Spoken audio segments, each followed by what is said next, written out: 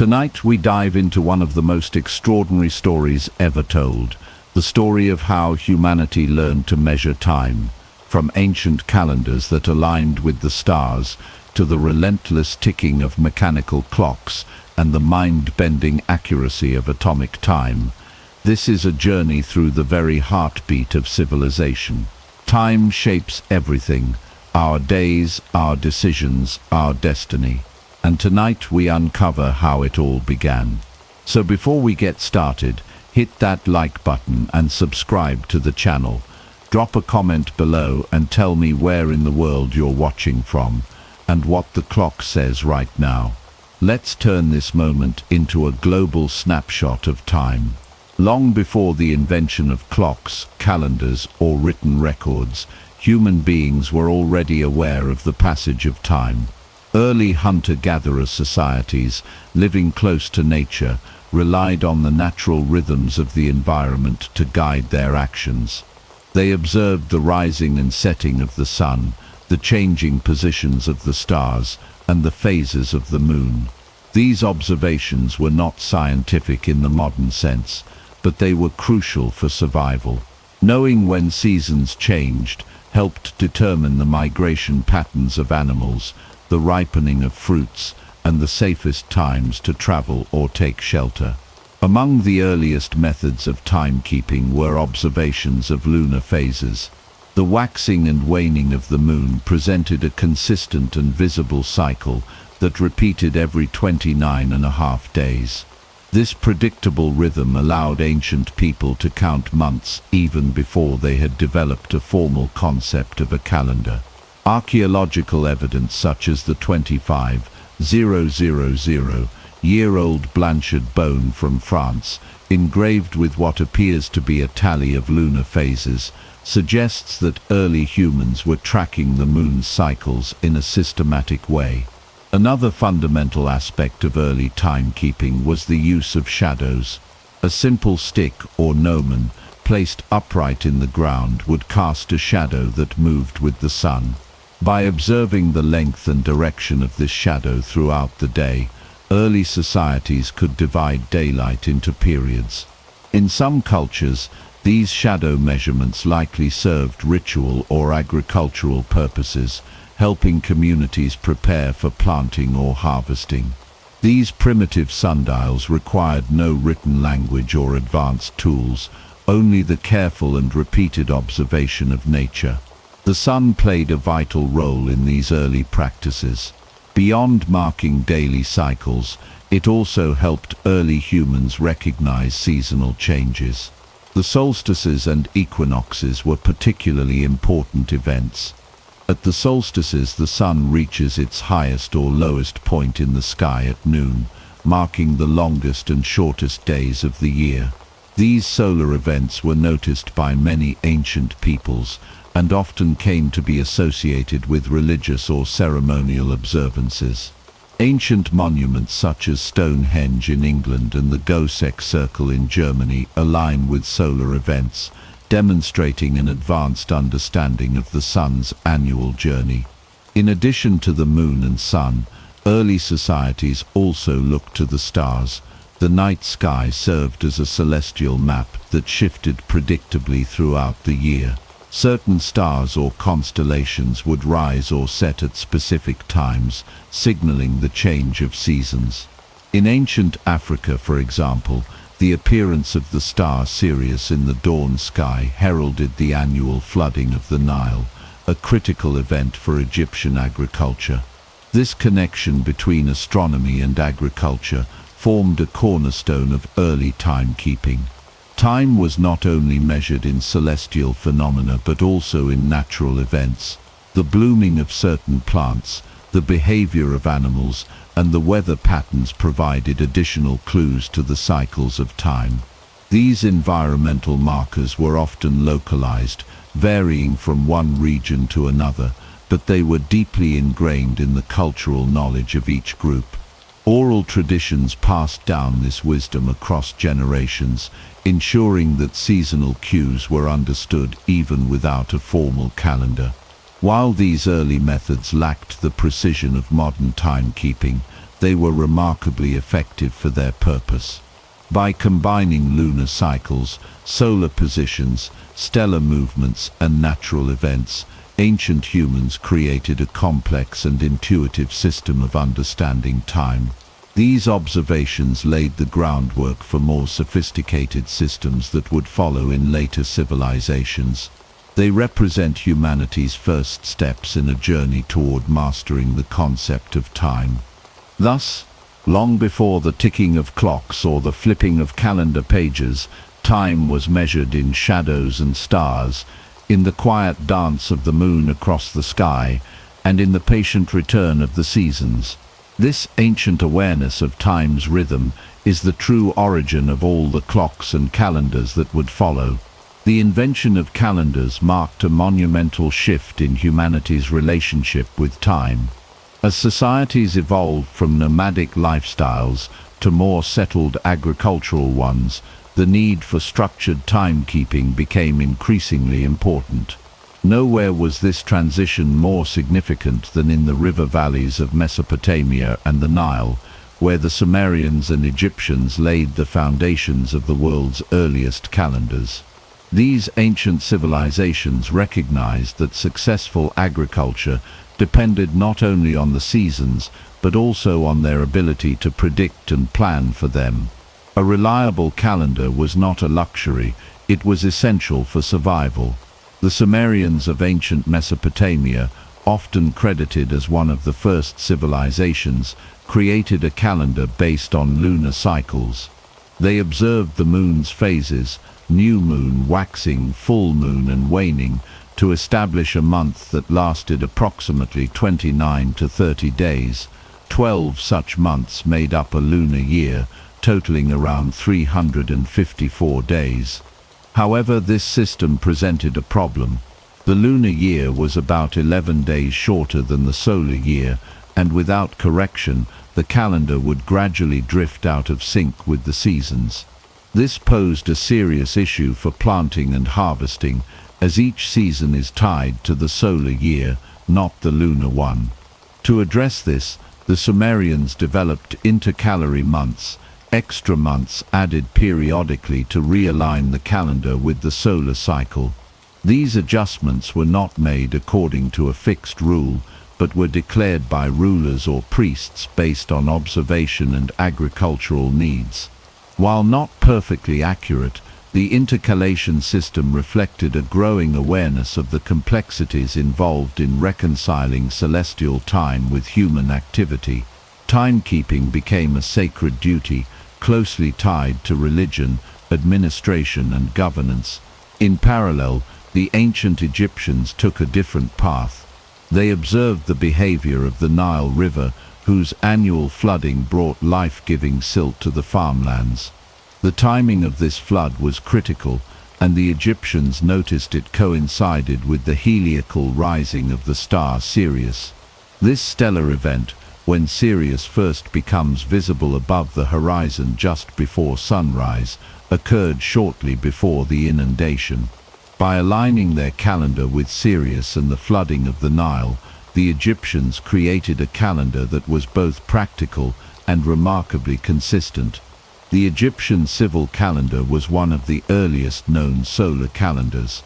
It consisted of 365 days, divided into 12 months of 30 days each, with 5 additional days tacked on to the end of the year. These 5 days, known as the epagomenal days, were considered outside the regular months and were associated with religious festivals and the birthdays of gods.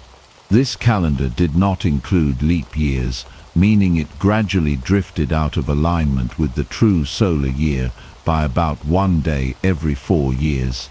Nonetheless, its regularity made it useful for administrative and agricultural purposes. Unlike the Sumerian calendar, which required frequent manual adjustments, the Egyptian calendar offered a fixed system that could be used to plan events, organize labor, and record history. It allowed for long-term planning of construction projects, such as the building of temples and pyramids, which could take decades to complete. The Egyptians also maintained a separate religious calendar based on the lunar cycle, used to schedule festivals and ceremonies. This dual calendar system illustrates the sophistication of Egyptian timekeeping and its integration into both secular and sacred life. These early calendars were more than just tools for measuring time. They were expressions of a civilization's understanding of the universe and its place within it.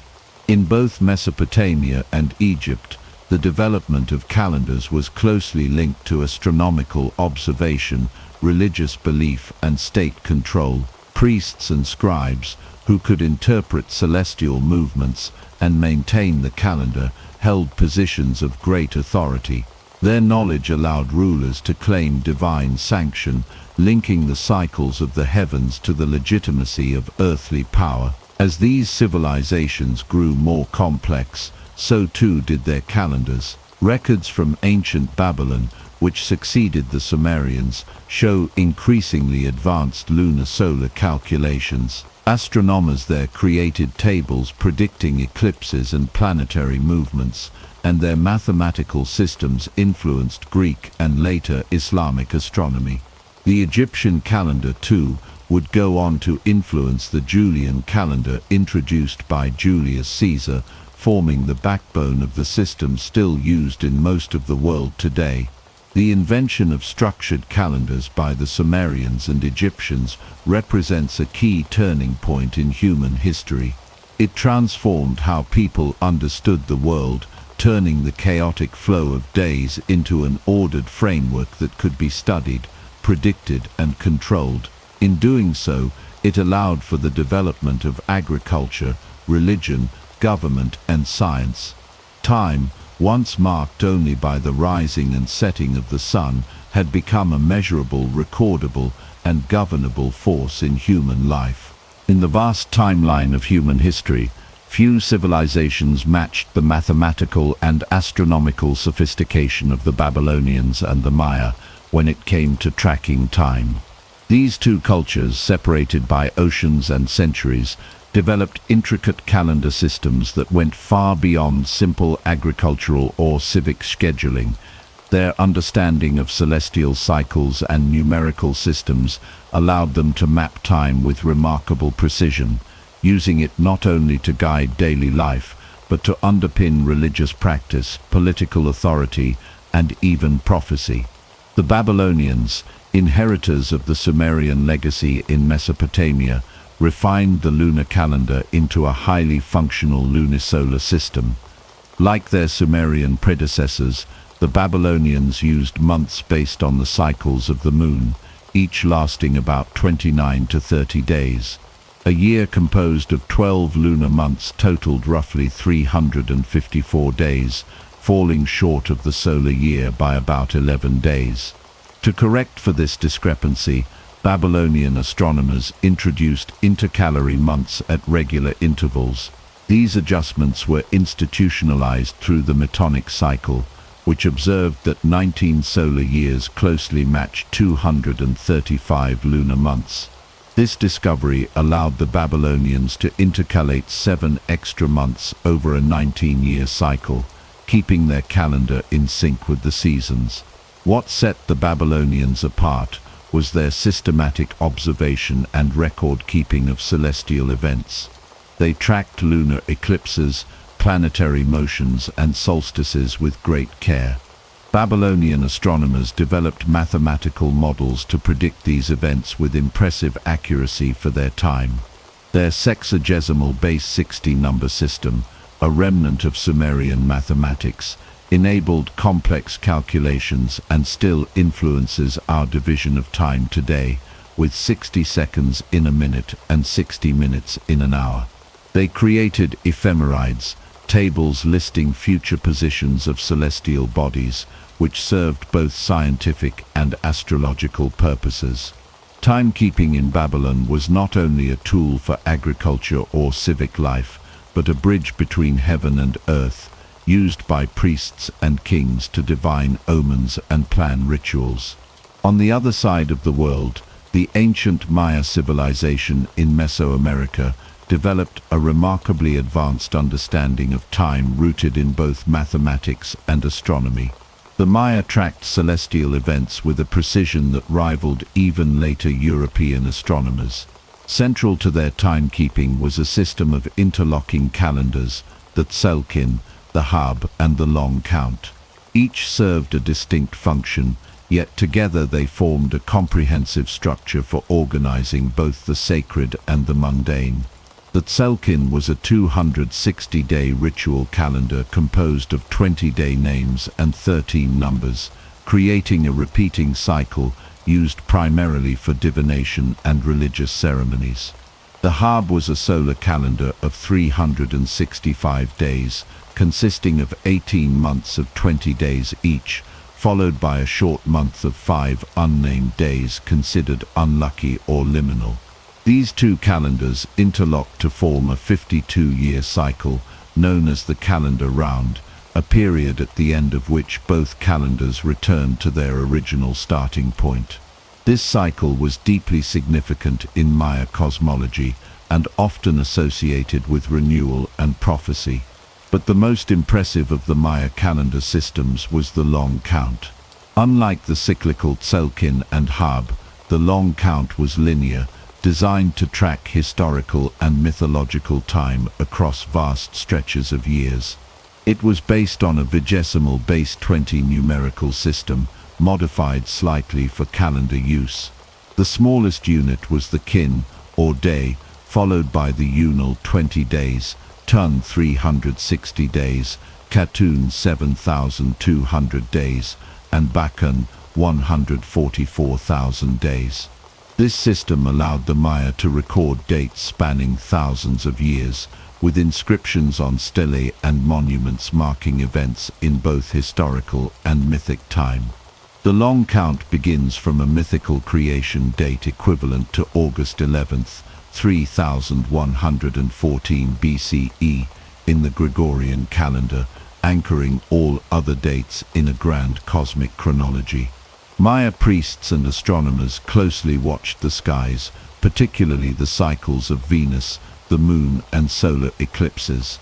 Venus, associated with the god Kukulkan or Quetzalcoatl, held special significance, and its appearances and disappearances were used to time rituals, wars, and royal activities. The Dresden Codex, one of the few surviving Maya books, contains detailed tables tracking the synodic cycle of Venus with extraordinary accuracy. Time for the Maya was not merely linear or cyclical, but layered with sacred meaning. Each day had its own spiritual qualities and was believed to influence human destiny. The act of recording time was deeply tied to power and legitimacy. Kings traced their lineage and divine favor through calendar dates, using them to justify rule and conduct ceremonies aligned with celestial cycles. Massive pyramid temples were constructed with precise astronomical alignments to mark solstices, equinoxes, and planetary movements. Despite differences in culture and geography, both the Babylonians and the Maya elevated timekeeping into an essential framework for understanding existence. Their calendars were not just technical instruments, but cosmological maps. They tied human activity to the grand rhythms of the universe. The Babylonian use of predictive astronomy and the Maya integration of ritual and time exemplify two of the most sophisticated approaches to early timekeeping. Their legacy endures, not only in the fragments of stone and codices they left behind, but also in the modern concepts of time we use today. Through their brilliance and dedication, the Babylonians and the Maya transformed the challenge of tracking time into a profound expression of human intellect and spiritual vision. Their calendars did more than mark the days. They measured the heartbeat of the cosmos. The story of timekeeping in the Roman world begins with confusion and ends in one of the most influential reforms in history. Before Julius Caesar's famous intervention, the Roman calendar was a chaotic blend of lunar cycles, political opportunism, and inconsistent adjustments. It was a system so broken that by the 1st century BCE, the seasons no longer aligned with the calendar months. To understand how Caesar changed everything, one must first examine how broken the system had become, and why the calendar was a powerful tool in the hands of Rome's political elite. The early Roman calendar is traditionally attributed to Romulus, the legendary founder of Rome, around 753 BCE. This primitive calendar had only 10 months and a total of 304 days, leaving a gap of about 60 days unaccounted for in the winter. It began in March, which made sense for an agrarian society, marking the start of planting season. The months of March through December had names derived from Latin numerals, September from septem for 7, October from octo for 8, and so on, though they were no longer the 7th through 10th months once January and February were added later. The second king of Rome, Numa Pompilius, is said to have reformed this system around 713 BCE by adding January and February, bringing the total to 12 months and roughly aligning the calendar with the lunar year. However, this new calendar still fell short of the solar year and required frequent adjustments. Each month alternated between 29 and 31 days, for a total of 355 days. To fix the 11-day discrepancy between this lunar year and the solar year, an intercalary month called Macedonius was added approximately every 2 years. The decision to insert this month, however, was left to the discretion of the pontifices, a group of high-ranking priests with deep political connections. This discretionary power led to rampant abuse. The pontifices, influenced by Rome's politicians, manipulated the calendar to extend or shorten terms of office, delay elections, or prolong a favored magistrate's time in power. The calendar became a political weapon rather than a neutral civic tool. By the time of Julius Caesar in the 1st century BCE, the calendar was so out of sync with the seasons that festivals meant to mark spring were occurring in winter. The Roman world, with all its engineering brilliance and military might, was losing track of time. As Rome expanded into an empire, the need for a standardized and predictable calendar became more urgent. Julius Caesar, who had spent time in Egypt and was exposed to the regularity of the Egyptian solar calendar, saw the opportunity to impose a lasting solution. In 46 BCE, with the help of the Alexandrian astronomer Sosigenes, Caesar introduced a sweeping reform. The new system abandoned lunar reckoning entirely in favor of a solar-based year. The Julian calendar, as it came to be known, established a year of 365 days, with an additional day added every 4th year to account for the roughly 365.25-day solar year. The months were fixed at their current lengths, closely resembling the structure we use today. To realign the calendar with the seasons, Caesar instituted the Year of Confusion, inserting an extraordinary 90 extra days into the year 46 BCE. The following year, 45 BCE, marked the first official use of the Julian calendar. The Julian reform was not merely a technical adjustment, it was a demonstration of imperial authority and rational order. By controlling the calendar, Caesar aligned time itself with the Roman state. Festivals, agricultural schedules, taxation periods, and military campaigns could now be planned with greater consistency. It was a major step toward the bureaucratic efficiency that would characterize the Roman Empire at its height. The calendar reform also had symbolic weight.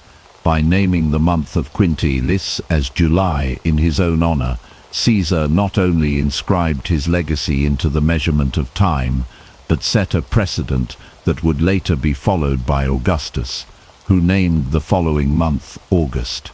These changes reinforced the divine and eternal nature of Roman rule. Time itself was now a reflection of imperial power. Despite initial confusion and a few early misapplications of the leap year rule, The Julian calendar proved remarkably durable. It was adopted across the Roman Empire and endured long after the empire's fall. For over 16 centuries, it governed the passage of days across Europe, North Africa, and parts of Asia. Its longevity is a testament to the foresight of Caesar and Sosigenes, and to the Roman ambition to bring order to every aspect of life, including time. The Roman calendar's transformation under Julius Caesar was one of the most enduring legacies of the ancient world. It turned a system riddled with flaws into a model of stability. It shaped the rhythms of daily life, religious observance, and state administration. And it left behind a structure so sound that it remains the foundation of the calendar used by much of the world today.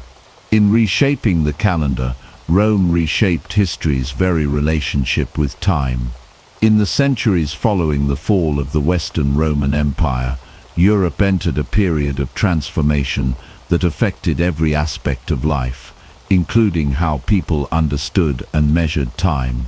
While the Julian calendar continued to serve as the overarching framework for the year, daily timekeeping in the medieval world became a more localized and spiritual endeavor. It was within the quiet walls of monasteries that a new era of time discipline and technological innovation began to emerge. The monastic life was built around the concept of sacred time. Christian monks were required to follow the rule of Saint Benedict, written in the 6th century, which prescribed a strict schedule of prayer, work, and rest. This schedule was divided into 8 canonical hours, or liturgical hours, which structured each day and night with religious observance. The hours, matins, lauds, prime, terce, sext, none, vespers, and compline, were not measured by equal intervals of modern clock time, but by natural phenomena like sunrise, sunset, and the length of daylight, which varied with the seasons. However, the desire for precision in maintaining this sacred rhythm led monks to become some of the earliest innovators in timekeeping. To begin with, monasteries relied on simple and ancient timekeeping devices such as sundials and water clocks. Sundials, while useful during the day, could not function on cloudy days or at night. Water clocks, known as clepsydras, used the steady flow of water to mark time and were more reliable, though they required constant maintenance and calibration. Some monastic water clocks included floating indicators or auditory signals, like bells to announce the passing of liturgical hours. These devices helped regulate not only prayers, but also meals, labor, and periods of study or silence. One ingenious development was the candle clock. These candles were marked at regular intervals and burned at a consistent rate, allowing monks to tell time during the night. As each section of wax melted, it indicated the passage of a certain number of minutes or hours. In some variations, nails were inserted into the wax, so that as the candle burned down, the nails would fall into a metal tray and produce a noise, serving as a crude alarm to signal the next period of prayer or duty. These innovations reflected a growing need not only to tell time but to announce it, a need that would be answered by the eventual arrival of mechanical clocks. By the 13th century, a revolution in timekeeping began with the invention of the mechanical clock. The earliest mechanical clocks were large, weight-driven mechanisms installed in towers, designed primarily to ring bells at regular intervals. Unlike water clocks or candles, these machines operated independently of human supervision once set in motion. The use of an escapement mechanism, likely developed in the late 13th century, allowed for a controlled release of energy, making regular ticking and more precise timekeeping possible. These early tower clocks did not have faces or hands. Their purpose was auditory, to announce the hours with chimes. In a largely illiterate society, The sound of a bell was more accessible than the sight of a dial. Monasteries and cathedrals were often the first places to adopt these machines, further cementing the role of the church in the organization of daily life. The ringing of bells was not limited to calling monks to prayer. It regulated communal activities in surrounding towns, signaling times for markets, work shifts, curfews, and public events. As these clocks spread beyond monastic walls, they began to shape the rhythm of secular life as well. Time was no longer simply natural or seasonal. It was becoming mechanical, segmented, and standardized. The growing authority of the clock marked a subtle but profound change in medieval society. Before, time had been fluid, tied to the sun's position or the rhythm of the seasons. Now it was becoming measurable, divisible, and increasingly abstract.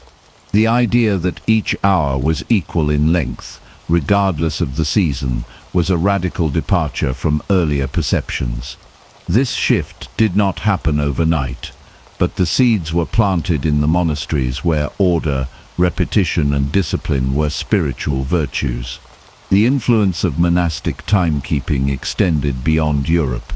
The spread of Christian missionary work and the construction of new religious centers carried these innovations with them.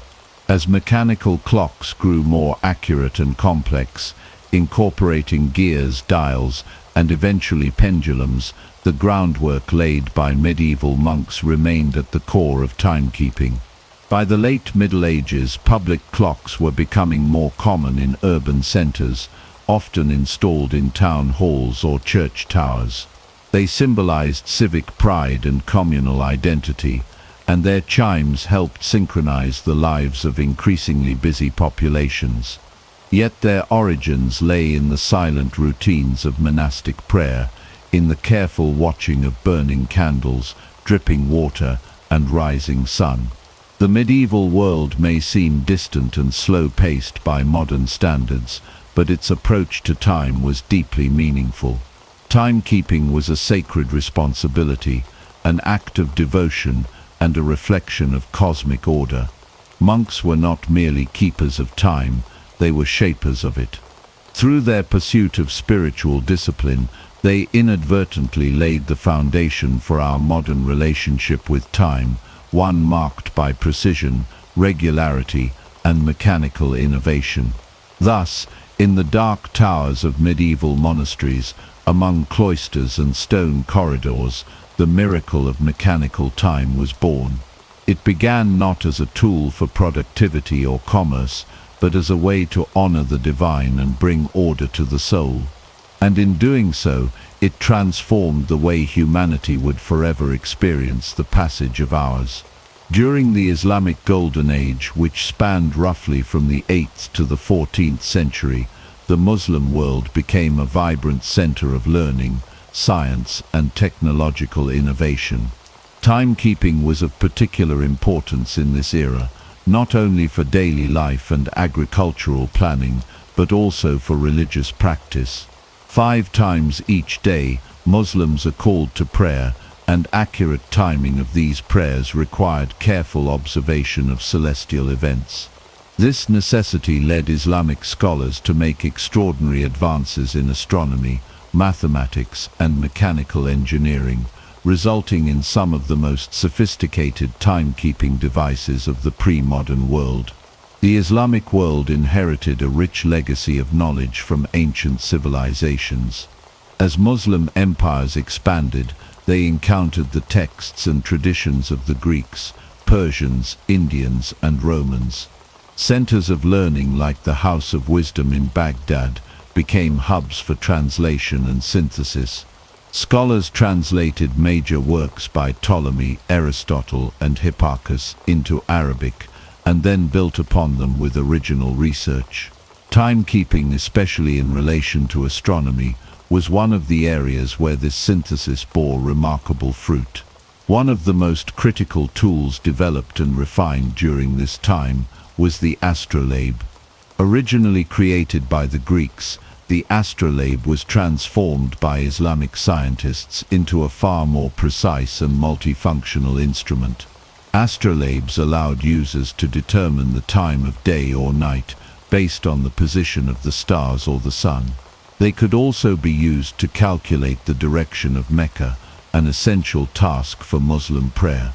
The versatility of these instruments made them prized possessions among astronomers, navigators, and scholars throughout the Islamic world and beyond.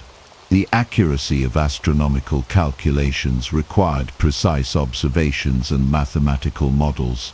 Muslim astronomers built observatories with advanced instruments and produced detailed star catalogues that improved upon their predecessors. Scholars such as al-Battani, al-Zarqali, and al-Biruni corrected earlier errors in planetary motion and devised more accurate solar and lunar calendars. Al-Battani's observations refined the length of the solar year, while al-Biruni's work on trigonometry and geography helped synchronize timekeeping with geographic location. These contributions laid the groundwork for later European astronomical advances. Calendars in the Islamic world served both religious and scientific purposes. The Islamic calendar, or Hijri calendar, is a purely lunar calendar with 12 months totaling 354 or 355 days. It is used to determine the timing of Islamic rituals such as Ramadan, Hajj, and Eid. Because the Islamic year is shorter than the solar year, Islamic months drift through the seasons over time. To complement this, many scholars also kept solar-based calendars for agricultural and administrative purposes, often blending Persian and Greco-Roman traditions with new Islamic calculations. One of the most fascinating legacies of the Islamic Golden Age in timekeeping lies in the development of mechanical devices. Ingenious engineers like al-Jazari, working in the 12th and 13th centuries, designed elaborate water clocks that combined artistic beauty with technological sophistication. In his famous Book of Knowledge of Ingenious Mechanical Devices, al-Jazari described more than 50 devices, including several water clocks that used complex gear systems, automata, and flow regulators to mark the hours. Among his most impressive creations was the elephant clock, a multicultural symbol that combined elements from Indian, Greek, and Chinese traditions. This clock not only kept accurate time, but also demonstrated al-Jazari's understanding of engineering, hydraulics, and intercultural symbolism.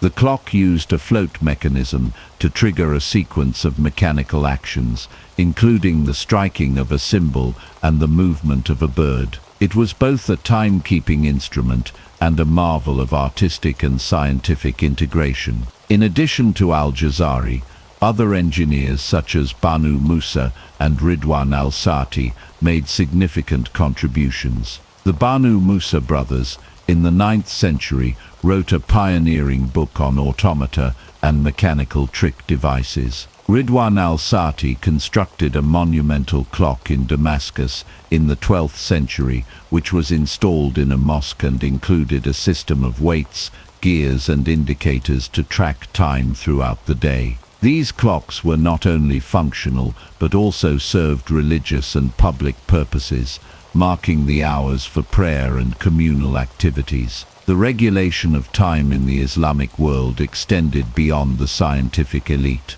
Muwaqqits, or timekeepers, were employed by major mosques to calculate prayer times and monitor astronomical data. These individuals maintained detailed tables and often collaborated with astronomers and mathematicians to ensure accuracy. Their work ensured that religious obligations were met with precision and that the rhythms of life in Islamic cities remained synchronized with celestial cycles. The Islamic Golden Age left a profound impact on the global history of timekeeping. Islamic scholars preserved and expanded upon classical knowledge, introduced innovative instruments and mechanisms, and demonstrated the practical value of scientific inquiry. Their advancements were later transmitted to Europe through translations of Arabic texts into Latin, fueling the Renaissance and reshaping the Western understanding of time and the cosmos. In essence, the Islamic world did more than keep time. It reinvented it, aligning the heavens with human activity through a combination of devotion, observation, and invention. The legacy of this era can still be seen in modern astronomical instruments, mathematical techniques, and the continued pursuit of precision in the measurement of time. By the 16th century, the calendar that much of Europe followed, the Julian calendar, introduced by Julius Caesar in 46 BCE, was beginning to show its age. Though revolutionary for its time, the Julian system contained a subtle flaw. Its year was slightly too long. Each Julian year measured 365.25 days, with an extra leap day added every 4 years to maintain alignment with the solar year. However, the actual solar year, the time it takes the Earth to complete one orbit around the Sun, is closer to 365.2422 days. This discrepancy of about 11 minutes per year might seem insignificant, but over the centuries, it accumulated into a serious problem.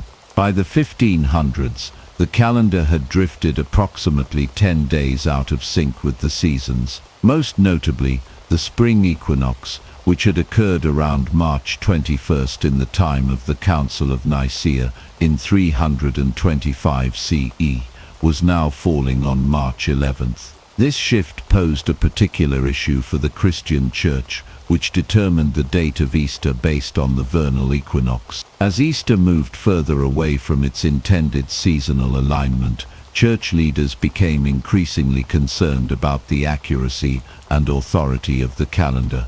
Pope Gregory XIII, a reform-minded pontiff, decided to tackle the issue head-on. In 1582, he introduced a new calendar, later named the Gregorian calendar, to correct the drift and restore the equinox to its rightful place. The reform was guided by a team of scholars and astronomers, including Aloysius Lilius, the Italian physician and astronomer who devised the plan, and Christopher Clavius, a Jesuit mathematician who helped defend and explain it. The Gregorian reform introduced several key changes. First, it adjusted the leap year rule. While the Julian calendar added a leap day every 4 years without exception, the Gregorian calendar omitted 3 leap days every 400 years. Specifically, years divisible by 100 would not be leap years unless they were also divisible by 400. Thus, while the years 1600 and 2000 were leap years, the years 1700, 1800 and 1900 were not. This correction reduced the average calendar year to 365.2425 days, extremely close to the true solar year. Second, to bring the date of the spring equinox back to March 21st, the reform required that 10 days be removed from the calendar. The day following October 4th, 1582, was declared to be October 15th, 1582. This sudden loss of days caused confusion and anxiety among the public. Some people feared their lives had been shortened. Others worried about rent payments, wages, and religious observances. Nevertheless, the papal bull Inter Gravissimas, which enacted the reform, emphasized the spiritual and scientific necessity of the change. The Gregorian calendar was adopted immediately in Catholic countries such as Italy, Spain, Portugal, and Poland. However, it met with resistance in Protestant and Orthodox nations. Many saw the reform as a Catholic imposition and refused to implement it for decades or even centuries. England, for example, did not adopt the Gregorian calendar until 1752, by which time the discrepancy had grown to 11 days. In a similar fashion to the original adoption, the English calendar jumped directly from September 2nd to September 14th. Russia did not make the switch until after the Bolshevik Revolution in 1918. Greece waited until 1923.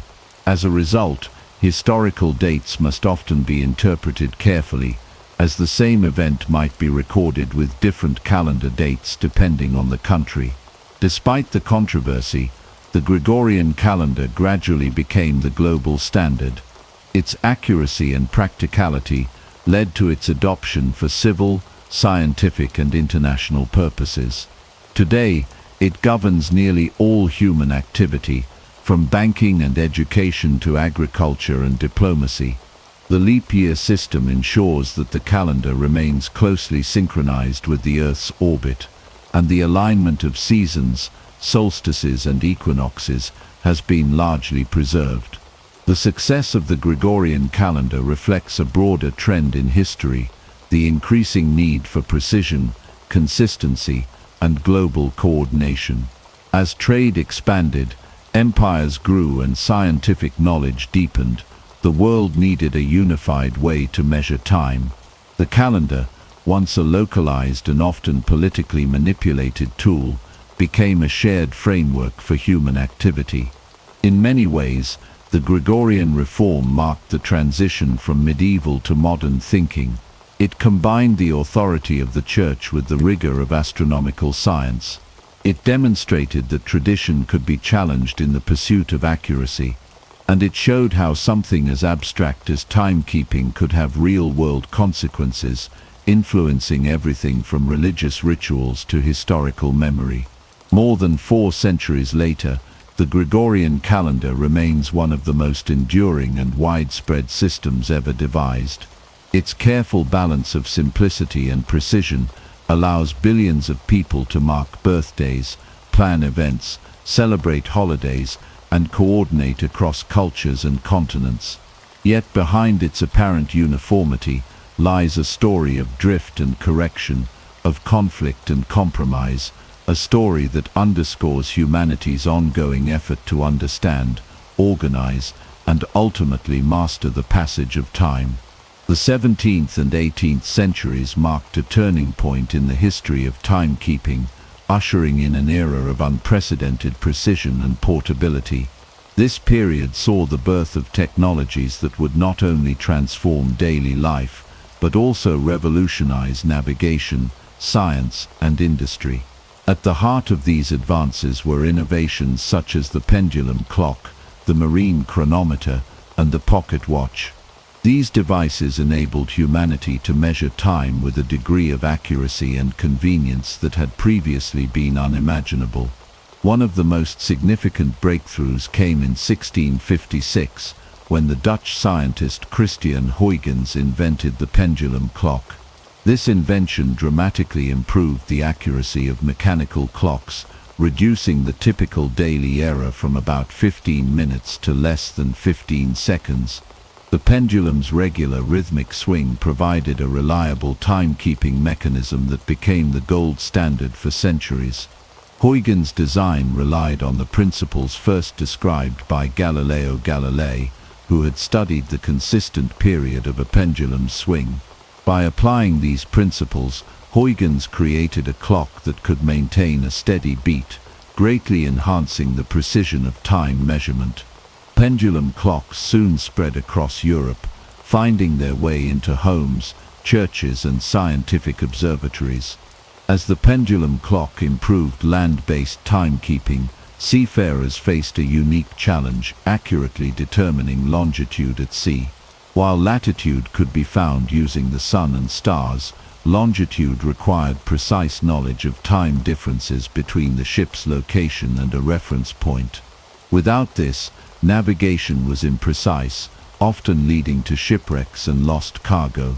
The quest to solve the longitude problem became a matter of national importance, prompting governments to offer large rewards for a practical solution. The breakthrough came from the English clockmaker John Harrison. Between 1730 and 1760, Harrison developed a series of marine chronometers, highly accurate, portable clocks designed to keep precise time aboard ships, despite the motion and conditions at sea.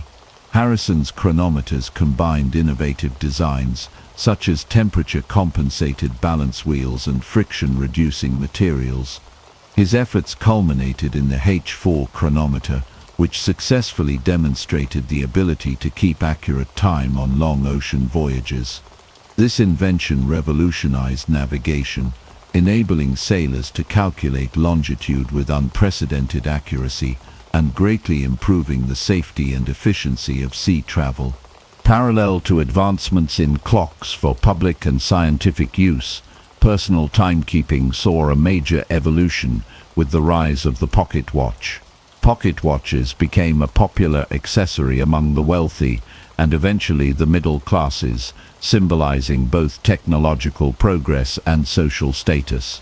These portable timepieces made it possible for individuals to carry accurate time wherever they went, further embedding precise timekeeping into everyday life. The improvements in clockmaking were driven not only by scientific curiosity, but also by the demands of expanding commerce, military operations, and industrial activity. Factories and workshops needed standardized time to coordinate shifts and production schedules, while railroads required synchronized timetables to avoid accidents. Accurate timekeeping became essential to the functioning of increasingly complex societies. The rise of precision timekeeping during this era also laid the groundwork for modern scientific methods. Precise measurement of time allowed astronomers to refine celestial observations and physicists to explore the laws of motion and gravity.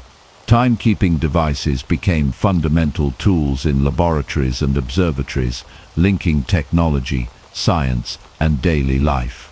In summary, the 17th and 18th centuries represent a golden age of innovation in timekeeping technology. The pendulum clock, marine chronometer, and pocket watch collectively transformed humanity's relationship with time.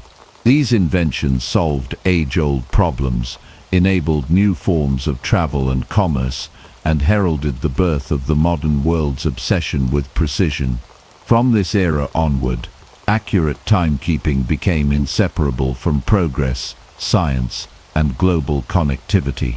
The Industrial Revolution brought dramatic changes to society, transforming economies, transportation, and communication. Among these transformations was a fundamental shift in how time was understood and organized. As railroads expanded across continents and telegraph networks connected cities, the need for a standardized system of timekeeping became urgent. Before this, towns and cities kept their own local time based on the position of the sun, leading to a patchwork of different clocks and schedules. This localized timekeeping worked well enough when travel was slow and communication limited. However, the rapid pace of trains crossing long distances exposed its shortcomings. Railroads required precise timetables to ensure safety and coordination. A train leaving one city at noon local time could face confusion or collision if the next town's clock was several minutes ahead or behind. Early attempts to fix this involved adopting railroad time within regions, but no global solution existed. The problem intensified as telegraphs allowed instant communication over long distances, revealing the chaos caused by disparate local times. The solution emerged in the late 19th century with the introduction of standardized time zones. Canadian railway engineer Sir Sandford Fleming was a pioneering advocate for dividing the world into 24 time zones, each 1 hour apart, based on longitude. His idea aimed to simplify scheduling, reduce confusion, and unify timekeeping on a global scale. Fleming's vision gained traction as nations recognized the practical benefits of synchronization.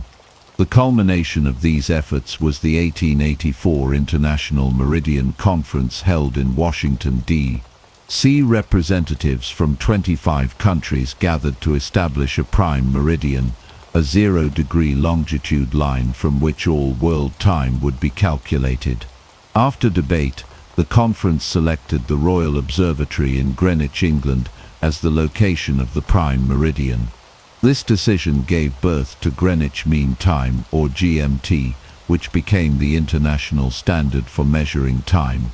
GMT provided a common reference point for coordinating clocks worldwide. It allowed the establishment of the familiar system of time zones used today, where local times are set as offsets from GMT. This innovation meant that for the first time in history, the entire planet could be synchronized, a true global clock. Ships at sea, railroads, telegraph offices, and later airlines could all operate on a unified schedule, improving safety, efficiency, and communication. Standard Time and the adoption of GMT also had cultural and political implications. Countries gradually aligned their calendars and clocks with this global framework, fostering a sense of international coordination and modernity. While some regions resisted or adjusted the system to suit local needs, the principle of synchronized timekeeping endured and expanded. The global synchronization of time revolutionized everyday life. It standardized business hours, broadcasting schedules, and international diplomacy. It became a backbone for technological advancements and global trade. Today, the world's digital networks, financial markets, and transportation systems all depend on this shared temporal framework.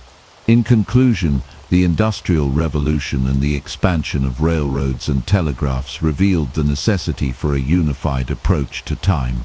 The creation of standardized time zones and the adoption of Greenwich Mean Time marked a pivotal moment in human history. For the first time, time was no longer a local or regional matter, but a global coordinated system that underpins the complex, interconnected world we live in today. The 20th century witnessed revolutionary changes in timekeeping that transformed how humanity measures and uses time. While mechanical clocks had served well for centuries, the quest for ever greater accuracy led to breakthroughs at the atomic level. The invention of the atomic clock redefined the very concept of a second and ushered in the digital age of precise, synchronized time that touches every aspect of modern life. In 1949, the first atomic clocks were developed using the vibrations of atoms, specifically cesium-133 atoms, as a new and extraordinarily stable standard of time measurement. Unlike mechanical clocks, which rely on gears and pendulums, atomic clocks count the electromagnetic signals emitted by atoms when they change energy states.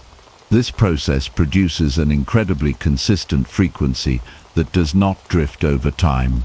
By 1967, the International System of Units redefined the second as exactly 9,192,631,770 vibrations of the radiation, corresponding to the transition between two energy states of the cesium-133 atom. This redefinition replaced the older astronomical definition based on Earth's rotation, which was less precise and subject to irregularities. Atomic timekeeping enabled unprecedented precision, with some clocks losing less than a second over millions of years. This accuracy was essential not only for scientific research, but also for practical applications such as global positioning systems, telecommunications, and financial markets. The advent of GPS technology in the late 20th century demonstrated the critical importance of atomic clocks. Satellites equipped with atomic clocks transmit precise time signals that allow receivers on Earth to calculate their exact location by measuring the time it takes for signals to travel. Without such accuracy, GPS positioning would be useless. Beyond navigation, GPS time synchronization supports power grids, internet networks, and emergency services, making atomic time a backbone of modern infrastructure. In the digital era, timekeeping governs global finance, where transactions occur in microseconds. Stock exchanges, banking systems, and cryptocurrencies depend on synchronized time to maintain fairness and security. Even slight discrepancies can cause errors or financial losses. Scientific endeavors like particle physics, astronomy, and space exploration also rely on atomic time. For missions traveling beyond Earth, such as probes to other planets, accurate timekeeping is vital for navigation and communication across vast distances. The rise of network time protocols keeps billions of devices in sync worldwide, enabling everything from smartphones to data centers to operate smoothly. Time in the 21st century has become invisible yet indispensable, governing daily routines and cutting-edge technology alike. In this interconnected world, milliseconds matter, and precise timekeeping is more crucial than ever. Looking forward, researchers continue to develop even more advanced clocks using optical lattice technology and quantum phenomena, promising to push accuracy beyond current limits. These advances may lead to new technologies and insights into the nature of time itself. The history of timekeeping, from shadows and stars to atomic vibrations, shows a relentless human drive to measure, understand and master time. Today, atomic time forms the foundation of a digital global society where synchronization is essential, progress is measured in nanoseconds, and time is a resource as valuable as any other. This concludes the journey through the history of timekeeping. From ancient observations of natural cycles to the atomic age, humanity's relationship with time has continually evolved. Time is no longer just a way to mark the day. It is a precision tool that connects the world and drives the future. The story of the American frontier begins long before the Wild West as we know it. In the 1600s and 1700s, long before cowboys and gold rushes, European powers began exploring and settling the vast lands of North America. The earliest efforts came from Spain, France, and England, each seeking to expand their empires and extract wealth from the new continent. What they encountered instead was a land already inhabited by diverse and complex Native American societies who had lived, hunted, and traded across the continent for thousands of years. Spanish explorers were among the first Europeans to enter the interior of what would later become the American West. As early as the 1540s, conquistadors such as Francisco Vázquez de Coronado led expeditions through what is now the American Southwest, searching for the fabled 7 cities of gold. While they never found these mythical riches, they laid claim to vast territories and established missions and settlements in present-day New Mexico, Arizona, Texas, and California. The Spanish brought Catholic missionaries who sought to convert native peoples, often by force, and imposed European systems of governance, labor, and religion. In the north, the French pursued a different strategy, focused primarily on the fur trade. French trappers and traders ventured deep into the Great Lakes region and down the Mississippi River. They developed close alliances with tribes such as the Huron and the Algonquin, learning native languages and intermarrying with local communities. French settlements like Detroit and St. Louis began as trading posts, slowly expanding over time. Compared to the Spanish and English, the French presence was more dispersed and less confrontational, though not without its share of conflict. The English, meanwhile, began to establish permanent colonies along the Atlantic coast. Jamestown, founded in 1607 in Virginia, was the first successful English colony in North America. The English pushed westward slowly, encountering resistance from native tribes who had no intention of giving up their land. Conflict erupted frequently, including the Powhatan Wars in Virginia and King Philip's War in New England. These early clashes set the tone for centuries of frontier conflict. As European settlements grew, they encroached deeper into indigenous territories. Native tribes were forced to adapt or resist. Some chose to trade and form alliances, while others fought to defend their homelands. Disease brought by Europeans devastated native populations, wiping out entire villages and reducing the ability of tribes to resist colonization. Despite the hardships, Native American cultures remained resilient, preserving traditions and adapting to new realities. Life on the frontier was harsh and unforgiving. Early settlers faced threats not only from hostile encounters, but also from the environment itself. Winters were brutal, food was often scarce, and medical knowledge was limited. Communities had to rely on cooperation and shared labor to survive. Homes were made from whatever materials were available, wood, sod, or stone, and life revolved around subsistence farming, hunting, and trade. Throughout the 1700s, the frontier continued to move westward. The Appalachian Mountains were a major barrier, but settlers slowly began to cross them in search of new land. The Proclamation of 1763, issued by the British Crown, attempted to halt westward expansion beyond the Appalachians in an effort to stabilize relations with native tribes. This proclamation was largely ignored by settlers eager for land, leading to increased tensions and violence. The French and Indian War, which lasted from 1754 to 1763, was a pivotal conflict in the struggle for control of the North American frontier. The war was part of a global conflict between Britain and France, but on American soil, it involved both European powers and their Native American allies.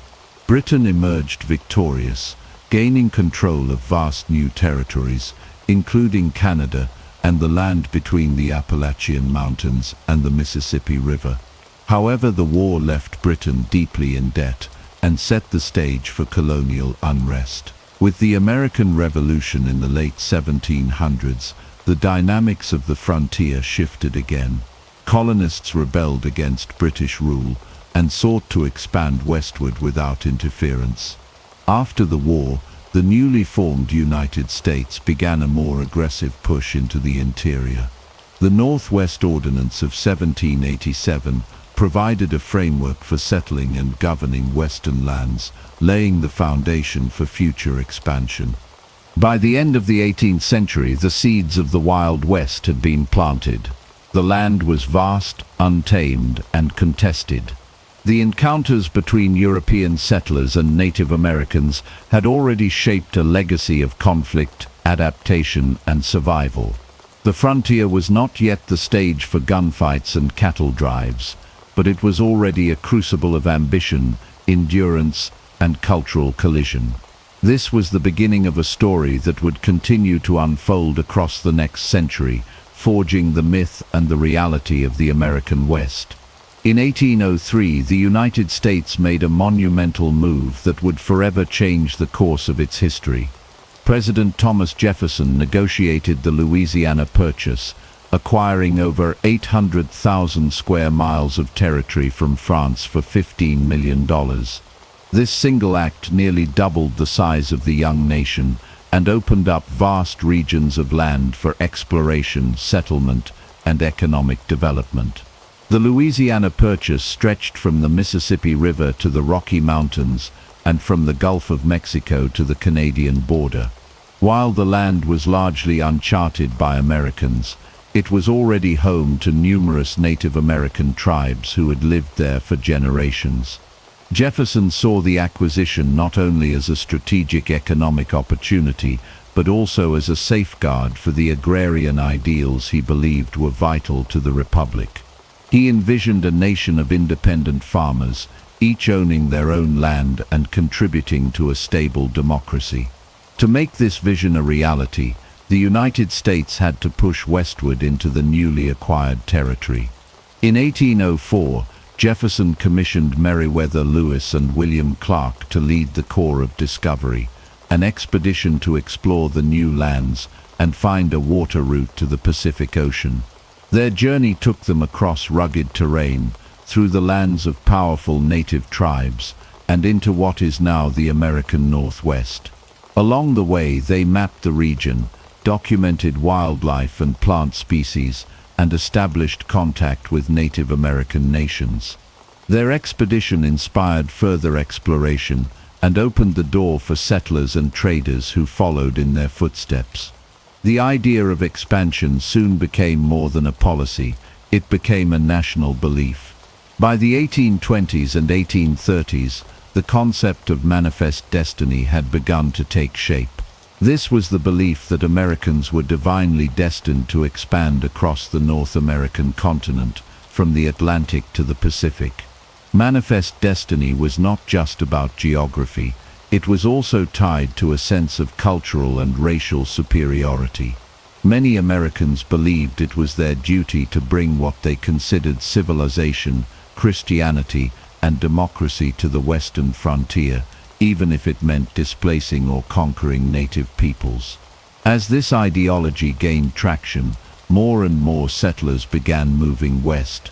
The government encouraged this migration by offering land grants and passing policies that made it easier for individuals and families to claim and settle land. Steamboats and later railroads helped make transportation more accessible, and trading routes such as the Santa Fe Trail became vital arteries of commerce and communication. The expansion also had a profound impact on Native American tribes. As settlers encroached on their lands, tribes were often forced to move or resist. The government began negotiating treaties, many of which were later broken, to relocate tribes to less desirable lands. These relocations were frequently carried out under threat of violence or through military force. The era of westward expansion set the stage for the series of conflicts that would later be known as the Indian Wars. At the same time, the frontier economy began to develop. Fur trading became a lucrative business, particularly in the Rocky Mountains and Pacific Northwest. Mountain men, independent trappers who braved the wilderness alone or in small groups, played a crucial role in exploring the frontier and establishing trade networks. Figures like Jedediah Smith and Jim Bridger became legends of the early American West, navigating uncharted lands and surviving in harsh conditions. By the 1830s, the push west had become a national movement. Towns and outposts appeared in previously uninhabited regions. The frontier began to take shape as a place of both opportunity and hardship. Pioneers faced isolation, disease, and the constant threat of attack. Yet they were driven by dreams of land ownership, economic success, and the promise of a better life. The Louisiana Purchase and the ideology of manifest destiny were foundational in shaping the trajectory of American expansion. They provided the land and the justification for moving westward, setting into motion a series of events that would culminate in the dramatic and often violent era of the Wild West. This chapter of American history was marked by ambition and idealism, but also by displacement, conflict, and the irreversible transformation of a continent. In the 1830s through the 1860s, a new chapter of American expansion took form as thousands of settlers packed their belongings, gathered their families, and set out west along the Oregon Trail. This was the Age of Pioneers, a period defined by migration, endurance, and the drive to forge a new life in the uncharted territories beyond the Mississippi River. The journey was long and perilous, but for many it represented the promise of land, opportunity, and freedom. The Oregon Trail stretched over 2,000 miles from Independence, Missouri, to the fertile Willamette Valley in Oregon. It crossed plains, deserts, rivers, and mountain ranges. The journey typically took 4 to 6 months, depending on weather, terrain, and the health of the travelers. Most migrants traveled in covered wagons, also known as prairie schooners, which were packed with supplies, tools, food, and personal belongings. These wagons were usually pulled by oxen or mules and moved at a slow, steady pace across the rough terrain. Families would begin preparations for the journey months in advance. They needed to gather enough food, clothing, tools, and livestock to survive not just the trip, but also the early months of settlement once they arrived. Emigrants faced many hardships on the trail, including extreme weather, accidents, disease, and the constant wear of travel. Cholera was especially deadly, sweeping through wagon trains with little warning and claiming countless lives. Rivers posed significant dangers, as wagons and animals could be lost during crossings. Despite these challenges, the promise of a better life drove people westward. The U.S. government encouraged settlement of the Oregon Territory through treaties and legislation, including the Donation Land Claim Act of 1850, which offered land to settlers willing to cultivate it. For many, this was the first chance to own property and build something lasting for future generations. The journey also relied heavily on cooperation. Wagon trains, often made up of dozens of families, banded together for protection and mutual aid. Leaders were elected to maintain order, and decisions were made democratically. This sense of community helped many endure the physical and emotional hardships of the trail. At night, wagons were often arranged in a circle to create a protective corral for livestock and to provide shelter from wind and wild animals. The Oregon Trail migration had a profound impact on the American frontier. It brought settlers into direct contact with Native American tribes, whose lands they crossed or settled on. While many encounters were peaceful and involved trade or assistance, others were marked by tension and violence. As more settlers arrived, tribal lands were gradually taken over, leading to growing resentment and conflict. The trail itself evolved over time. Initially marked by mountain men and fur trappers, the route became more established as thousands traveled it. Forts and trading posts sprang up along the way, offering supplies and a measure of safety. Missionaries, merchants, and farmers all made the journey, transforming the West from an unknown wilderness into a land of growing settlements. By the 1860s, the Oregon Trail was at its height. Homesteads began to dot the landscape of the Pacific Northwest. Towns were established, farms were built, and the frontier began to take on a more settled character. However, this migration also intensified the displacement of Native American tribes, who were pushed farther from their ancestral lands. The federal government began to implement more aggressive policies to remove and relocate indigenous peoples, contributing to the long and tragic history of the Indian Wars. The Age of Pioneers helped define the American identity. The stories of families braving the wilderness in search of a better life became part of the national mythology. The covered wagon became a symbol of American perseverance and hope. The hardships endured on the trail and the determination required to complete the journey exemplified the values of self-reliance and resilience. The Oregon Trail was not just a route across the continent, it was a crucible that tested the spirit of those who traveled it. It forged new communities, reshaped the landscape, and forever altered the lives of those who made the journey. In doing so, it laid the groundwork for the westward expansion that would continue into the era of cowboys, outlaws, and lawmen, and helped shape the character of the American frontier. In the decades following the Civil War, from the 1860s to the 1880s, the American West underwent a dramatic transformation as cattle ranching emerged as a dominant economic force.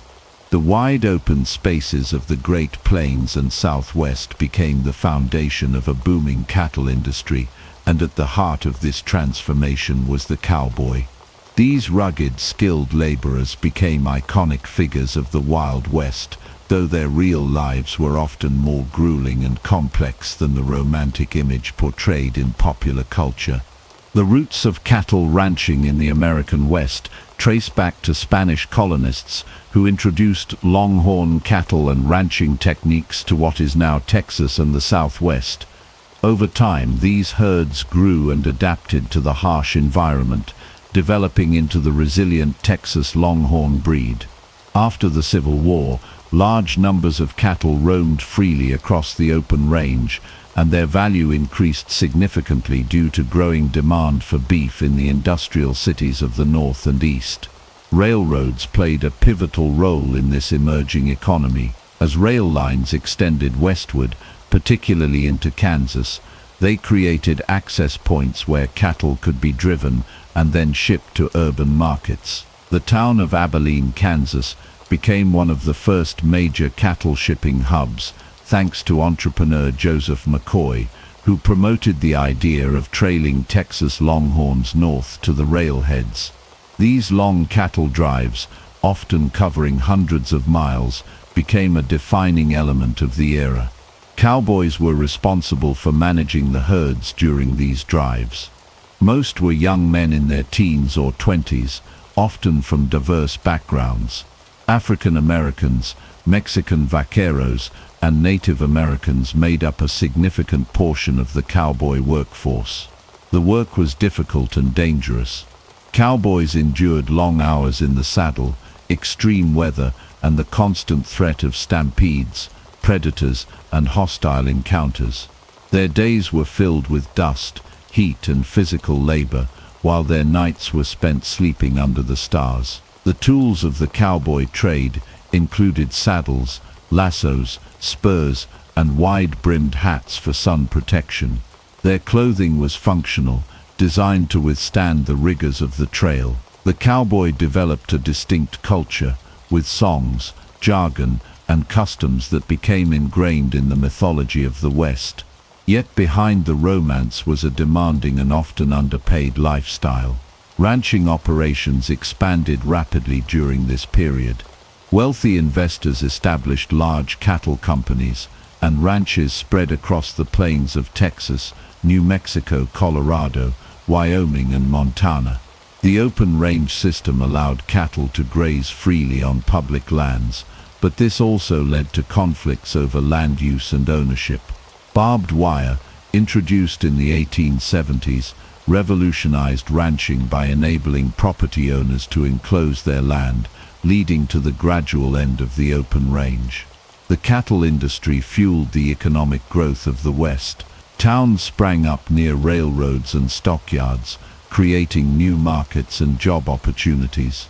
Meat packing centers in Chicago and other cities processed the beef, linking the rural West to the urban economy.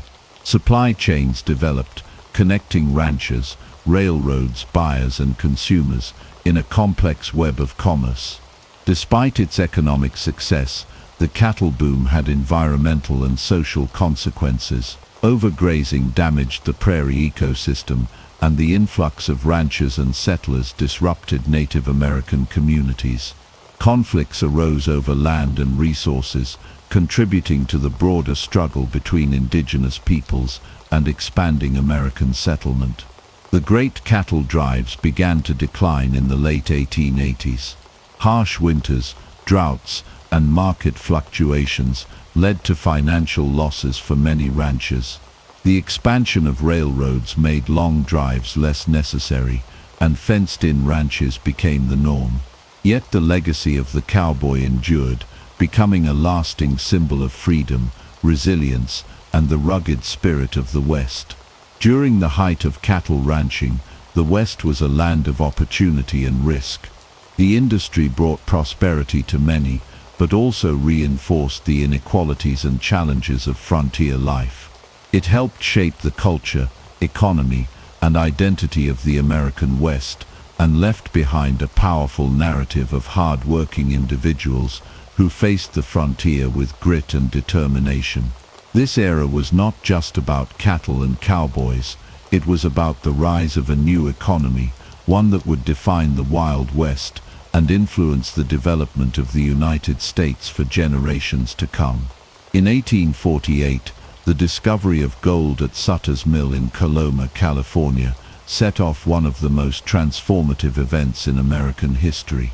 This moment marked the beginning of the California Gold Rush, a phenomenon that would bring hundreds of thousands of people to the American West in search of fortune and permanently reshape the region's economy, society, and landscape. Within months of the discovery, news of gold spread rapidly, first across California and then to the eastern United States and eventually around the world. By 1849, an estimated 80,000 people had arrived in California, and they would become known as the 49ers. This massive influx of people came by ship around Cape Horn, overland across the rugged terrain of the American frontier, and via the Panama Isthmus. The population of San Francisco exploded from around 1,000 residents in 1848 to over 25,000 by 1850. The rapid population growth transformed quiet outposts into chaotic boomtowns almost overnight. The gold rush was not limited to California. Gold discoveries in other areas, such as Colorado in 1859 and Nevada's Comstock Lode in 1859, drew additional waves of miners and settlers. These rushes helped spread the frontier further westward and contributed to the development of new states and territories. Mining camps sprung up wherever gold was found, often in remote and difficult-to-reach locations. These camps were known for their lawlessness, rough living conditions, and a transient population mostly composed of young men. Most miners did not strike it rich. Surface gold was quickly exhausted, and mining became increasingly industrialized, requiring expensive equipment and access to deep ore deposits. As corporations took over mining operations, many individual prospectors were forced to take wage jobs or move on. The sudden boom brought not only miners, but also entrepreneurs who saw opportunity in providing goods and services. Merchants, hoteliers, blacksmiths, saloon owners, and others flooded into mining regions to serve the needs of the new population. Some of the greatest fortunes of the gold rush were not made from gold itself, but from the businesses that supported the mining industry. People like Levi Strauss, who sold durable pants to miners, became household names. The gold rush catalyzed economic growth across the United States. The wealth generated by mining helped fund infrastructure and development, including railroads and telegraph lines. Banks, investment firms, and shipping companies all profited from the increased economic activity. The gold rush also had significant social and political consequences. California's rapid population growth and economic importance led to its admission to the Union as a state in 1850. However, the rush for wealth also brought tension, discrimination, and violence. Native American populations were devastated as settlers encroached on their lands, introduced new diseases, and carried out violent campaigns of displacement and extermination. The influx of people from China, Mexico, South America, and Europe created a multicultural society, but also led to racial tensions and discriminatory laws. The foreign miners' tax of 1850 targeted non-white miners, particularly Chinese immigrants, and was one of many measures that marginalized minority groups. Vigilante justice was common in the mining camps. With little formal law enforcement, communities often took justice into their own hands, resulting in public hangings, lynch mobs, and widespread corruption. As towns grew, efforts were made to establish order, but the early days of the gold rush were marked by an atmosphere of lawlessness and unpredictability. The impact of the gold rush extended beyond economics and demographics. It changed the physical environment of the West. Hydraulic mining techniques, which used high-pressure water jets to wash away entire hillsides, caused massive environmental damage. Rivers were clogged with sediment, forests were stripped, and landscapes were permanently altered. The long-term consequences of these practices are still visible today. By the 1860s, the easy-to-reach gold had been largely depleted. The feverish rush gave way to more stable, organized mining operations. Some towns withered and disappeared, while others evolved into permanent settlements. The legacy of the gold rush was clear. It accelerated westward expansion, stimulated the national economy, and set the stage for further development of the American frontier. It also revealed both the promise and peril of unchecked ambition. For many, the gold rush was a dream pursued and lost. For others, it was a stepping stone to something greater. And for the American West, it was a crucible that forged new paths, new cities, and new conflicts. It was a defining episode that brought together people from around the world, united by the hope of striking it rich, and forever changed the story of the American frontier. From the 1860s through the dawn of the 20th century, the American frontier was marked by rapid expansion, booming towns, and frequent violence. In a landscape often defined by chaos and lawlessness, a special class of men emerged to bring order and justice to the West. These were the lawmen. Figures like Wyatt Earp, Bat Masterson, and Wild Bill Hickok became legends of the Wild West, celebrated and sometimes mythologized for their bravery, quick-draw skills, and determination to uphold the law in some of the most dangerous places in the country. Lawmen were often appointed marshals, sheriffs, or deputies in towns that sprung up quickly due to gold strikes, cattle routes, or rail lines. These towns frequently attracted a rough crowd, gamblers, gunslingers, outlaws, and drifters seeking opportunity or escape. With limited resources and no formal police infrastructure, lawmen had to rely on personal reputation, courage, and alliances to maintain peace. Their duties included arresting criminals, settling disputes, breaking up saloon brawls, and sometimes escorting prisoners across long and dangerous routes. One of the most iconic lawmen of the era was Wyatt Earp. Born in 1848 in Illinois, Earp served in various law enforcement roles across several frontier towns. He is most famous for his role in the gunfight at the OK Corral in Tombstone, Arizona, in 1881. Alongside his brothers Virgil and Morgan and ally Doc Holliday, Earp faced off against the outlaw cowboys in a shootout that lasted less than a minute, but cemented his place in Western history. While often portrayed as a fearless enforcer of justice, Earp's life was complex. He had brushes with the law himself, operated saloons, and was sometimes accused of being more of a vigilante than a peacekeeper. Bat Masterson, another legendary figure, was born in Canada in 1853 and made his name as a buffalo hunter, scout, and eventually a lawman in Dodge City, Kansas. Known for his calm demeanor and precise marksmanship, Masterson served as a sheriff and deputy U.S. Marshal.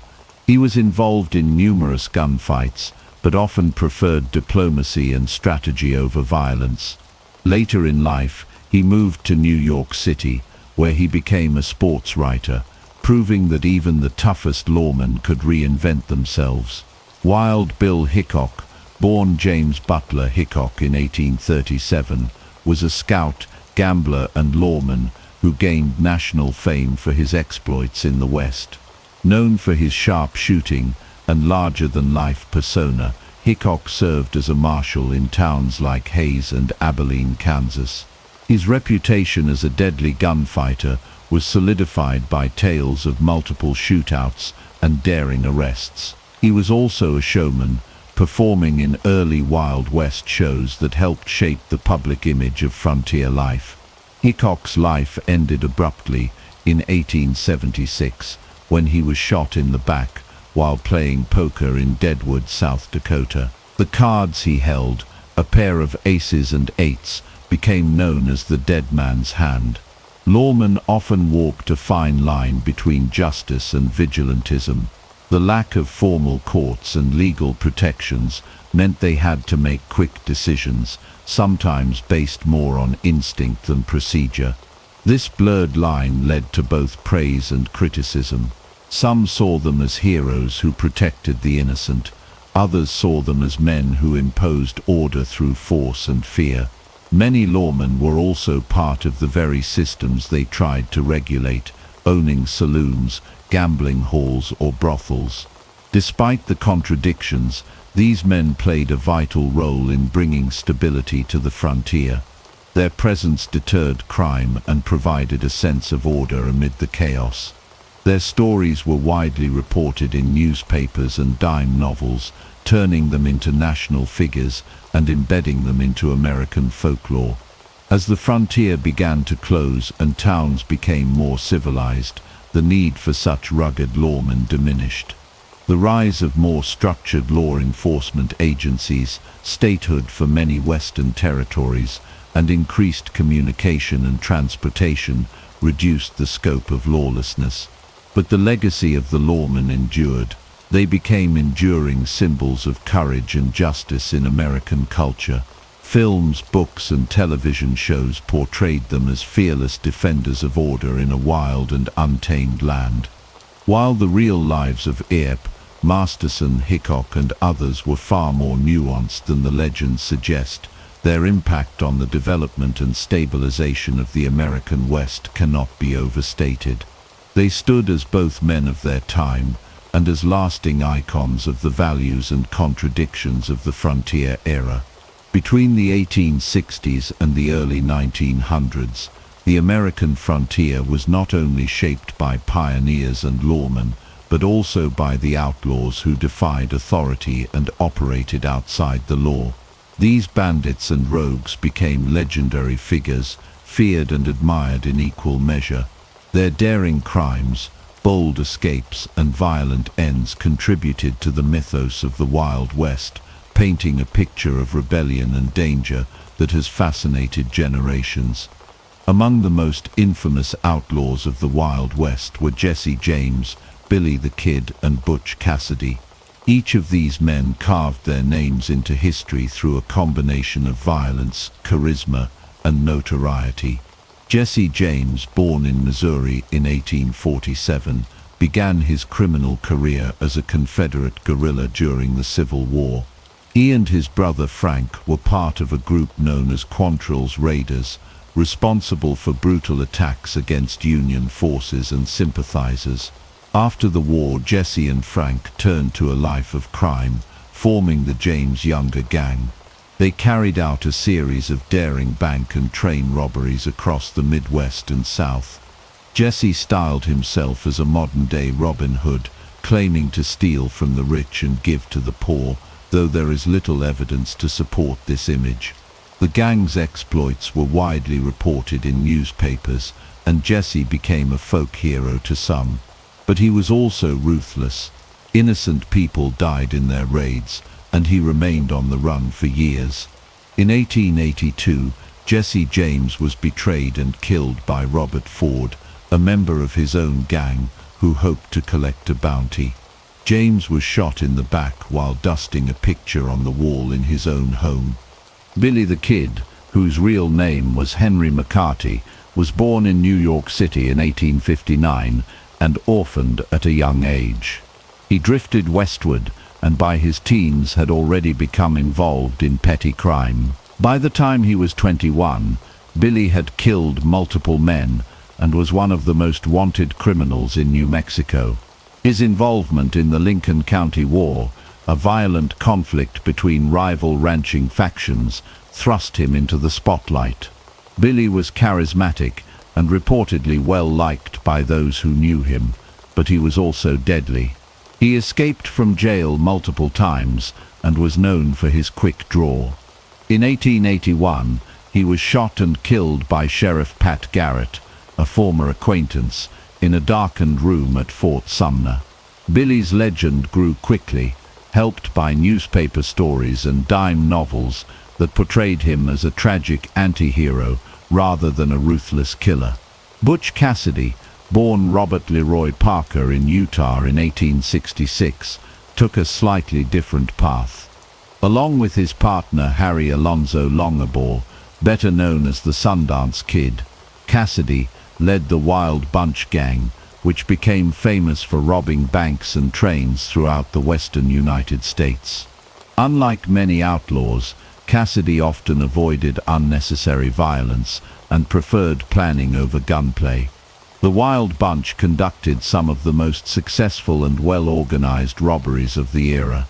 After law enforcement intensified efforts to capture them, Cassidy and the Sundance Kid fled to South America. Their exact fate remains a mystery. Some accounts claim they were killed in a shootout in Bolivia in 1908, while others suggest they escaped and lived under assumed names.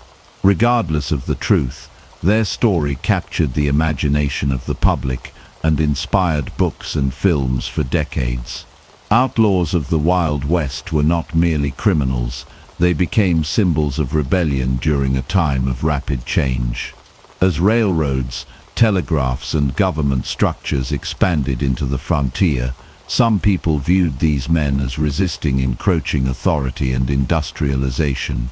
Their stories reflected both fear and fascination with the untamed nature of the West.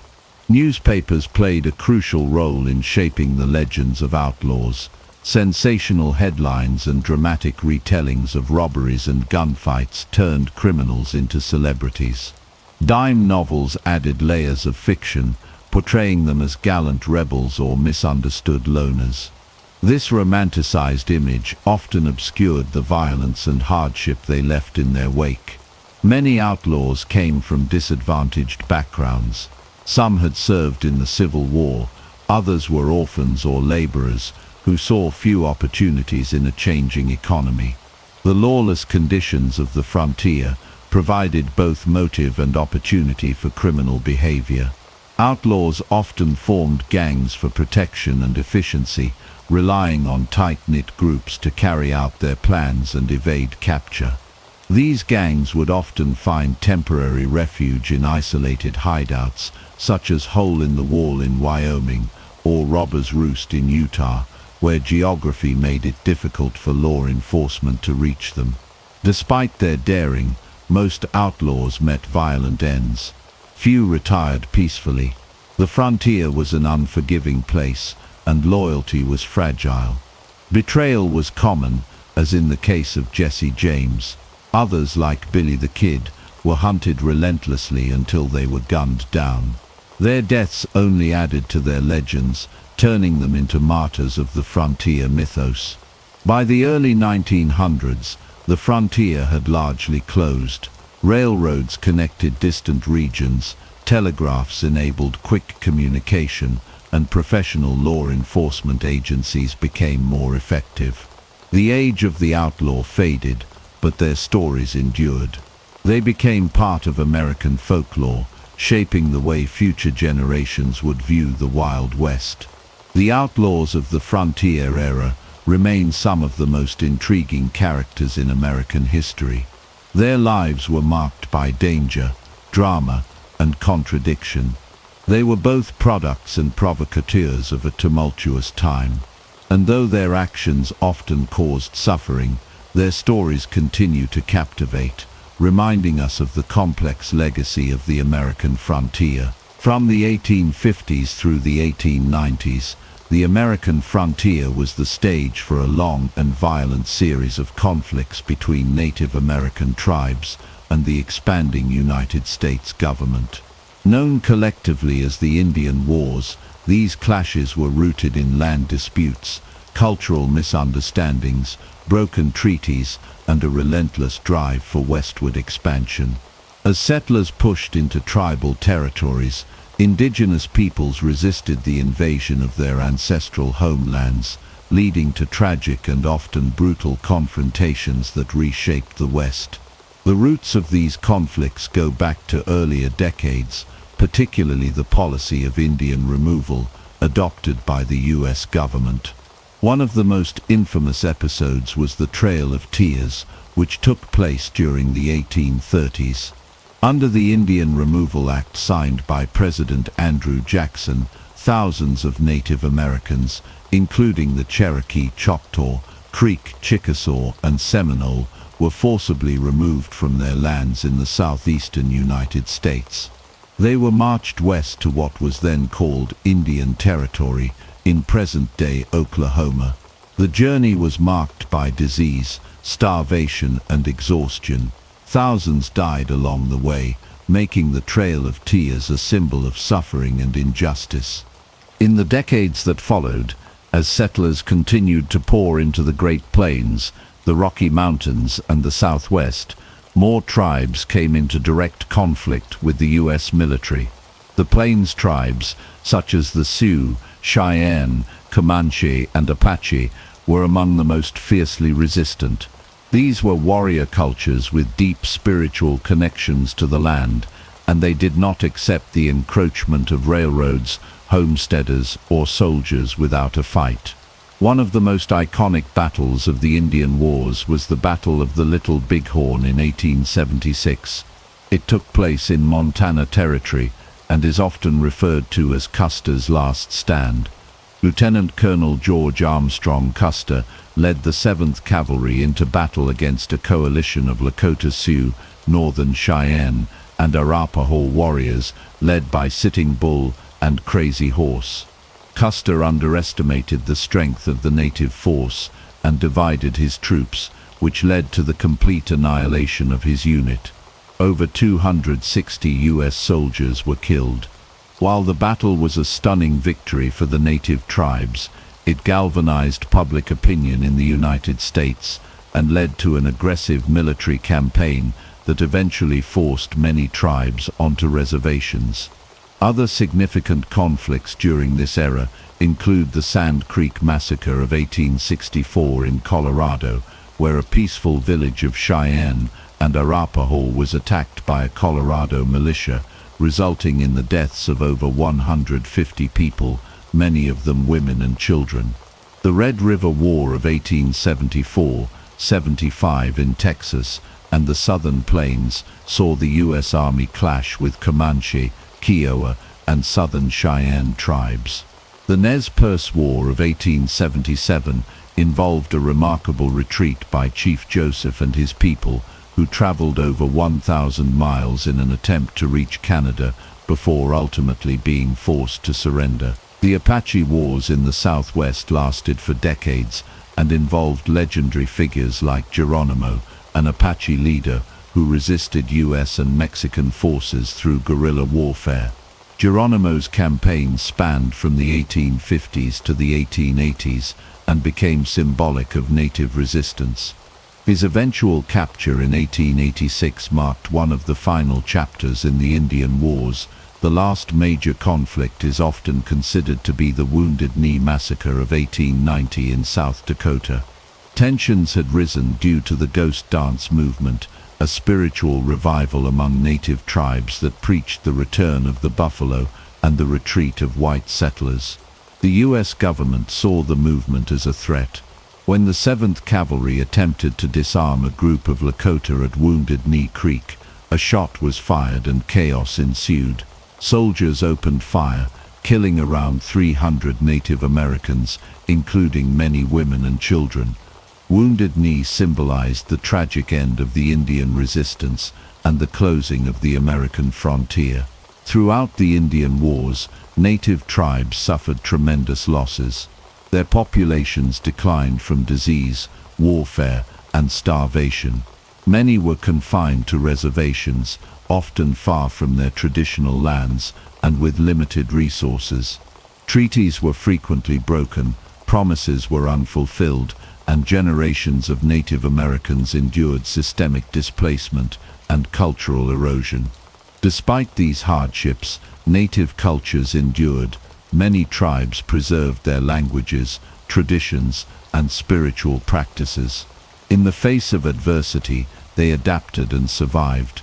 The history of the Indian Wars remains a painful but essential chapter in the story of the American West. It highlights the cost of expansion and the resilience of the peoples who resisted it.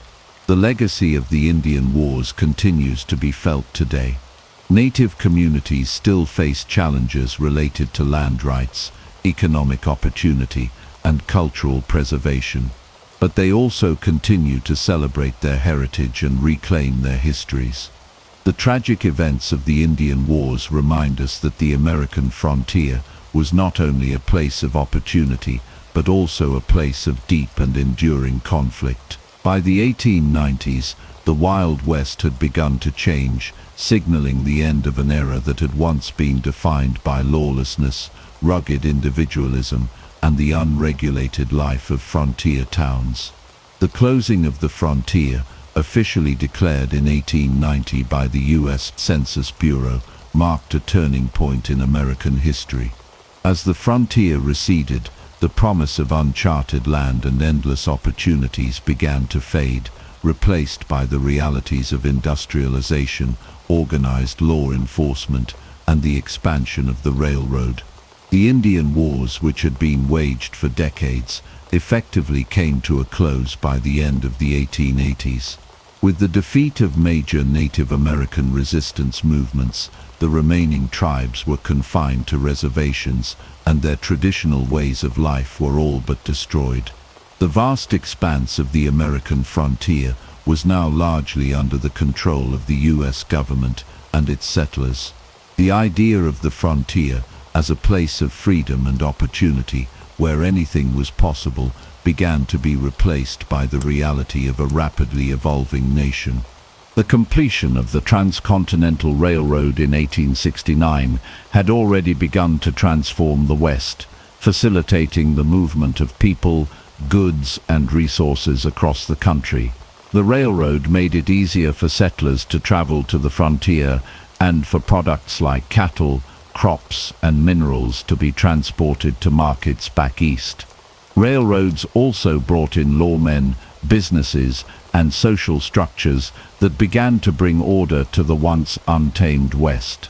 As trains crisscrossed the land, they connected the far-flung corners of the country and made the vast distances of the frontier seem smaller and more manageable.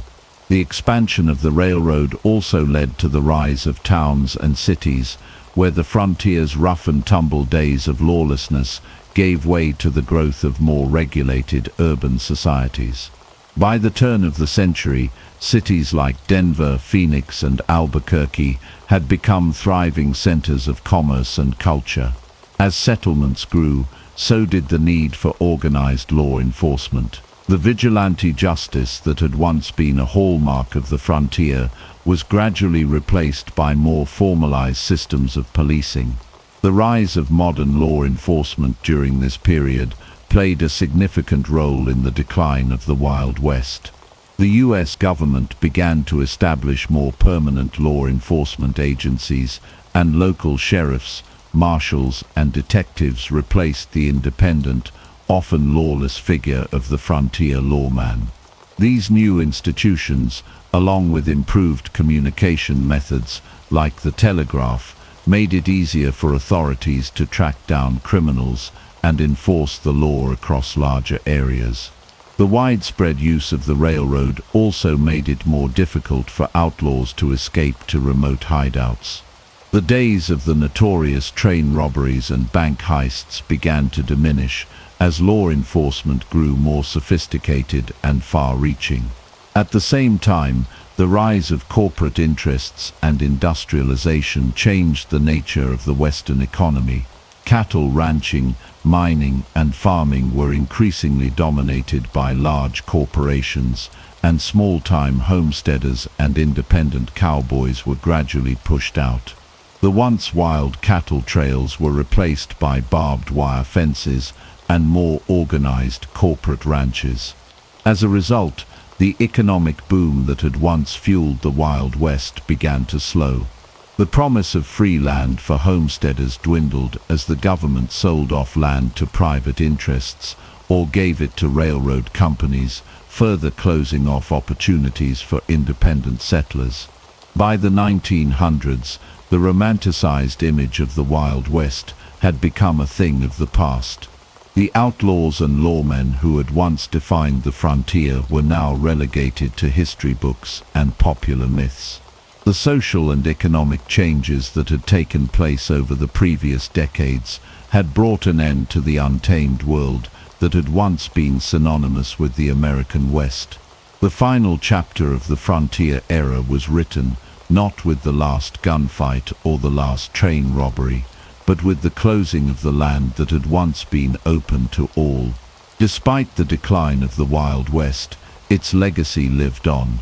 The stories of the outlaws, cowboys, and lawmen, as well as the great battles between settlers and Native Americans, continued to captivate the public imagination. The myths of the frontier were immortalized in dime novels, plays, and eventually in Hollywood films, which romanticized the characters and events of the Wild West for generations to come. The Wild West became a symbol of American toughness, resilience, and individualism, qualities that were associated with the pioneering spirit and the forging of the nation. The closing of the frontier signaled the end of a specific chapter in American history, but in many ways it marked the beginning of a new era. The lessons and legends of the Wild West continued to influence American culture, politics, and identity for years to come.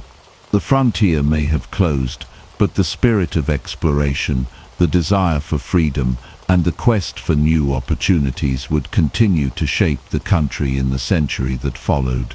The Wild West has long been a symbol of freedom, adventure, and rugged individualism, but much of what we think of as the Wild West today is shaped by myth and legend. From the moment the frontier began to close in the late 19th century, the stories of cowboys, outlaws, lawmen, and the untamed land itself began to evolve.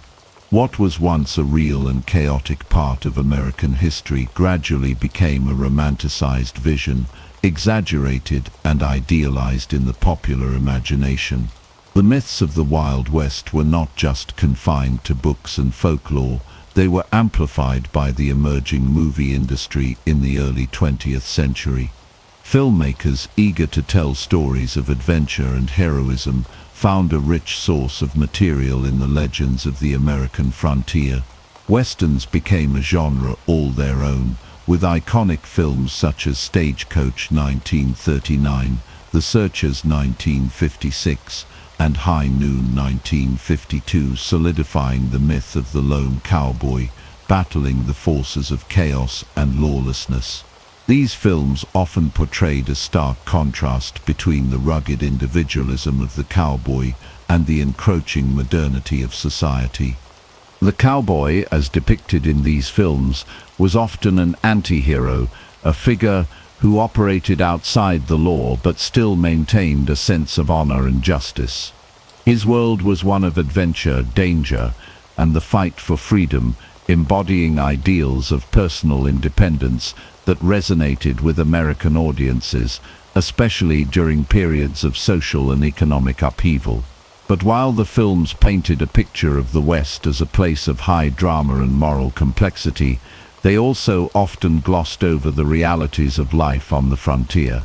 The violent conflicts with Native American tribes, the struggles of settlers and homesteaders, and the challenges faced by women and minorities were frequently sidelined in favor of more heroic and romanticized narratives. In the years following World War II, Hollywood westerns reached their peak. Actors like John Wayne, Clint Eastwood, and Gary Cooper became synonymous with the image of the cowboy hero, and their portrayals became the standard by which all westerns were measured. Yet, despite their popularity, these films often failed to accurately depict the true history of the Wild West. They turned the historical complexities of the frontier into a one-dimensional narrative of good versus evil, with cowboys representing the forces of righteousness and outlaws symbolizing chaos. In reality, the Wild West was far more nuanced. The outlaw figures who became legends, like Jesse James, Billy the Kid, and Butch Cassidy, were often romanticized as rebels fighting against oppressive authority. Their robberies and violent actions were portrayed as acts of defiance rather than criminal behavior, turning them into folk heroes in the eyes of many. These stories, sometimes embellished and exaggerated, were passed down through dime novels, newspapers, and later Hollywood films. But while the outlaws were glamorized, the Native Americans who resisted encroachment on their lands were often demonized as villains or savages.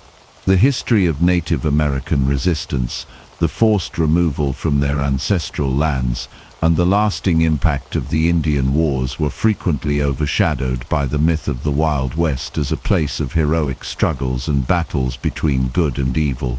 Over the years, the romanticized vision of the Wild West continued to influence American popular culture. Television shows like Bonanza, 1959, 1973, and Gunsmoke, 1955, 1975, as well as more recent films like Dances with Wolves, 1990, and True Grit, 2010, kept the spirit of the West alive, even as the country entered the 20th and 21st centuries. The cowboy remained a symbol of rugged masculinity, independence, and a nostalgic yearning for a simpler, more adventurous time.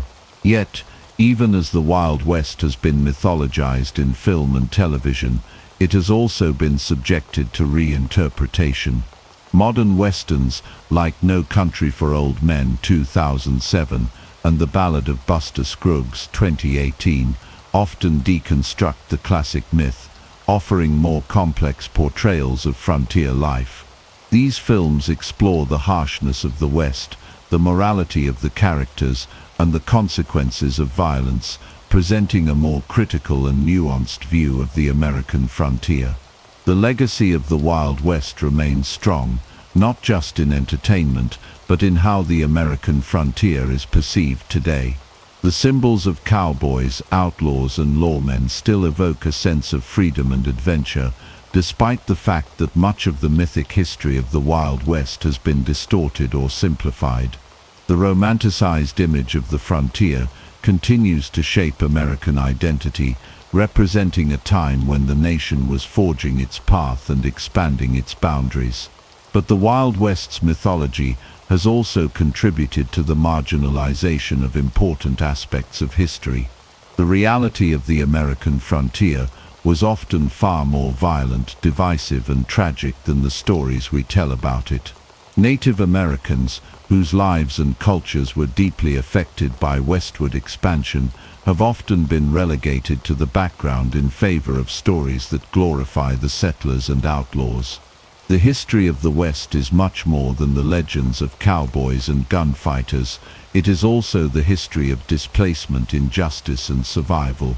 Today, the Wild West remains an indelible part of American culture, but it is also a reminder of the complexities of the nation's history. The legends of the cowboys, outlaws, and lawmen are still cherished, but they are no longer the sole narrative of the West. As we move forward, there is an increasing effort to tell a more complete story of the American frontier, one that includes the voices and experiences of those who were often overlooked or silenced. The Wild West will always be a symbol of adventure and freedom in the American imagination, but it will also be a reminder that history is never as simple as the stories we tell about it. Long before the first coin was minted or paper currency was printed, human beings found ways to exchange value through what we now call barter. In its most basic form, barter is the direct exchange of goods and services without a standardized medium like money. This system of trade dates back tens of thousands of years and likely predates recorded history itself. In the earliest human societies, individuals lived in small nomadic groups. They hunted, gathered, and shared resources in ways that were based more on cooperation and reciprocity than formal trade. But as humans began to form settled communities and agriculture took root, specialization emerged. One person might be especially skilled at making tools, while another focused on farming or weaving. This division of labor created the need for an exchange system that could allow people to trade their surplus for what they lacked. Thus, barter became the first widespread method of economic interaction. In Mesopotamia, often called the cradle of civilization, barter played a central role in daily life. Clay tablets from ancient Sumer, dating as far back as 3000 BCE, record transactions where barley was exchanged for labor, cattle for tools, and cloth for wine. These exchanges were not casual or unstructured. They followed established norms and often involved intricate agreements. For example, temple economies in Sumer used priests to oversee and standardize exchanges, sometimes with the help of early written records. In Egypt, grain was used as a common medium in barter transactions. Workers were even paid in bread and beer. The economy of ancient Egypt thrived on this kind of exchange, and records carved into stone or written on papyrus show an advanced understanding of value comparison even in the absence of coined money. In tribal societies across Africa, Asia, the Americas, and Oceania, barter took many forms. Native American tribes exchanged furs, maize, and other goods over vast distances. In Africa, trade routes crossed deserts and jungles, moving salt, gold, ivory, and cloth from one region to another. In Papua New Guinea, the Kula ring allowed islanders to exchange ceremonial shell jewelry in a complex social network that reinforced alliances and social status.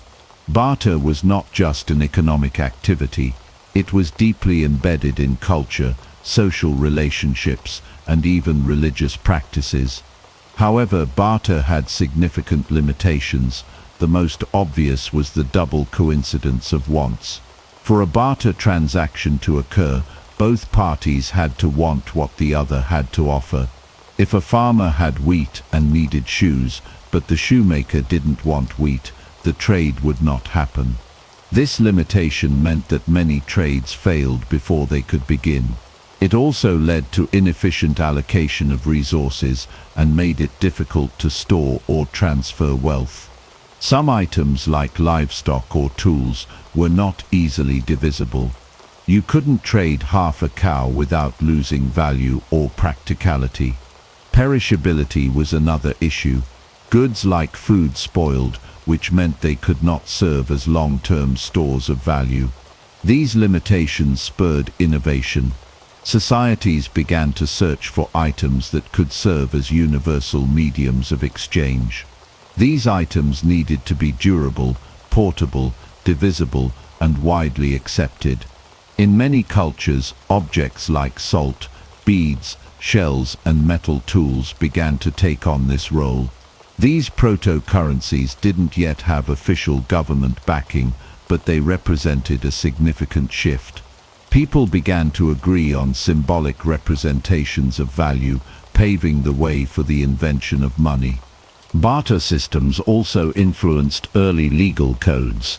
In the Code of Hammurabi, dating to around 1754 BCE in Babylon, specific laws governed trade and payment. These laws included set prices for certain goods and services, showing that even in a barter system, societies sought fairness and consistency. This move toward standardization reflects an early recognition of the need for common values in trade. As cities expanded and trade routes connected distant regions, the inefficiencies of barter became even more obvious. Long-distance merchants needed a way to conduct transactions that didn't rely on the personal desires of each trading partner. This problem became especially pressing in empires like Rome, Persia, and China, where trade stretched across thousands of miles. The logistical challenge of finding mutual wants in every exchange encouraged the creation of more efficient systems. In conclusion, barter was an essential stepping stone in the development of complex economies. It allowed early humans to move beyond mere subsistence and begin exchanging labor and goods in a structured way. But its flaws were clear. The double coincidence of wants, the difficulty of storing and transporting value, and the inefficiency of indirect exchange meant that barter was not sustainable as societies grew. These pressures eventually gave rise to the earliest forms of currency, marking the beginning of a new era in human economic history. The next major development would be the adoption of specific commodities as money, chosen for their practicality and perceived value, which would lay the foundation for standardized currencies and coinage.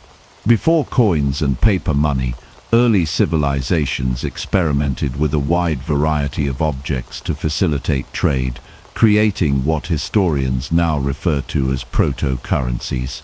These were items that held agreed-upon value within communities and allowed people to bypass the limitations of the barter system. The key characteristics of these early forms of money were universality, durability, divisibility, and transportability. While none of these proto-currencies were official in the modern sense, they served the critical function of being trusted and accepted mediums of exchange. One of the most widespread and enduring examples of proto-currency was the cowrie shell. Found primarily in the Indian and Pacific Oceans, cowrie shells are smooth, shiny, and naturally uniform in shape. These attributes made them ideal for use as money. Archaeological evidence suggests that cowries were used as currency as early as 1200 BCE in China, where they were sometimes even cast in bronze to mimic their natural form. In parts of Africa, especially in regions of West Africa, cowries remained in use well into the 19th century. The Mali Empire, for example, used cowries extensively in its markets. They were often strung together in units for larger transactions. Because they were difficult to counterfeit and required maritime trade to acquire in inland regions, they retained value over centuries. In the Sahara and parts of North Africa, salt served as a crucial medium of exchange. Salt was essential not only for seasoning and preserving food, but also for human health, especially in hot, arid climates.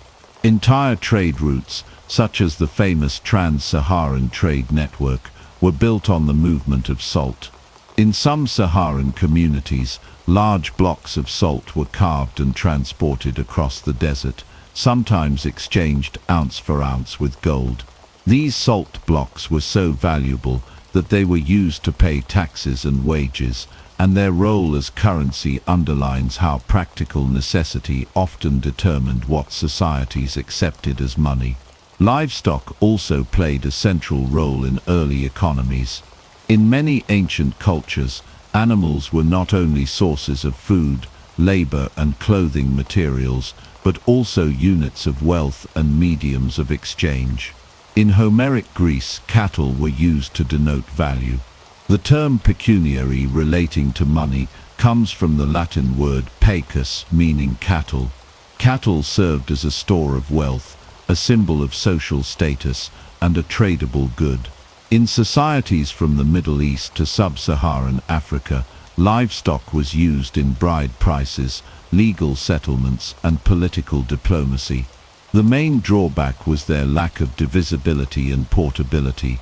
You could not easily carry multiple cattle across long distances, nor could you divide them into smaller denominations without destroying their value.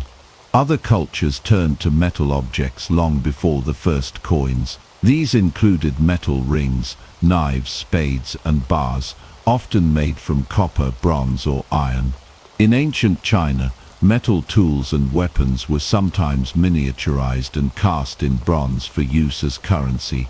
These objects had intrinsic value due to their metal content, but also symbolic value because of their shapes and traditional uses.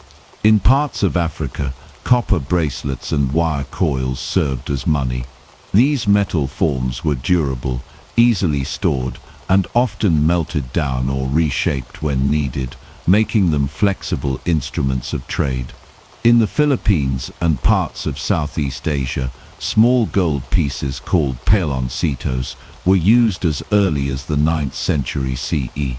Shaped like small pellets or beads, these proto-coins were measured by weight and used in trade with neighboring regions.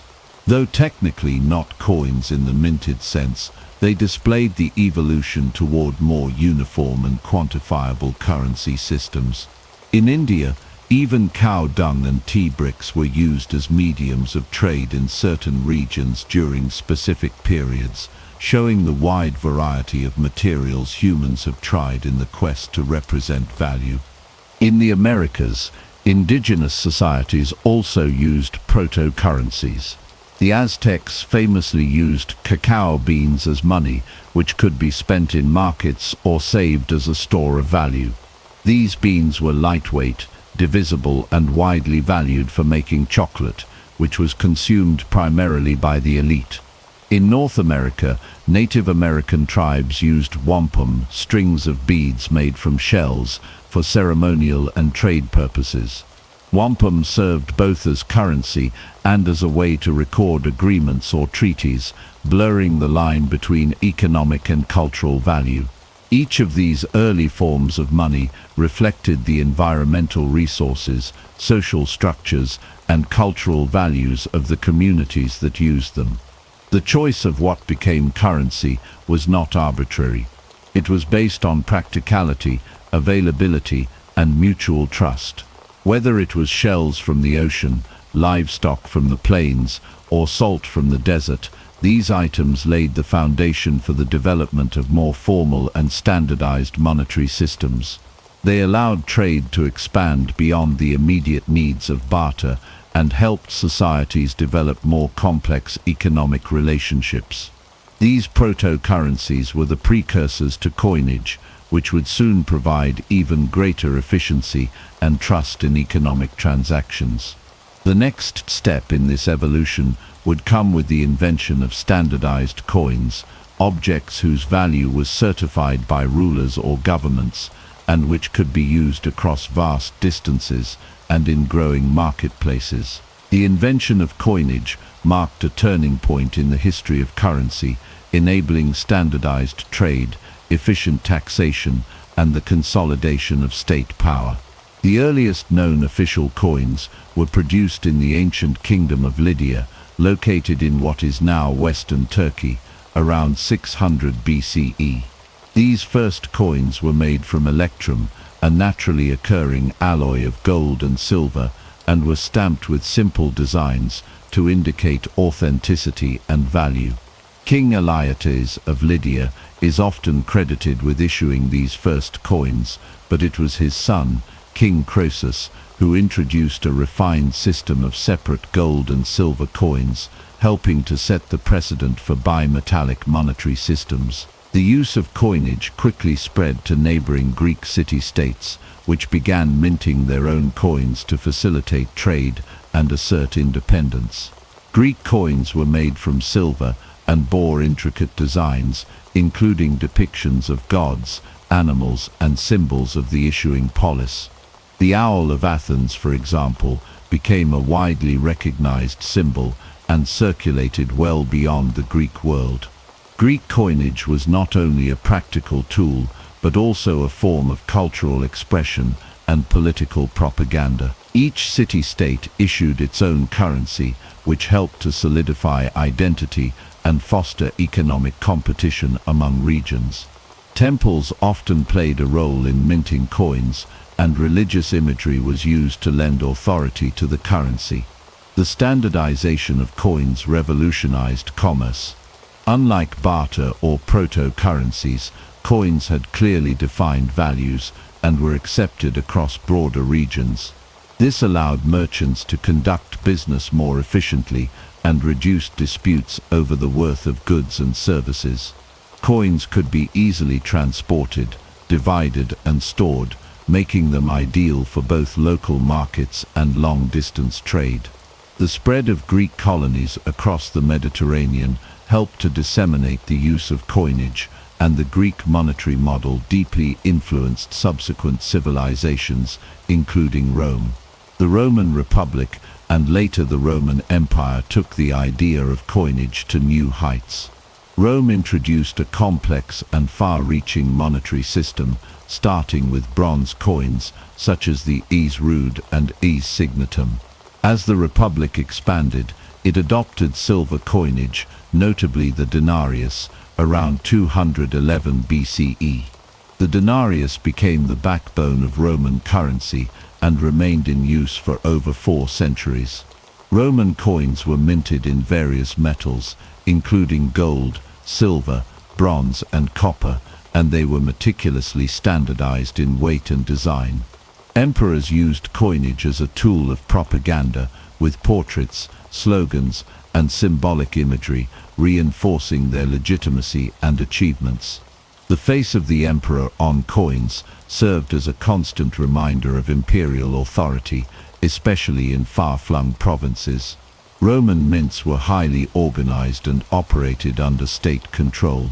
Coins facilitated not only trade, but also the collection of taxes and payment of soldiers, enabling the maintenance and expansion of the empire. In fact, the ability to pay and supply a vast army was one of the driving forces behind the development of a stable and reliable currency. Roman coinage was widely accepted throughout the empire, from Britain to Egypt, creating a level of economic integration that was unprecedented at the time. Counterfeiting and debasement were challenges that emerged alongside coinage. As Rome faced economic pressures, especially during the later empire, emperors began to reduce the silver content in coins, leading to inflation and loss of public trust. This monetary decline reflected broader political and economic instability. Yet, even in its degraded form, Roman coinage laid the groundwork for future monetary systems in Europe and beyond. The legacy of Lydian, Greek, and Roman coinage is profound. The use of official state-backed metal coins allowed societies to move beyond barter and regional proto-currencies into a new era of economic sophistication. It enabled taxation, supported armies, and funded public works. It also helped establish a shared understanding of value, which was essential for the development of markets, banking, and international trade. Coins became not only instruments of economic utility, but also carriers of political and cultural identity. This chapter in the history of currency reveals how something as simple as a stamped metal disc could reshape entire civilizations. As coins became more common and trusted, they paved the way for even more abstract forms of money. The next major leap would come with the development of paper currency, first in China and later in the Islamic world and medieval Europe, further transforming the way societies handled trade, debt, and economic expansion. The rise of paper money in ancient China marked a revolutionary shift in the history of currency, setting a precedent that would take centuries to spread globally. While metal coins had been the dominant medium of exchange for thousands of years, China's innovations during the Tang and Song dynasties introduced the world's first government-issued paper currency. This development was closely linked to early banking practices and a growing economy that demanded more flexible and efficient forms of money. The story begins during the Tang dynasty, which ruled China from 618 to 907 CE. Trade expanded significantly under the Tang, both domestically and along the Silk Road, connecting China with Central Asia, the Middle East, and beyond. Merchants increasingly faced difficulties transporting large quantities of heavy metal coins over vast distances. In response, they began using promissory notes called flying cash or jiaozi. These notes acted like modern checks, representing deposited coinage that could be redeemed elsewhere. This system reduced the risks and burdens of carrying physical currency. However, it was during the Song dynasty, from 960 to 1279 CE, that paper money evolved into an official government-backed instrument. The Song emperors recognized the advantages of paper currency in promoting commerce and controlling the money supply. The state authorized the issuance of jiaoshao, the first true banknotes, which were guaranteed by the government. These notes were initially used in the prosperous Sichuan province and soon spread across the empire. The Song government took measures to prevent counterfeiting, such as intricate designs, special inks, and official seals. They regulated the issuance and redemption of notes to maintain public trust. The currency was backed by reserves of metal coins or goods, although the exact backing fluctuated over time. The introduction of paper money helped to stimulate economic growth, making transactions easier and allowing for larger commercial ventures. This monetary innovation coincided with significant developments in Chinese banking and finance. Merchants began using early forms of bills of exchange and letters of credit. Private money lenders and government officials established state monopolies over salt, tea, and other commodities, using paper money to manage revenues and expenditures more efficiently. These financial instruments facilitated long-distance trade and investment, helping China become one of the most dynamic economies of the medieval world. The use of paper money also presented challenges. Inflation became a recurring problem, as governments issued more notes than could be backed by reserves. During the later Yuan dynasty, established by the Mongols in the 13th century, excessive printing led to severe devaluation. Nonetheless, the legacy of China's early paper currency was profound. It demonstrated the viability of abstract money, not tied to precious metals, and laid the groundwork for modern banking and finance. While Europe continued to rely mainly on coins for centuries, Chinese innovations would eventually influence global monetary systems. Marco Polo's travels introduced Europeans to the concept of paper money, although it took several hundred years before governments in the West adopted similar practices. China's early banking networks and paper currency are among the earliest examples of complex financial systems in history. In summary, the rise of paper money in ancient China was a response to growing commercial needs, transportation challenges, and government ambitions. It represented a fundamental evolution from tangible metal coins to symbolic money based on trust and state authority. This chapter highlights how economic innovation often emerges from practical problems and how China's early monetary experiments set a lasting example for the world's financial future. During the medieval period, precious metals such as gold and silver became the cornerstone of monetary systems throughout Europe, the Middle East, and parts of Asia.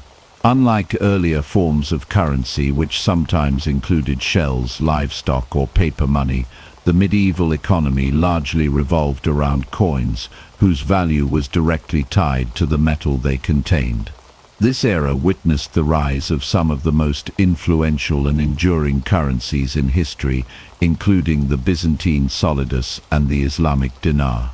These coins were not only mediums of exchange, but powerful symbols of political authority, economic stability, and cultural identity. The Byzantine solidus was introduced in the 4th century by Emperor Constantine and maintained remarkable consistency in weight and purity for over 7 centuries.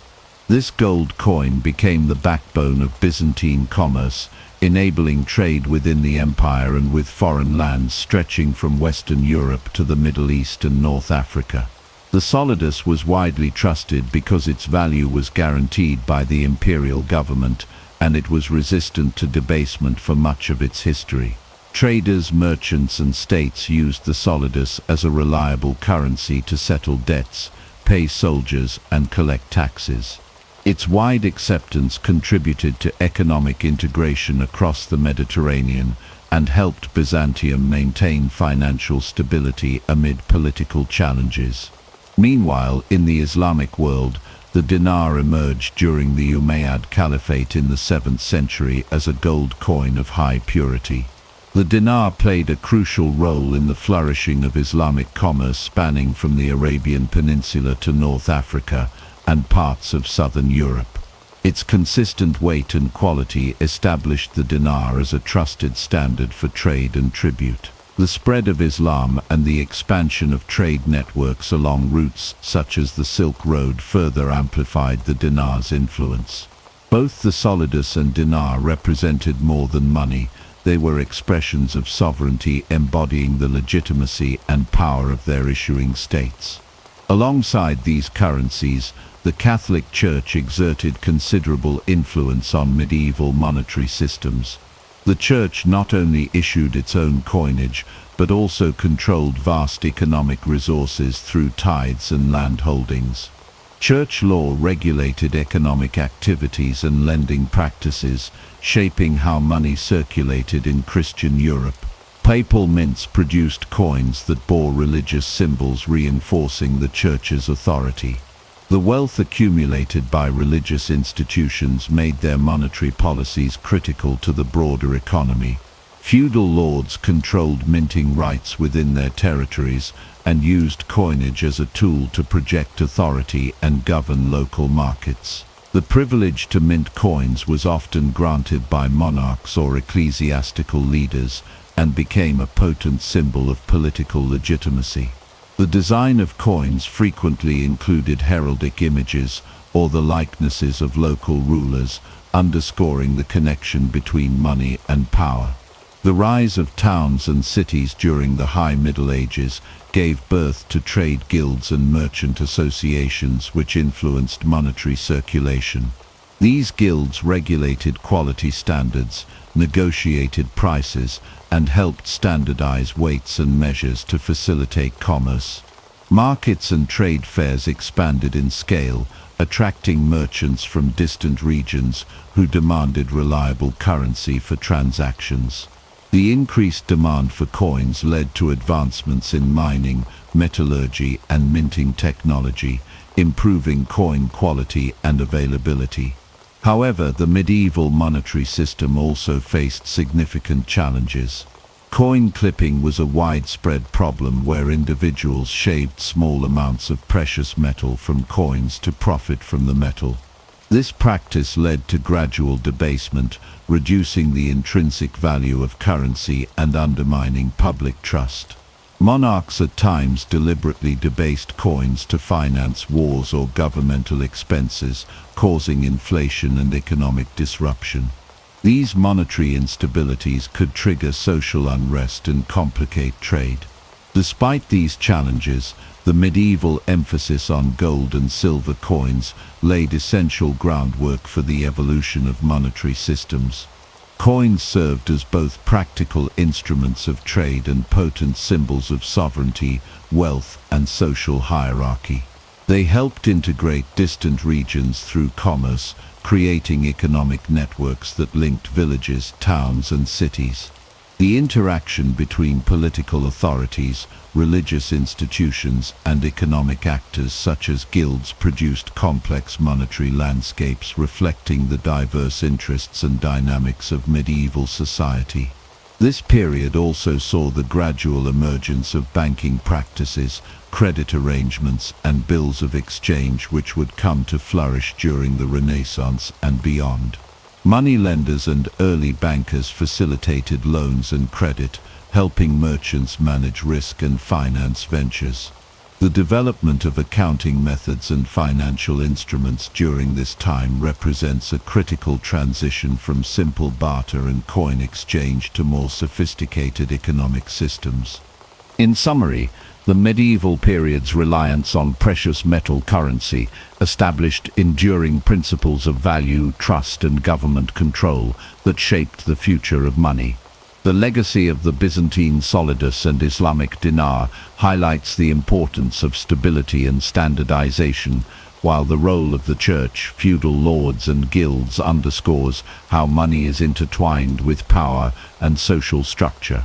These foundations supported expanding trade networks and economic growth, paving the way for the monetary innovations of the early modern period and the rise of paper money and banking systems that define the modern world. During the Renaissance period, which began in the 14th century, Europe experienced sweeping changes not only in art and culture, but also in commerce and finance. As trade networks expanded and cities grew wealthier, new financial practices emerged that transformed the way money circulated and how business was conducted. Central to these changes was the rise of banking families such as the Medicis in Florence, who pioneered many of the innovations that would become the foundation of modern banking. The Medici family started as wool merchants in Florence, but quickly diversified into banking during the late 14th century. Their bank became one of the most powerful financial institutions in Europe, serving clients ranging from local merchants to popes and monarchs. The Medicis introduced sophisticated accounting practices, including double-entry bookkeeping, which allowed for detailed tracking of credits and debits. This innovation brought greater transparency and reliability to financial transactions and is still the basis of modern accounting today.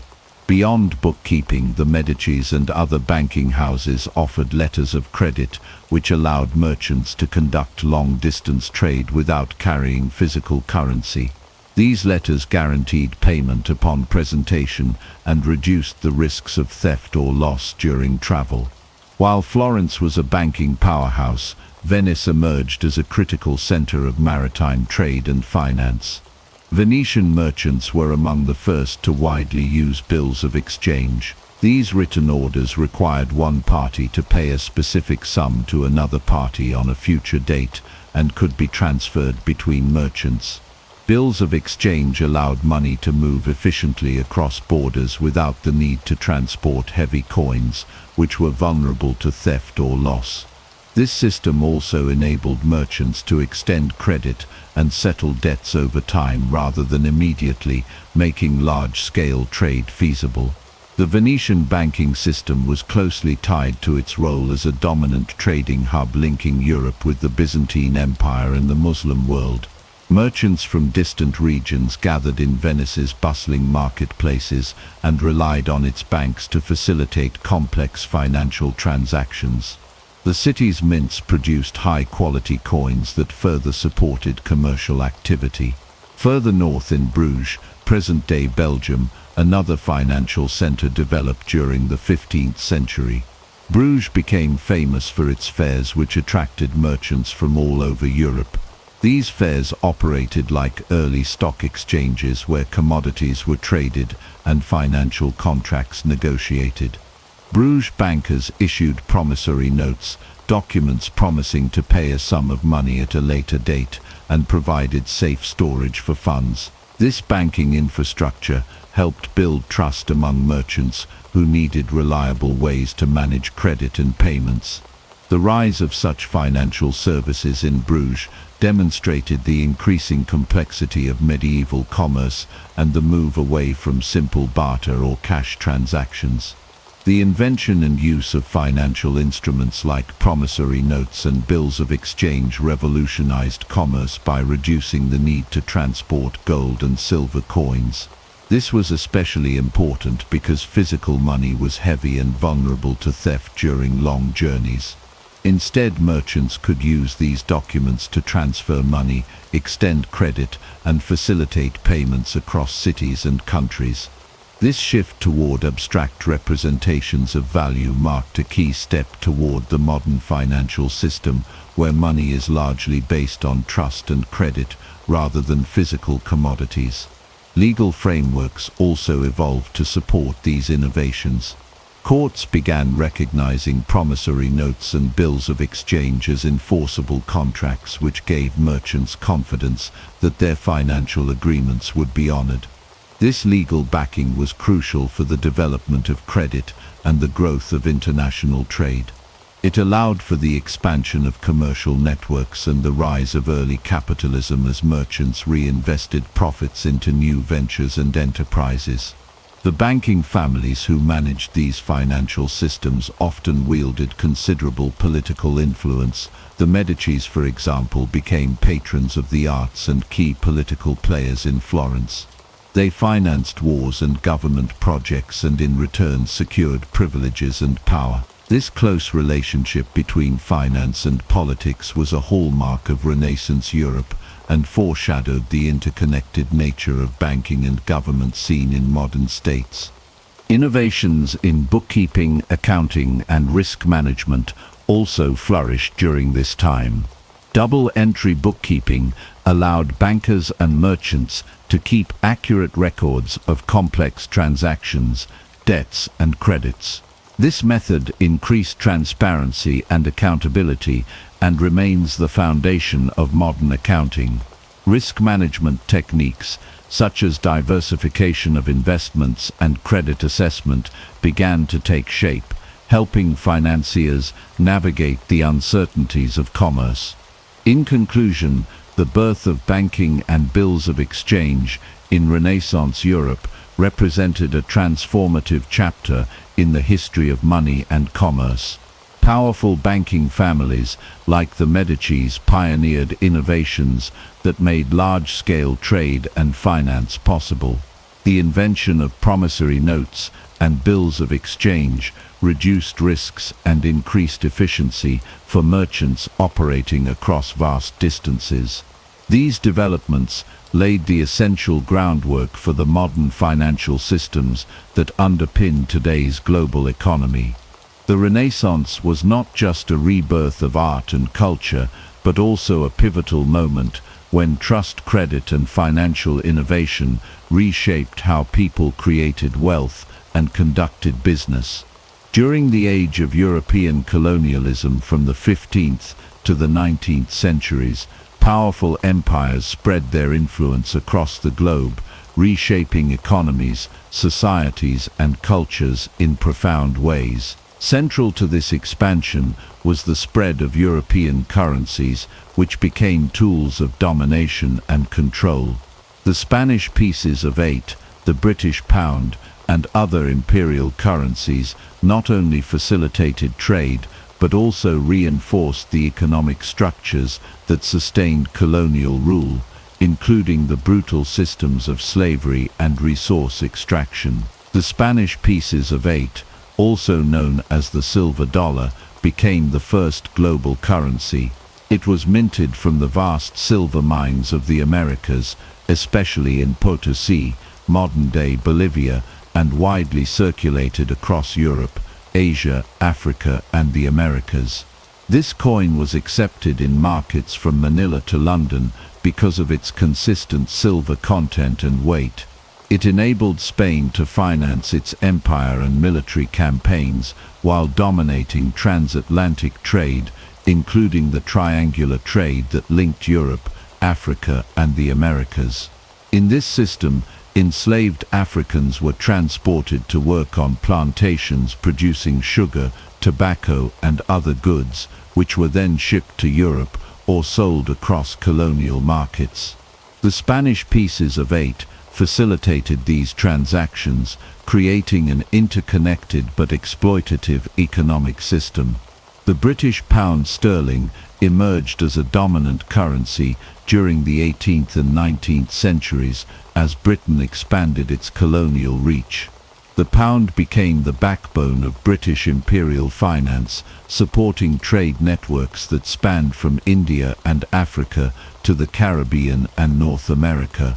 The Bank of England, founded in 1694, played a crucial role in stabilizing and issuing currency while financing government debt, often incurred through wars of empire. British colonial administrations imposed their monetary systems on colonized regions, replacing or devaluing local currencies. This monetary control was a key method to assert dominance, disrupt indigenous economic practices, and integrate colonies into the global capitalist system.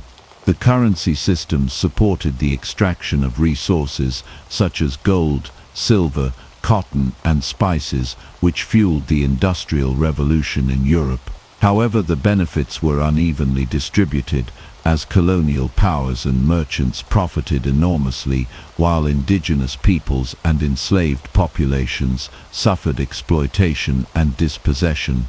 The use of currency in colonial empires also enforced social hierarchies and racial inequalities. The economic power symbolized by imperial money was closely linked to the political and military power that upheld slavery and colonial domination. Enslaved people were denied access to currency and economic autonomy, and were instead commodified as property bought and sold in exchange for European goods. In Africa, European powers used currencies and trade goods to manipulate local rulers and markets, fostering dependence on colonial economies while undermining traditional systems. The introduction of European money often destabilized local economies and contributed to long-term economic challenges for colonized societies. Resistance and adaptation by indigenous peoples to colonial currencies varied. Some adopted the new money to participate in global trade, while others sought to maintain traditional barter or local monetary systems. Despite resistance, imperial currencies became entrenched as symbols of colonial power, shaping economic relations well into the post-colonial period. The legacy of colonial currencies is still visible today in the continued use of former colonial currencies and economic structures in many parts of the world. In summary, the spread of European currencies during colonialism was more than a financial development. It was a key instrument of empire supporting systems of exploitation, slavery, and resource extraction while reshaping global trade and economies. The history of currency during this period reveals the complex interconnections between money, power, and human suffering that continue to influence our world today. During the 19th century, the Industrial Revolution transformed economies, societies, and international relations in unprecedented ways. Central to these changes was the widespread adoption of the gold standard, a monetary system in which the value of a country's currency was directly linked to a specified amount of gold. This system replaced earlier forms of currency backed by silver or other commodities, and introduced greater stability and predictability to national economies. The gold standard emerged as industrial powers sought to facilitate expanding international trade and investment while maintaining confidence in their currencies. The origins of the gold standard can be traced to Britain, which adopted it formally in 1821, following a period of monetary instability caused by the Napoleonic Wars. Britain's vast reserves of gold and its dominant position in global trade made the system viable.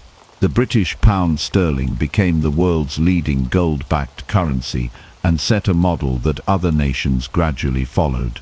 Throughout the 19th century, countries including the United States, Germany, France, and Japan established their own gold standards, linking their currencies to fixed quantities of gold. This created a network of national currencies with predictable exchange rates, facilitating easier trade and investment across borders. The adoption of the gold standard was closely tied to the rise of central banking institutions. The Bank of England played a pioneering role in managing the currency's gold reserves, controlling money supply, and acting as lender of last resort to stabilize the financial system. Other countries established central banks to oversee their national currencies, regulate banking practices, and ensure convertibility between currency and gold. Central banks became powerful institutions that balanced government interests, financial stability, and market confidence. National currencies became symbols of sovereignty and economic strength. Governments used their monetary policies to support industrial growth, fund infrastructure projects, and finance expanding empires. The gold standard imposed discipline by limiting the ability of governments to print money indiscriminately, which helped control inflation but also constrained economic flexibility. During periods of economic downturn, countries faced difficult choices between maintaining gold convertibility and addressing domestic financial crises. International trade flourished under the gold standard as fixed exchange rates reduced the risks and uncertainties of currency fluctuations. Merchants, investors, and governments could engage in cross-border transactions with greater confidence. This system supported the rapid globalization of the 19th century, linking raw materials, manufacturing centers, and consumer markets around the world. However, the gold standard also tied economies closely together, meaning financial shocks in one country could quickly spread internationally. Debt and war financing became critical issues during this era. The growing scale of government borrowing to fund industrialization, colonial expansion, and military conflicts challenged the limits of the gold standard. Countries often issued bonds denominated in gold-backed currency, attracting investment from domestic and foreign lenders.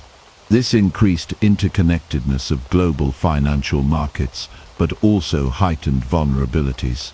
During times of war, such as the Crimean War, the Franco-Prussian War, and later World War I, many countries suspended the gold standard to print money to cover military expenses, leading to inflation and financial instability.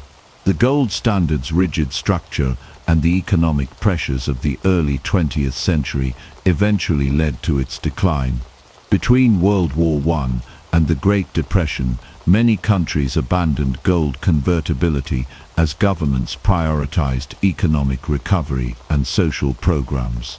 Central banks evolved further to manage monetary policy more flexibly, shaping the modern financial system we recognize today. In summary, the gold standard and the birth of national currencies in the 19th century marked a defining chapter in the history of money. This era established stable monetary systems, fostered international trade, and shaped the development of central banking institutions. While it imposed limits that sometimes contributed to financial crises, it laid the foundation for the complex global economy and financial networks that followed.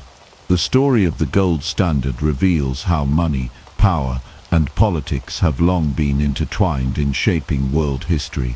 During the early 20th century, the world experienced unprecedented turmoil that profoundly reshaped economies and monetary systems.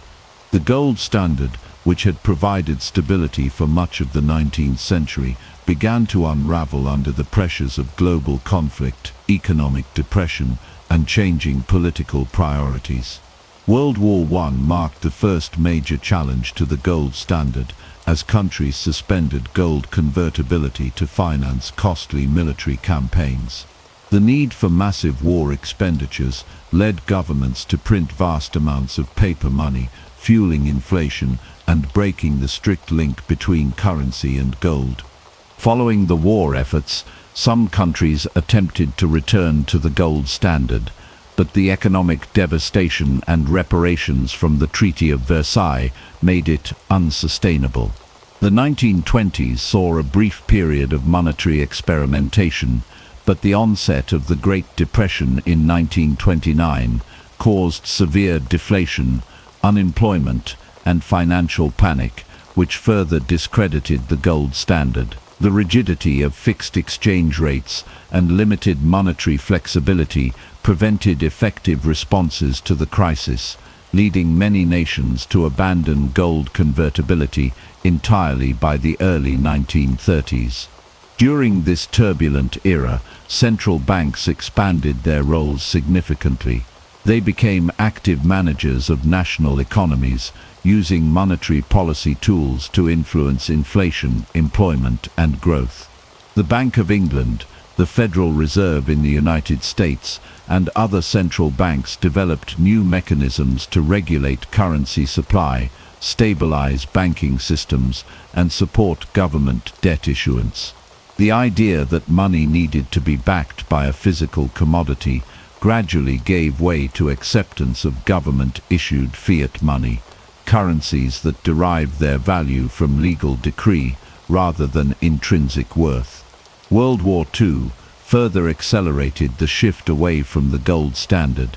Massive military spending required even greater monetary expansion, and many countries resorted to printing money to fund their war efforts. This led to hyperinflation in some regions and volatile currency markets. In 1944, the Bretton Woods Conference established a new international monetary system that pegged currencies to the US dollar, itself convertible to gold. This system aimed to combine stability with flexibility, but ultimately collapsed in the 1970s when the US suspended dollar convertibility to gold, ending the gold standard era entirely. The rise of fiat money revolutionized global finance, allowing governments more control over their monetary policies. However, it also introduced new challenges such as inflation control and currency valuation, which central banks continue to manage today. Fiat currencies rely heavily on trust in government institutions, central bank credibility, and economic fundamentals rather than physical reserves. The development of modern financial markets, credit systems, and digital banking has further transformed how money functions in contemporary society. Inflation became a central concern in the post-war decades, especially during the 1970s, when oil shocks and fiscal policies led to stagflation. High inflation combined with stagnant economic growth. Central banks responded by developing more sophisticated monetary policies targeting inflation rates, interest rates, and money supply management. The interplay between government spending, monetary policy, and global economic forces has shaped the evolution of fiat currencies and the broader financial system. In conclusion, the collapse of the gold standard during the 20th century was driven by war, economic crises, and changing political realities.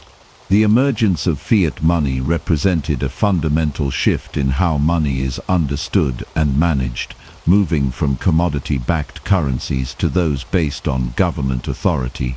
This transition enabled greater economic flexibility, but also required new institutions and policies to maintain monetary stability. The history of war, inflation, and fiat money highlights the complex relationship between money, power, and governance that continues to influence the global economy today. The invention of credit cards in the mid-20th century marked a major turning point in the history of money. For the first time, consumers could make purchases without the need for physical cash or checks. The first widely used credit card was introduced by Diners Club in 1950, allowing customers to charge meals at participating restaurants. This innovation quickly spread as banks and financial companies saw the opportunity to facilitate consumer spending and extend credit more efficiently. Over the following decades, credit cards became ubiquitous, providing convenience, security, and new ways for people to manage their finances. The ability to borrow money instantly and repay later transformed consumer behavior, enabling the growth of personal credit markets and fueling economic expansion, particularly in post-war America. The rise of credit cards also coincided with advances in technology and communication. Infrastructure improvements enabled the development of electronic payment systems that allowed merchants to process transactions quickly and securely. The magnetic stripe, introduced in the 1970s, replaced cumbersome paper-based methods, and the introduction of the chip and PIN system in the 1990s improved security further. These technological advancements laid the foundation for the growth of digital banking in the late 20th and early 21st centuries. Online banking platforms and electronic fund transfer systems transformed how individuals and businesses manage money, no longer bound by physical branches or paper documents.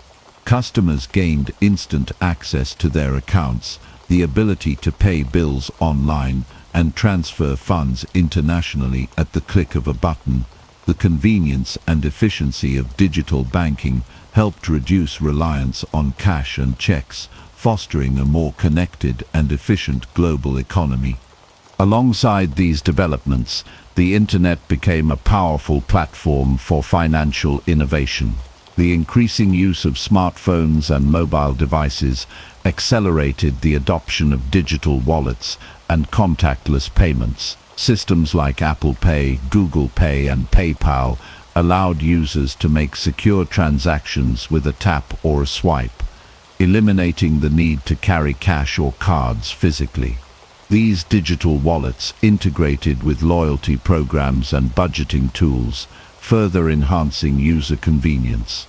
Moreover, mobile money services such as M-Pesa in Kenya revolutionized financial inclusion by bringing banking services to millions who previously lacked access to traditional banking.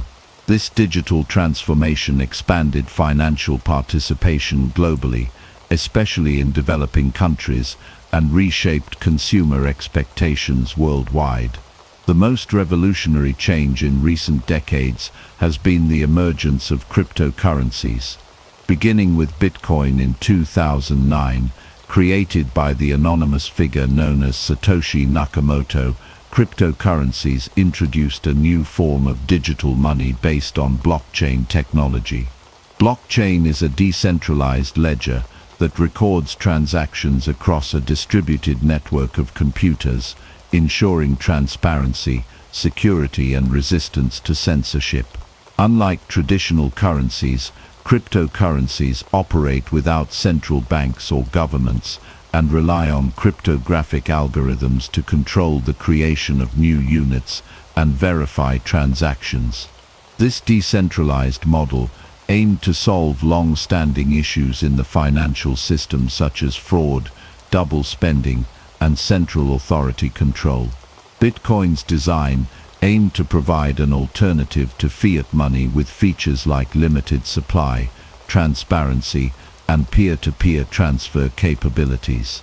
These characteristics attracted supporters who saw cryptocurrencies as a way to bypass traditional financial institutions, reduce transaction costs, and increase privacy.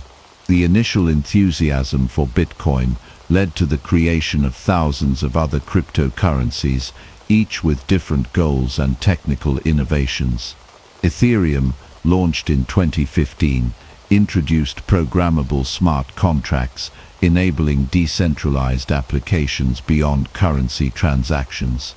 Stablecoins emerged to address volatility by pegging their value to traditional fiat currencies, facilitating everyday use and institutional adoption. The rapid evolution of cryptocurrencies sparked new financial products, such as decentralized finance (DeFi), non-fungible tokens (NFTs), and digital asset exchanges. Despite their promise, cryptocurrencies face significant challenges, including price volatility, regulatory uncertainty, security risks, and limited acceptance as a medium of exchange. The extreme price fluctuations have made many cryptocurrencies speculative investments rather than stable currencies for daily use. Regulators worldwide grapple with how to oversee these decentralized systems without stifling innovation. Security breaches, hacking incidents, and scams have eroded trust among some users. Additionally, cryptocurrencies have faced criticism for environmental impacts due to the high energy consumption of mining operations. Governments and financial regulators continue to debate how to integrate cryptocurrencies into existing legal frameworks while protecting consumers and preventing illicit activities such as money laundering and tax evasion. In parallel to decentralized cryptocurrencies, digital currencies issued by central banks, known as central bank digital currencies or CBDCs, are being explored and tested globally. CBDCs aim to combine the benefits of digital money, such as efficiency, security, and financial inclusion, with the stability and regulatory oversight of government-backed currencies.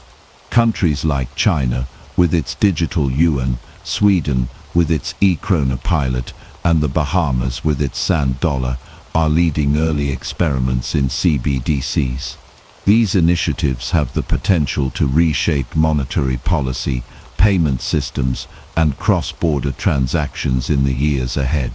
The transition from physical cash to virtual currency offers many benefits, including increased efficiency, lower transaction costs, enhanced security, and expanded financial inclusion.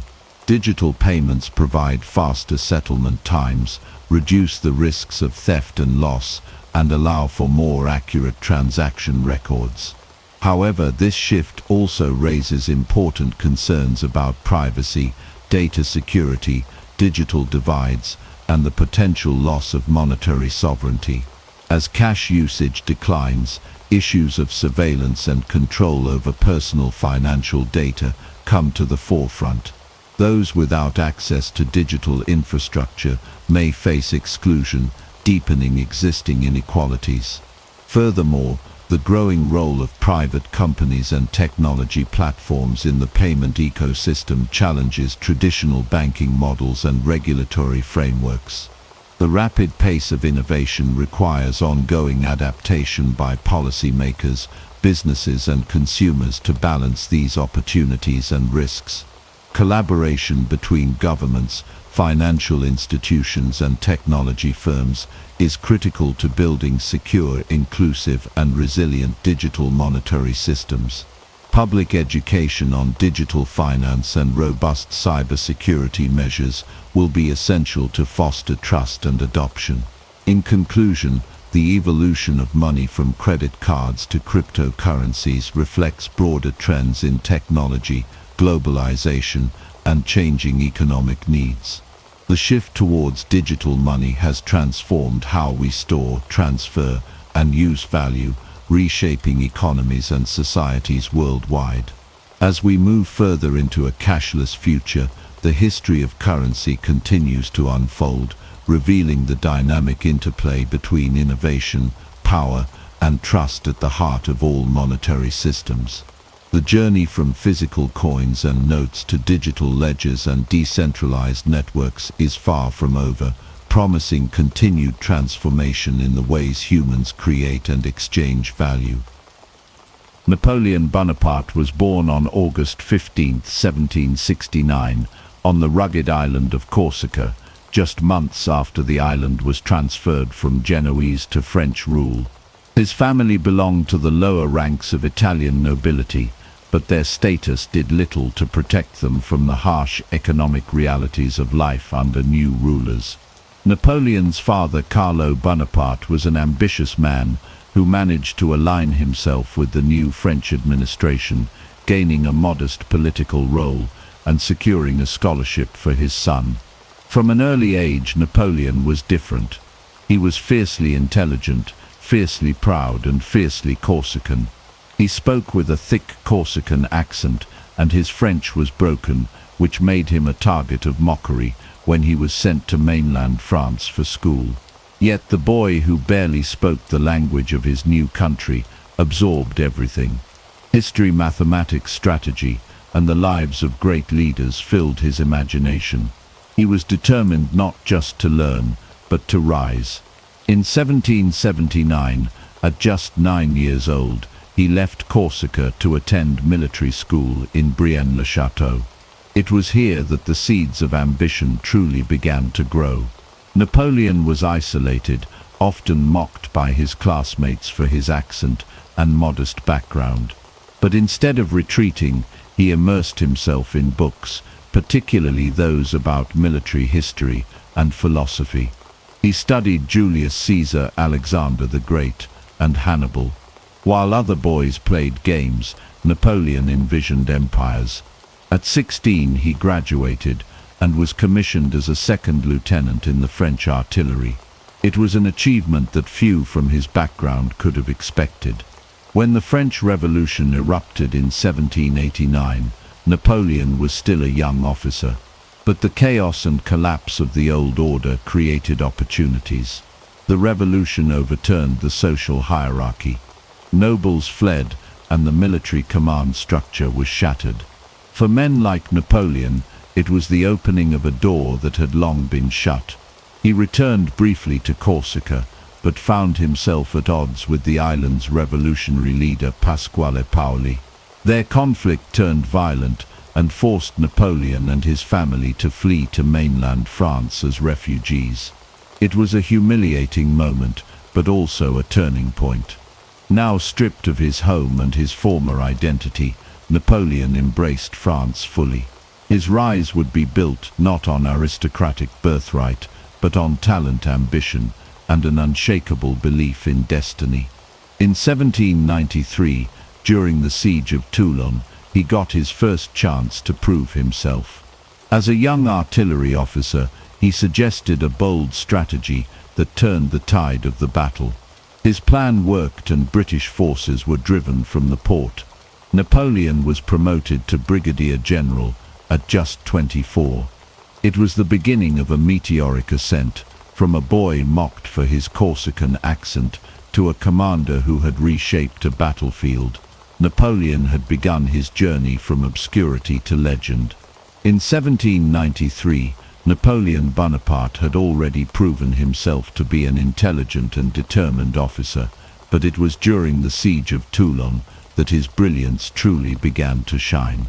At just 24 years old, Napoleon found himself thrust into a crucial military engagement that would set the course for his future and elevate him to the highest ranks of the French army.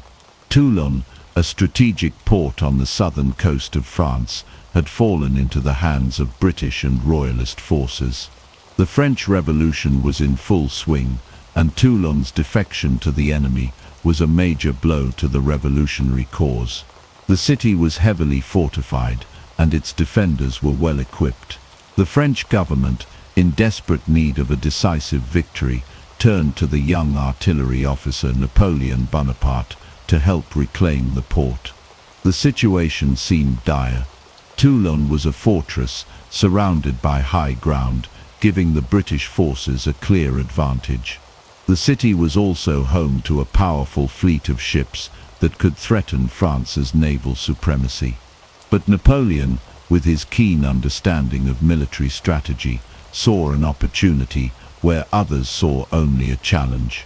His first insight was that Toulon's defenders relied too heavily on their naval superiority and the natural fortifications of the surrounding hills. Napoleon proposed a bold plan to position French artillery on the high ground surrounding the city, targeting the British fleet and cutting off their ability to resupply. The idea was audacious. It went against the traditional strategies of siege warfare, which focused on direct assaults and attrition. But Napoleon believed it was the key to breaking the stalemate. His strategy was built on speed, surprise, and precision. He oversaw the construction of artillery positions on the heights surrounding Toulon, directing his men with incredible energy and focus. Despite facing difficulties, poor weather, logistical issues, and constant pressure from the enemy, Napoleon's plans began to take shape. The artillery batteries were established, and soon they began raining fire down on the British ships and the Royalist defenders within the city. The British fleet, unable to escape the bombardment, was forced to retreat, and the French forces gained control of the heights. With the strategic advantage now in their hands, the French army launched a decisive assault on Toulon. The city fell, and the Royalists and British forces were defeated. Napoleon's strategy had worked to perfection. His role in the victory did not go unnoticed. His innovative tactics, bold decision-making, and tireless work ethic earned him the respect of his superiors and the loyalty of his men. Napoleon was promoted to brigadier general at just 24 years old, a remarkable achievement that recognized his military genius. This victory at Toulon was not only a testament to Napoleon's brilliance, but also a defining moment in his career. It marked the beginning of his rise to power, and it set him on a path that would lead to the heights of military and political greatness. The siege of Toulon revealed to the world what Napoleon was capable of, a young officer with the strategic mind of a seasoned general, a man who would go on to reshape the face of Europe. The year was 1798, and Napoleon Bonaparte, now a rising star in the French military, embarked on one of his most ambitious and ultimately disastrous ventures, the Egyptian campaign. This was a bold move that would shape his reputation, but also mark the beginning of his downfall. The purpose of the campaign was clear: to disrupt British trade with India, weaken British influence in the region, and establish French dominance over the eastern Mediterranean. But behind the military strategy was a grand vision, Napoleon dreamed of creating a French empire stretching across the Middle East, a vision that would secure his place in history as a conqueror. The Egyptian campaign was a gamble, one that Napoleon hoped would pay off. At the time, Britain's economic power was largely tied to its control over trade routes to India, the crown jewel of its global empire. France, under the leadership of Napoleon, wanted to disrupt this trade by occupying Egypt and threatening Britain's access to the subcontinent. Napoleon's ambition was fueled by the belief that defeating Britain would not only elevate his stature, but also reshape the global order. The campaign began with the landing of Napoleon's army in Egypt in July of 1798. Napoleon's forces faced a hostile environment, far from the familiar European battlefield. But Napoleon, ever the visionary, did not simply focus on military conquest. He also brought along a team of scholars, scientists and engineers, members of the Institute of Egypt, whose task was to document and study Egypt's rich history, culture, and natural resources. This side of the campaign was just as important to Napoleon as the military victory. He saw Egypt as a place where French culture, knowledge and influence could be spread across the Middle East. But the realities of the campaign soon began to diverge from Napoleon's grand vision. After a relatively easy landing, the French forces quickly marched toward Cairo, where they encountered their first serious opposition. The Battle of the Pyramids, fought on July 21, 1798, would become one of Napoleon's most famous victories. Against a much larger army of Mamluks, the elite soldiers who had ruled Egypt for centuries, Napoleon employed his now signature tactic, the use of artillery to break the enemy's formations. With devastating precision, Napoleon's artillery devastated the Mamluks, while his infantry followed up with rapid assaults, breaking the enemy lines. The battle was a triumph, and Napoleon emerged as a hero. The Mamluks were crushed, and Egypt was effectively in French hands. Napoleon's victory at the Pyramids cemented his reputation as a military genius, but the true challenges were only beginning. The real test came when Napoleon's forces, after securing Cairo, began to face the realities of operating in a foreign land, cut off from supplies and reinforcements. The logistical challenges were overwhelming. The French forces, though skilled in battle, were unprepared for the harsh desert environment. They faced constant shortages of food, water, and medical supplies.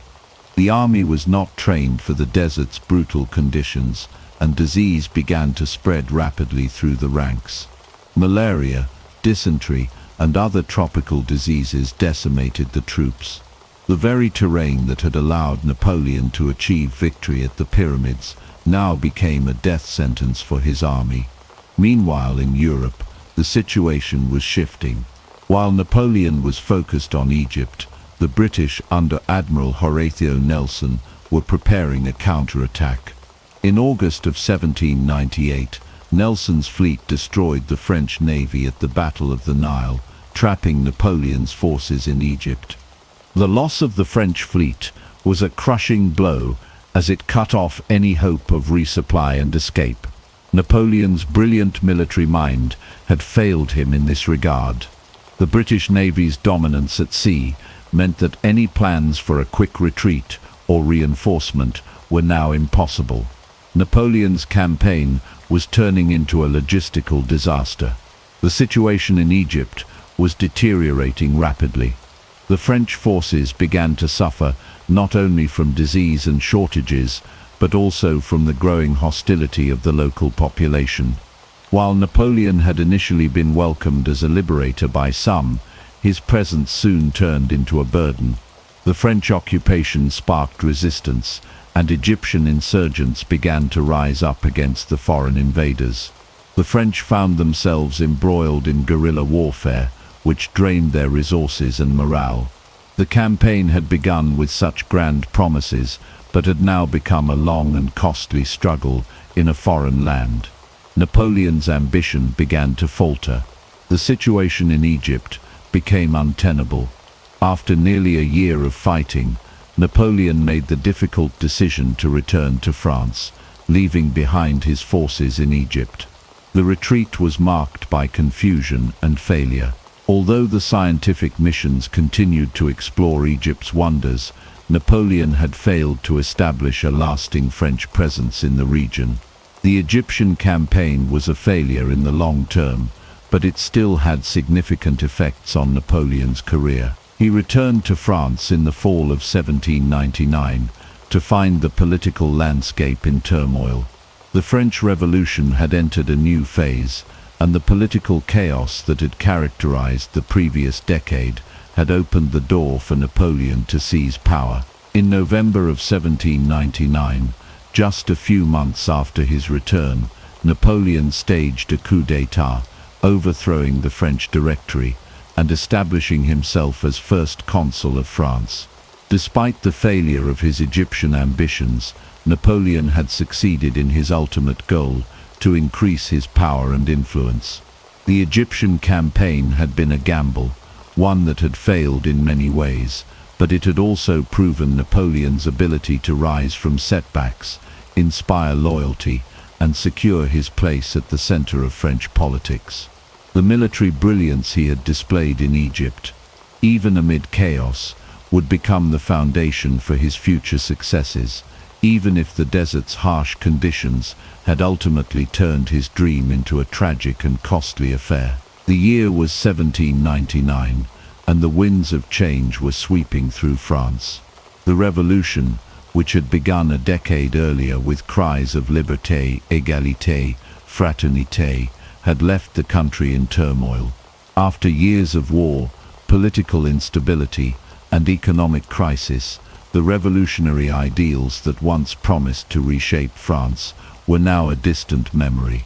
The Directory, a five-man executive body that had been running the country, was crumbling under the weight of corruption, inefficiency, and public disillusionment. France was on the brink of collapse, and the people were desperate for stability. It was in this moment of chaos that Napoleon Bonaparte, the brilliant and ambitious military leader, made his return to France. Having just completed his ill-fated Egyptian campaign, Napoleon found himself facing a country in disarray. Yet, he saw an opportunity to seize power, to capitalize on the disillusionment with the current government, and to restore order to the chaos. But Napoleon's return was not merely about restoring France to greatness, it was about his own personal rise to power. He had already proven himself to be a master of strategy on the battlefield, and now he would turn his keen political mind to the task at hand. In October of 1799, Napoleon returned to France in the midst of a political crisis. The Directory was struggling, and the French government was deeply divided. Revolutionary fervor had given way to cynicism and fear.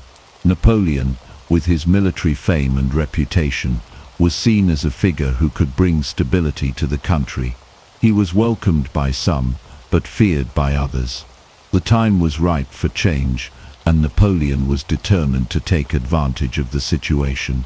He quickly allied himself with key figures in the political establishment, including the directors of the Directory and leading members of the opposition. But his true ambition was clear. He was not interested in simply being a figurehead. Napoleon was positioning himself to seize ultimate power. The coup that would change the course of French history came on the 18th of Brumaire, year the 8th of the revolutionary calendar, November 9, 1799. The plan was simple but daring. Napoleon would use his popularity, military influence, and the disarray of the French government to overthrow the Directory and install himself as the new leader of France. The coup was meticulously planned and executed with precision. Napoleon's forces, loyal soldiers who had fought for him in Egypt, marched into Paris, securing key government buildings. The political leaders who had once feared Napoleon now found themselves scrambling to respond. Napoleon's move was calculated. He knew that the people of France, tired of the instability, would rally to his cause. In the early hours of the 18th Brumaire, Napoleon convened a meeting of the French legislature. In a dramatic moment, he declared that the Directory was no longer capable of governing and that he was stepping in to restore order. The legislature, though initially resistant, was soon overwhelmed by Napoleon's charm, determination, and military presence. Within hours, the Directory was dissolved, and Napoleon had secured control of the government. It was a bloodless coup, executed with military precision, but it was also a coup that marked the end of the French Republic and the beginning of a new era in French history. Napoleon's political acumen had been demonstrated in the most dramatic way possible. He was now in control. The coup of 18 Brumaire was the culmination of years of political maneuvering, military victories, and the exploitation of France's desperate need for stability. The people, tired of the chaos, rallied behind him. Napoleon, the military hero who had once been an outsider, was now the ruler of France. But the transition to power was not without its challenges. The overthrow of the Directory did not immediately guarantee Napoleon's supremacy. He faced opposition from rival political factions, from royalists who wanted to restore the monarchy to revolutionaries who still clung to the ideals of the French Revolution.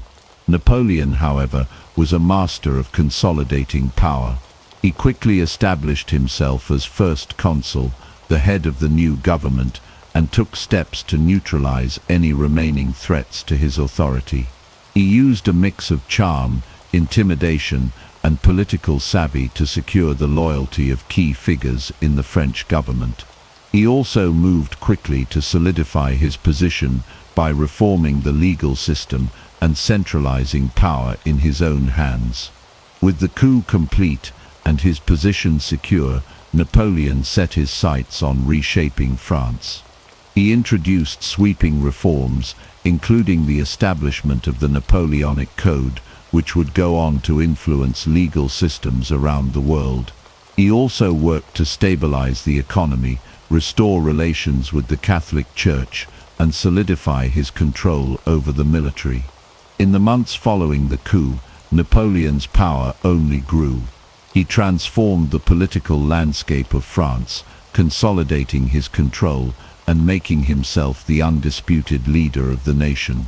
But while Napoleon's rise to power was swift and impressive, it also marked the beginning of the end for the democratic ideals of the Revolution.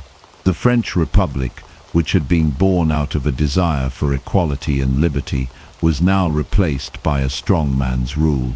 Democracy was fading, and the age of Napoleon had begun. The coup of 18 Brumaire, though bloodless, had set in motion the rise of one of the most powerful and controversial figures in history. Napoleon, once an outsider with a burning desire to prove himself, was now at the helm of the French government, his eyes set on greater ambitions. In the years to come, his rule would reshape the world for better or for worse, and the legacy of the coup would echo throughout the history of France and Europe. In the year 1804, the French Revolution, which had upended centuries of tradition, was now a distant memory. The once defiant cries for liberty, equality, and fraternity, which had reverberated through the streets of Paris, were now overshadowed by the imperial ambitions of a man who had risen from the ashes of revolution itself. Napoleon Bonaparte, the former general, had ascended to the pinnacle of power, not as the leader of a republic, but as the emperor of the French. It was a transformation that shocked the world, a bold and theatrical statement of absolute authority. On December 2nd, 1804, in the magnificent Notre Dame Cathedral in Paris, Napoleon Bonaparte did what no ruler before him had dared to do. In the wake of the French Revolution, he crowned himself emperor. It was a symbolic moment, an act that defied the very principles of the revolution that had brought him to power. The self-coronation was both a statement of defiance and a declaration of sovereignty.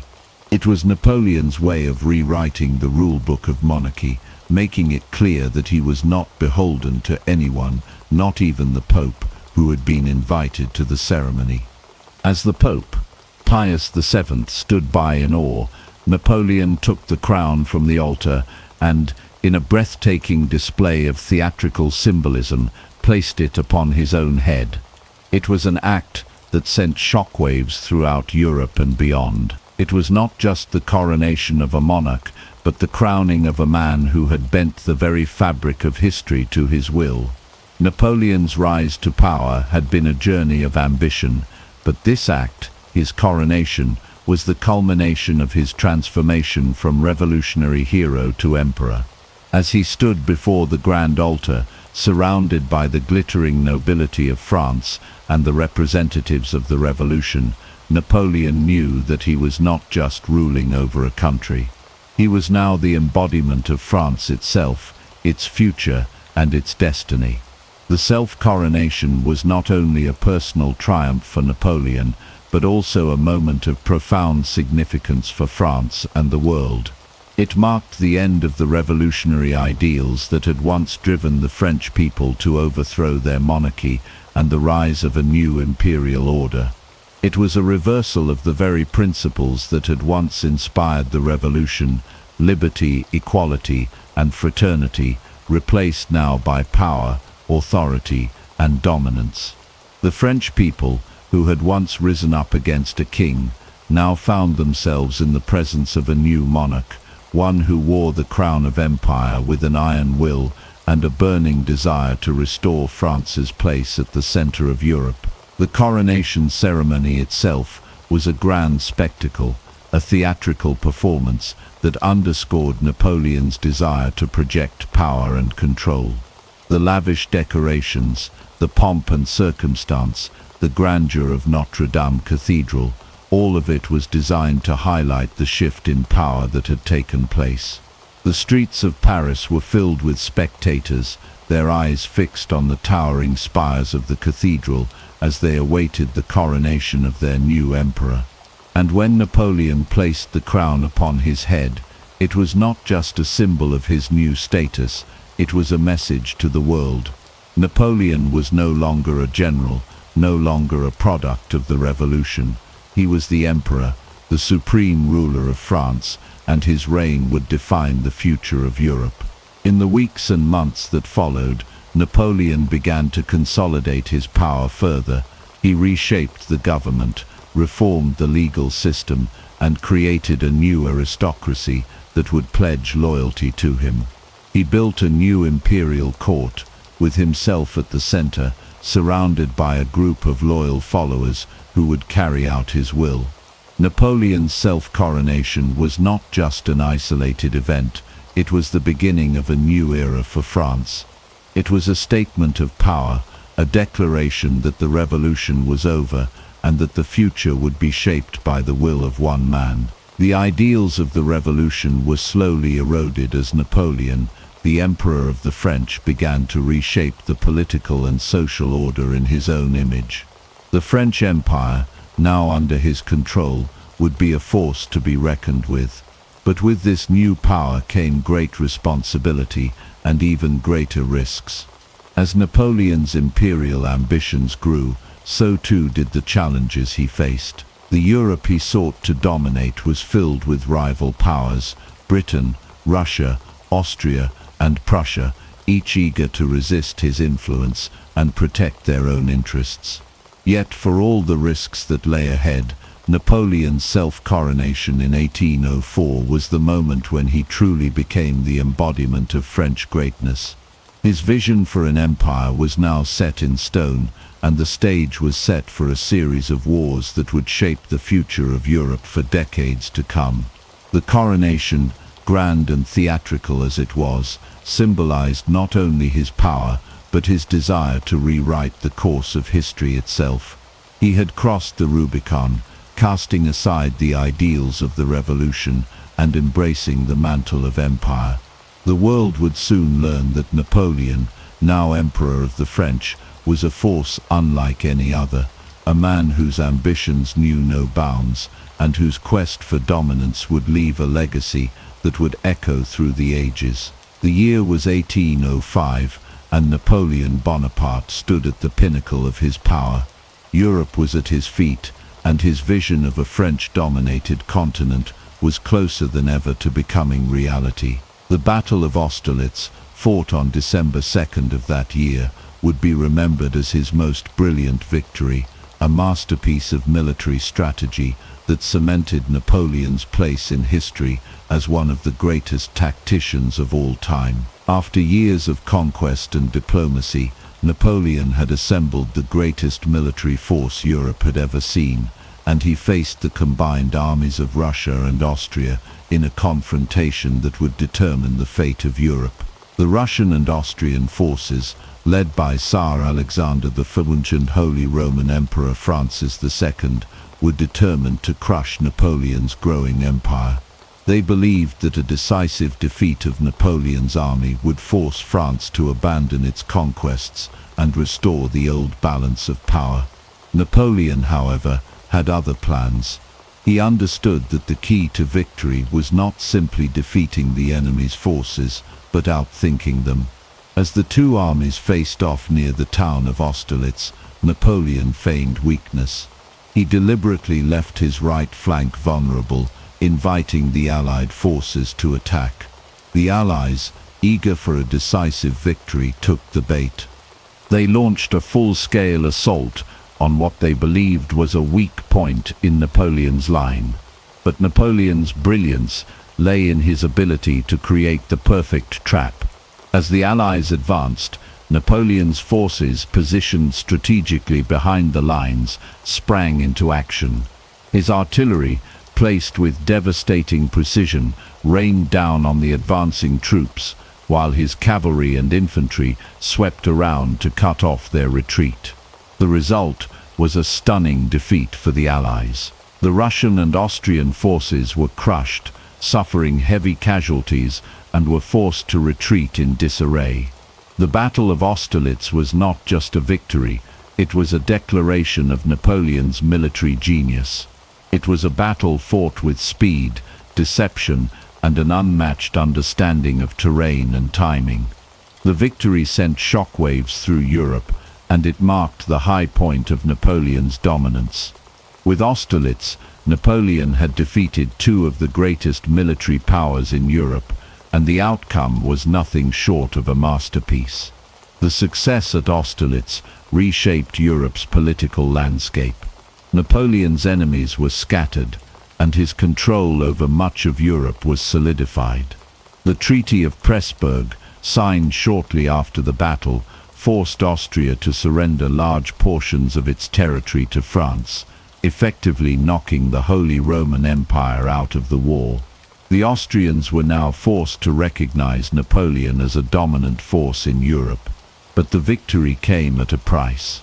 Napoleon's ambition for total control of Europe had ignited the fury of Britain, which had been watching from the sidelines, and the Russian Empire, which had already pledged to continue the fight. The Battle of Austerlitz may have been his most brilliant victory, but it was also the beginning of a new chapter in Napoleon's reign. With Austerlitz, Napoleon demonstrated his ability to reshape the map of Europe at will, but the seeds of his downfall had already been sown. While the battle was a triumph, the war was far from over. Napoleon's victory brought him closer to realizing his dream of a united Europe under French rule, but it also set the stage for future conflicts that would ultimately undo his empire. The victory at Austerlitz, however, remains one of the most iconic moments of Napoleon's reign. The image of Napoleon, standing tall in front of his army after the battle, surrounded by his generals, is etched into the annals of history. It was the moment when he was at his most powerful, a force to be reckoned with, and the undisputed master of Europe.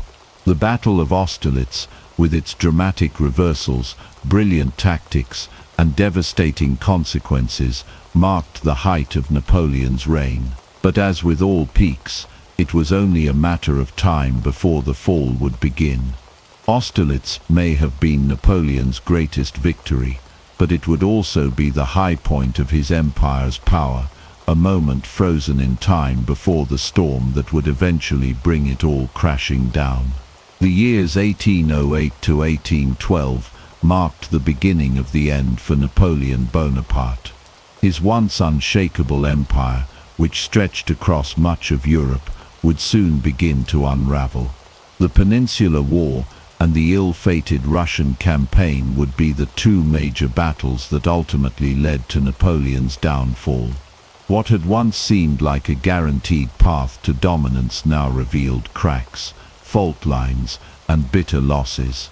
The Peninsular War began in 1808, a conflict that would become a grim and bloody chapter in Napoleon's reign. Spain, once an ally of France, was thrown into chaos after Napoleon deposed the Spanish king and placed his own brother Joseph Bonaparte on the throne. This move alienated the Spanish population and ignited a fierce resistance. Guerrilla warfare erupted across the Iberian Peninsula as Spanish and Portuguese fighters, aided by the British, waged a brutal campaign against the French.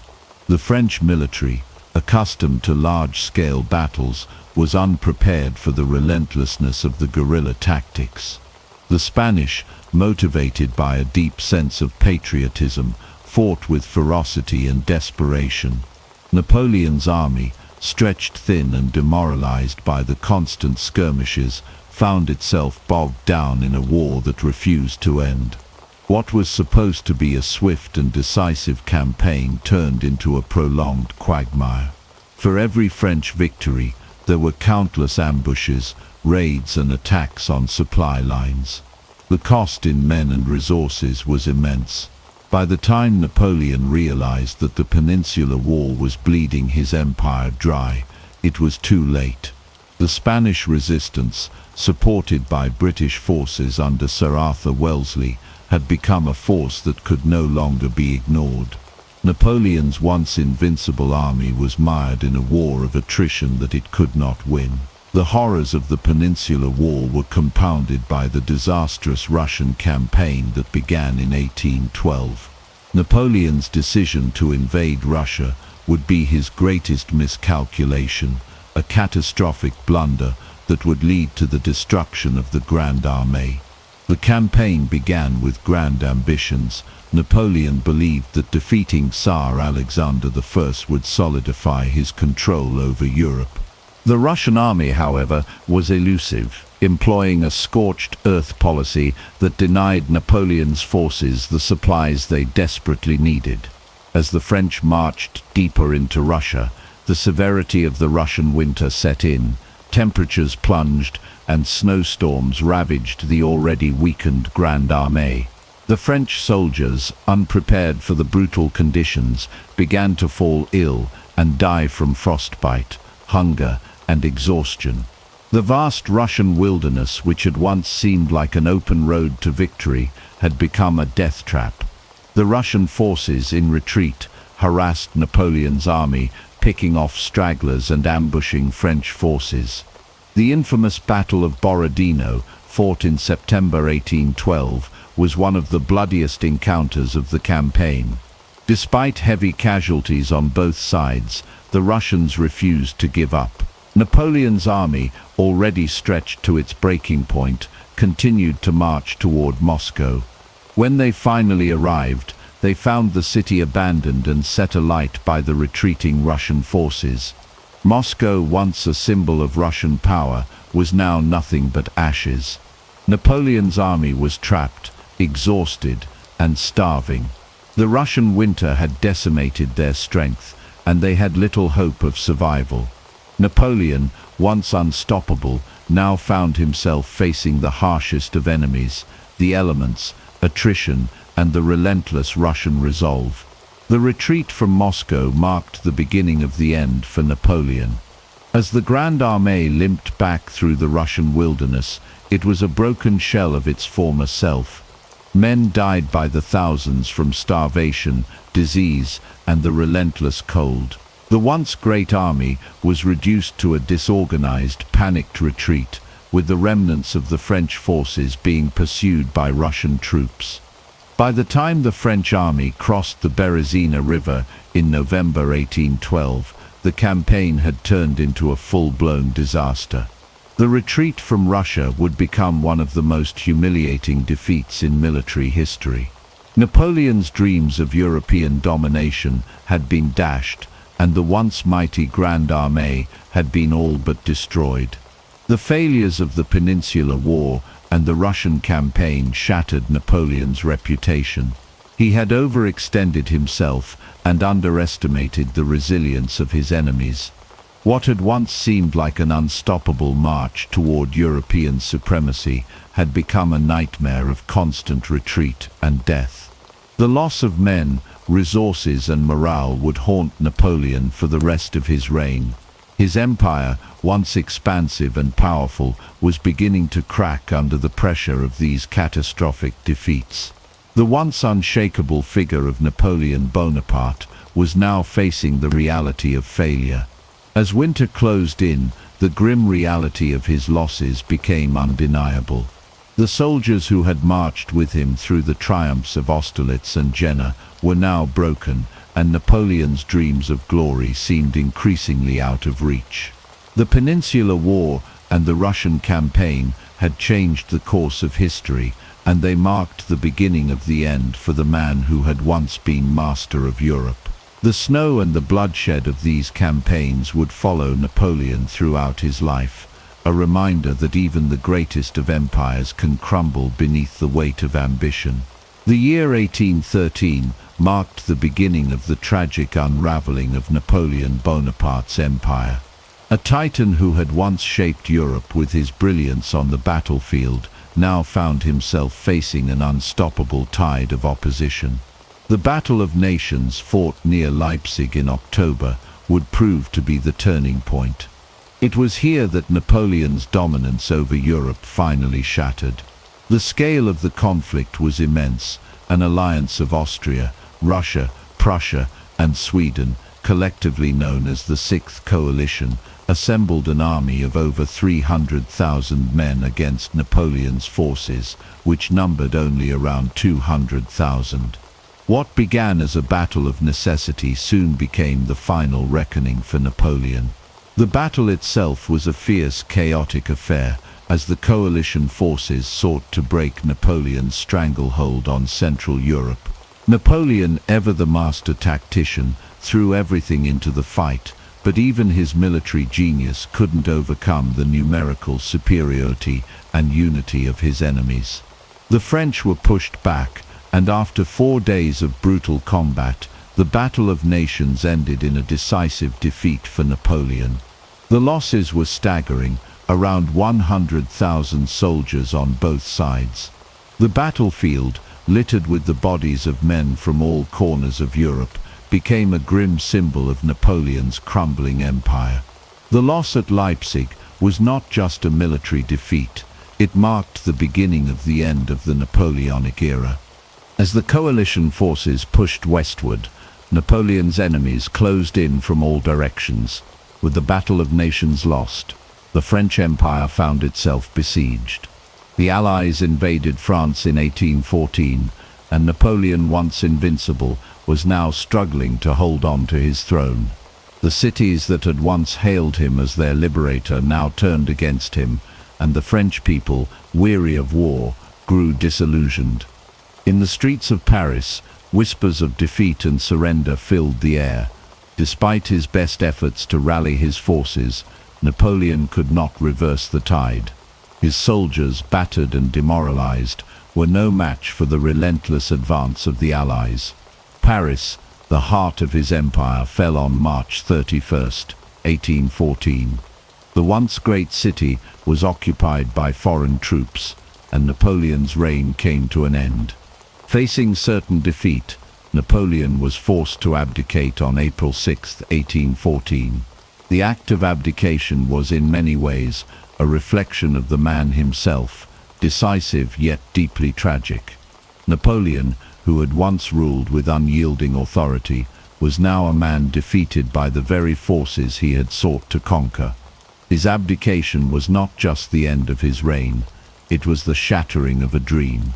In the final moments of his rule, Napoleon requested to retain his title as emperor and to be allowed to rule over a small part of France. But the Allies, determined to ensure that he would never return to power, refused his request. The former emperor was exiled to the small Mediterranean island of Elba, just off the coast of Italy.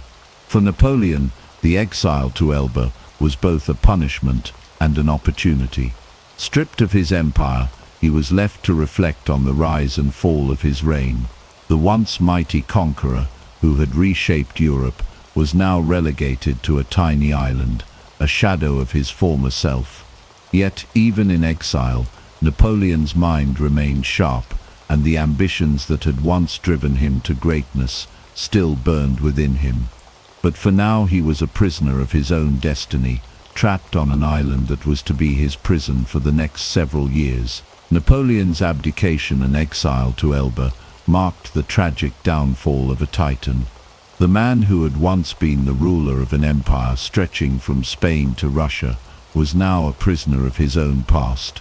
The loss of his empire was a bitter pill to swallow, and for the first time in his life, Napoleon was forced to confront the limits of his power. The drama of his downfall had all the hallmarks of a Shakespearean tragedy: ambition, greatness, and inevitable ruin. He had been the master of Europe, the embodiment of a new order, but now he was an emperor in exile, haunted by the ghosts of his former glory. His fall was not the result of a single battle, but of a series of miscalculations, overreach, and the unrelenting pressure of a Europe that had grown tired of his rule. Napoleon's abdication marked the end of an era, but it was not the end of his story.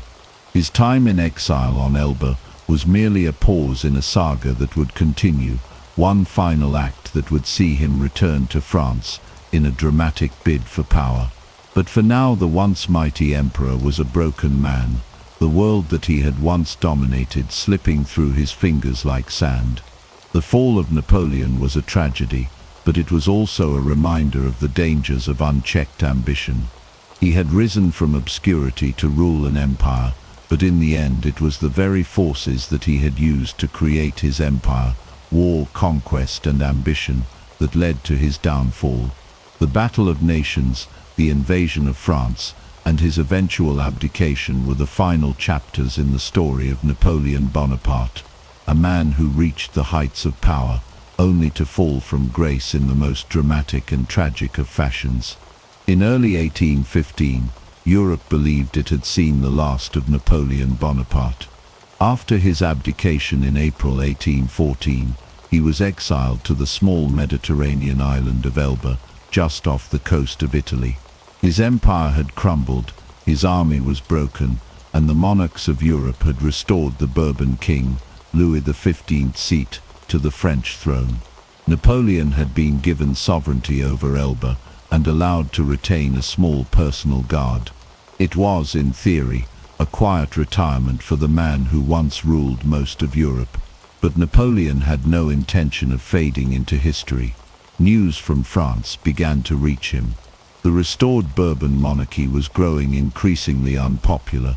The people were disillusioned, the military was neglected, and veterans of Napoleon's campaigns found themselves sidelined or ignored. The promise of stability under Louis XV was fading. Napoleon saw an opportunity. He believed that France still remembered him, still needed him. In February 1815, he made his move. Under the cover of night on February 26th, Napoleon escaped from Elba aboard the brig Inconstant with around 1,000 loyal soldiers. They sailed past patrolling ships of the Royal Navy and landed on the French coast near Cannes on March 1st. There Napoleon began his march north, not with an army of conquest, but with a message he had returned to save France. As he moved from village to village, support began to swell. Soldiers sent to arrest him instead joined his cause. Famously, when confronted by royal troops near Grenoble, Napoleon stepped forward and declared, "If there is one among you who would kill his emperor, "Here I am." No one fired. The troops cheered, and the ranks of his supporters grew. By the time Napoleon reached Paris on March 20th, Louis XV had fled.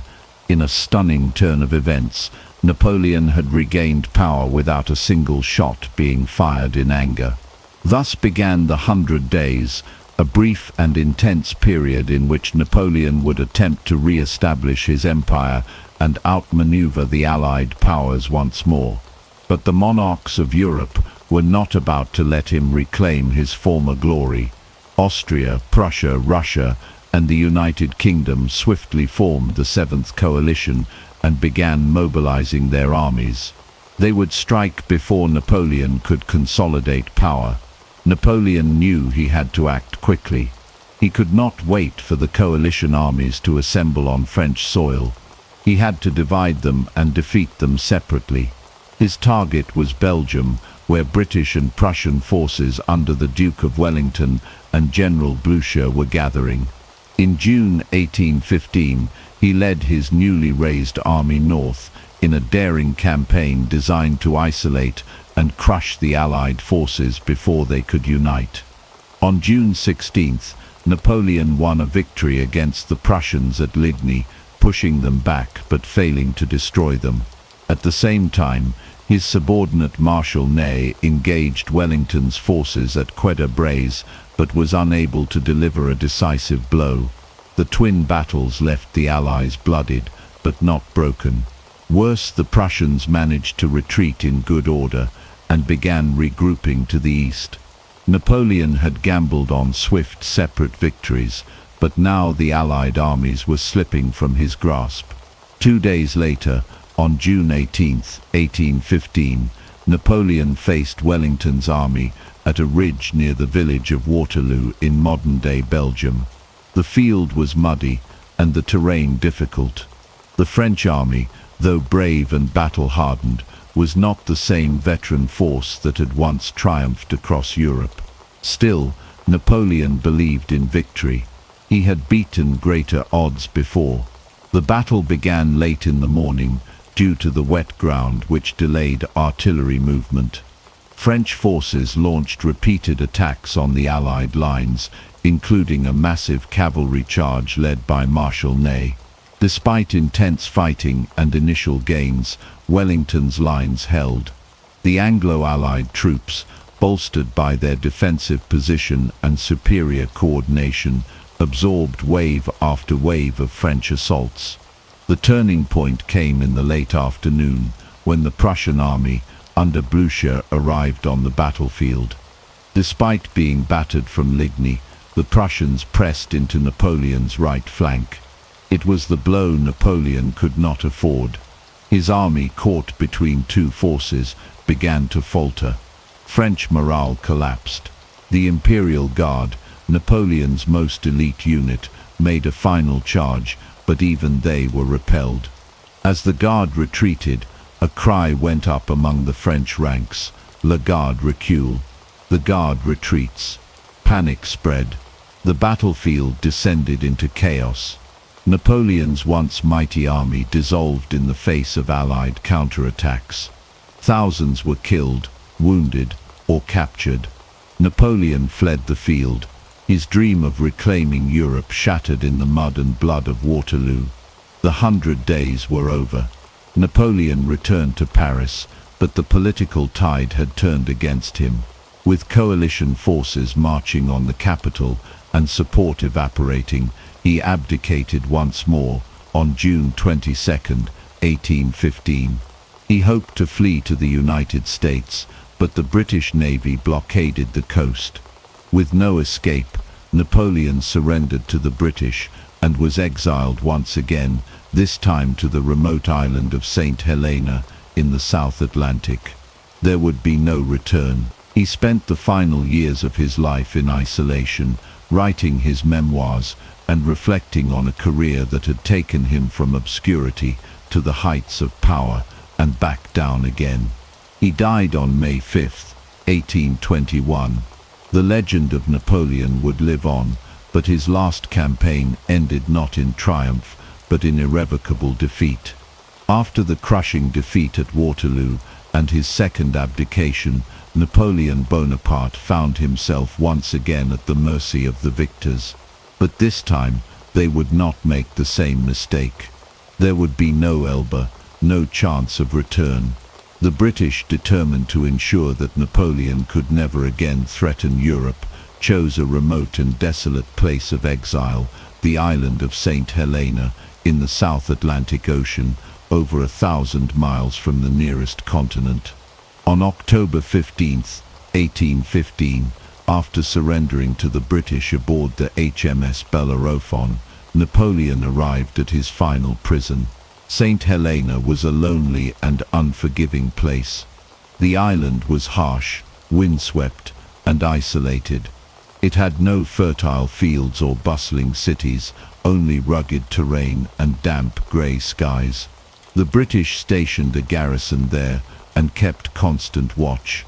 Napoleon was allowed a small retinue of loyal followers, including his physician, valet, and a handful of officers. His new home was Longwood House, a damp and poorly maintained structure perched on a plateau. It was a far cry from the splendor of the Tuileries Palace or the grand halls of Versailles. The conditions at Longwood House were far from comfortable. The climate was often cold and rainy, and the house itself was plagued by mold and poor ventilation. Napoleon's health, already beginning to decline, worsened in the damp environment. He complained of stomach pains, fatigue, and bouts of depression. Though he kept to a routine, including walks in the garden and reading or dictating memoirs, the isolation took a toll. The once great emperor, who had commanded vast armies and shaped the fate of Europe, was now reduced to a prisoner surrounded by the endless sea. Despite the bleakness, Napoleon never completely gave up his sense of dignity. He insisted on being treated as a sovereign and maintained a disciplined daily schedule. He continued to write, dictating his version of history and his justifications for the wars and decisions he had made. These writings would later become the foundation of the Napoleonic legend, presenting him not as a tyrant, but as a misunderstood leader who had sought to bring order and reform to a chaotic world. The British governor of the island, Sir Hudson Lowe, was strict and often at odds with Napoleon. The two men disliked each other deeply. Lowe enforced numerous restrictions on communication and travel, fearful of any attempt at escape. Tensions were constant. Napoleon resented the surveillance and regarded Lowe as a petty tyrant. These clashes, combined with the harsh living conditions and his growing health issues, deepened Napoleon's sense of bitterness. As the years passed, Napoleon's physical condition steadily deteriorated.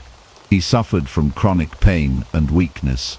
His stomach ailments worsened, and by 1820, his weight had dropped significantly. Observers noted how thin and pale he had become.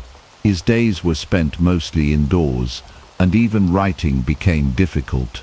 Yet he remained mentally sharp, often engaging in discussions of history, philosophy, and war with the few companions he had left. In these final conversations, he spoke often of his past, his victories, and his failures. The question of Napoleon's death has long been shrouded in mystery. Officially, he died on May 5, 1821, at the age of 51. The cause was listed as stomach cancer, the same disease that had afflicted his father.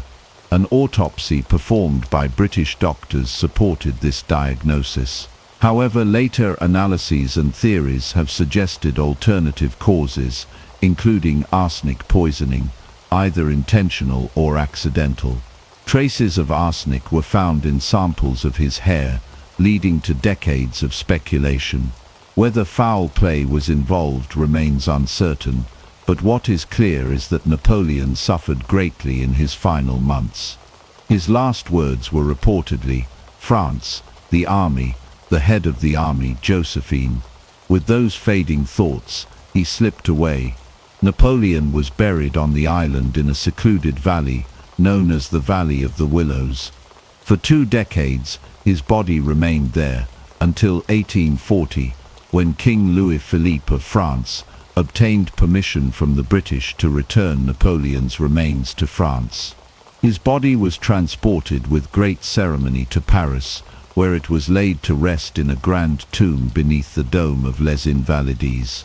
There he remains to this day.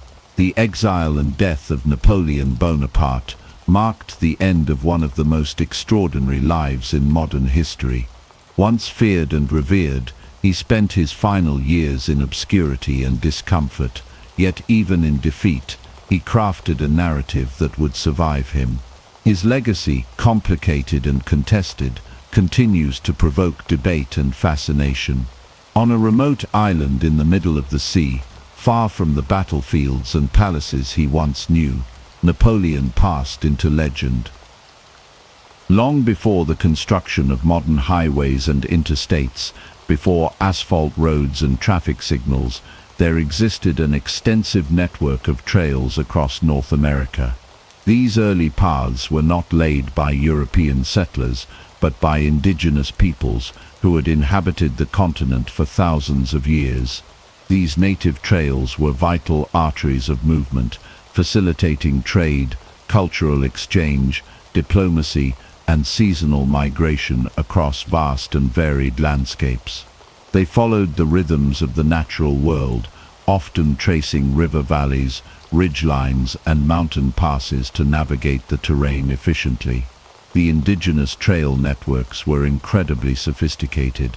Tribes such as the Iroquois, Cherokee, Lenape, and many others established well-worn routes that connected villages, hunting grounds, and sacred sites. These paths extended across regions and even across tribal boundaries, forming a vast web of connectivity. Some trails were only a few feet wide and suitable for foot traffic, while others, worn smooth by centuries of use, allowed for the movement of larger groups and goods. These routes adapted to the land, respecting its contours and resources, and often incorporated stopover points where travelers could rest or trade.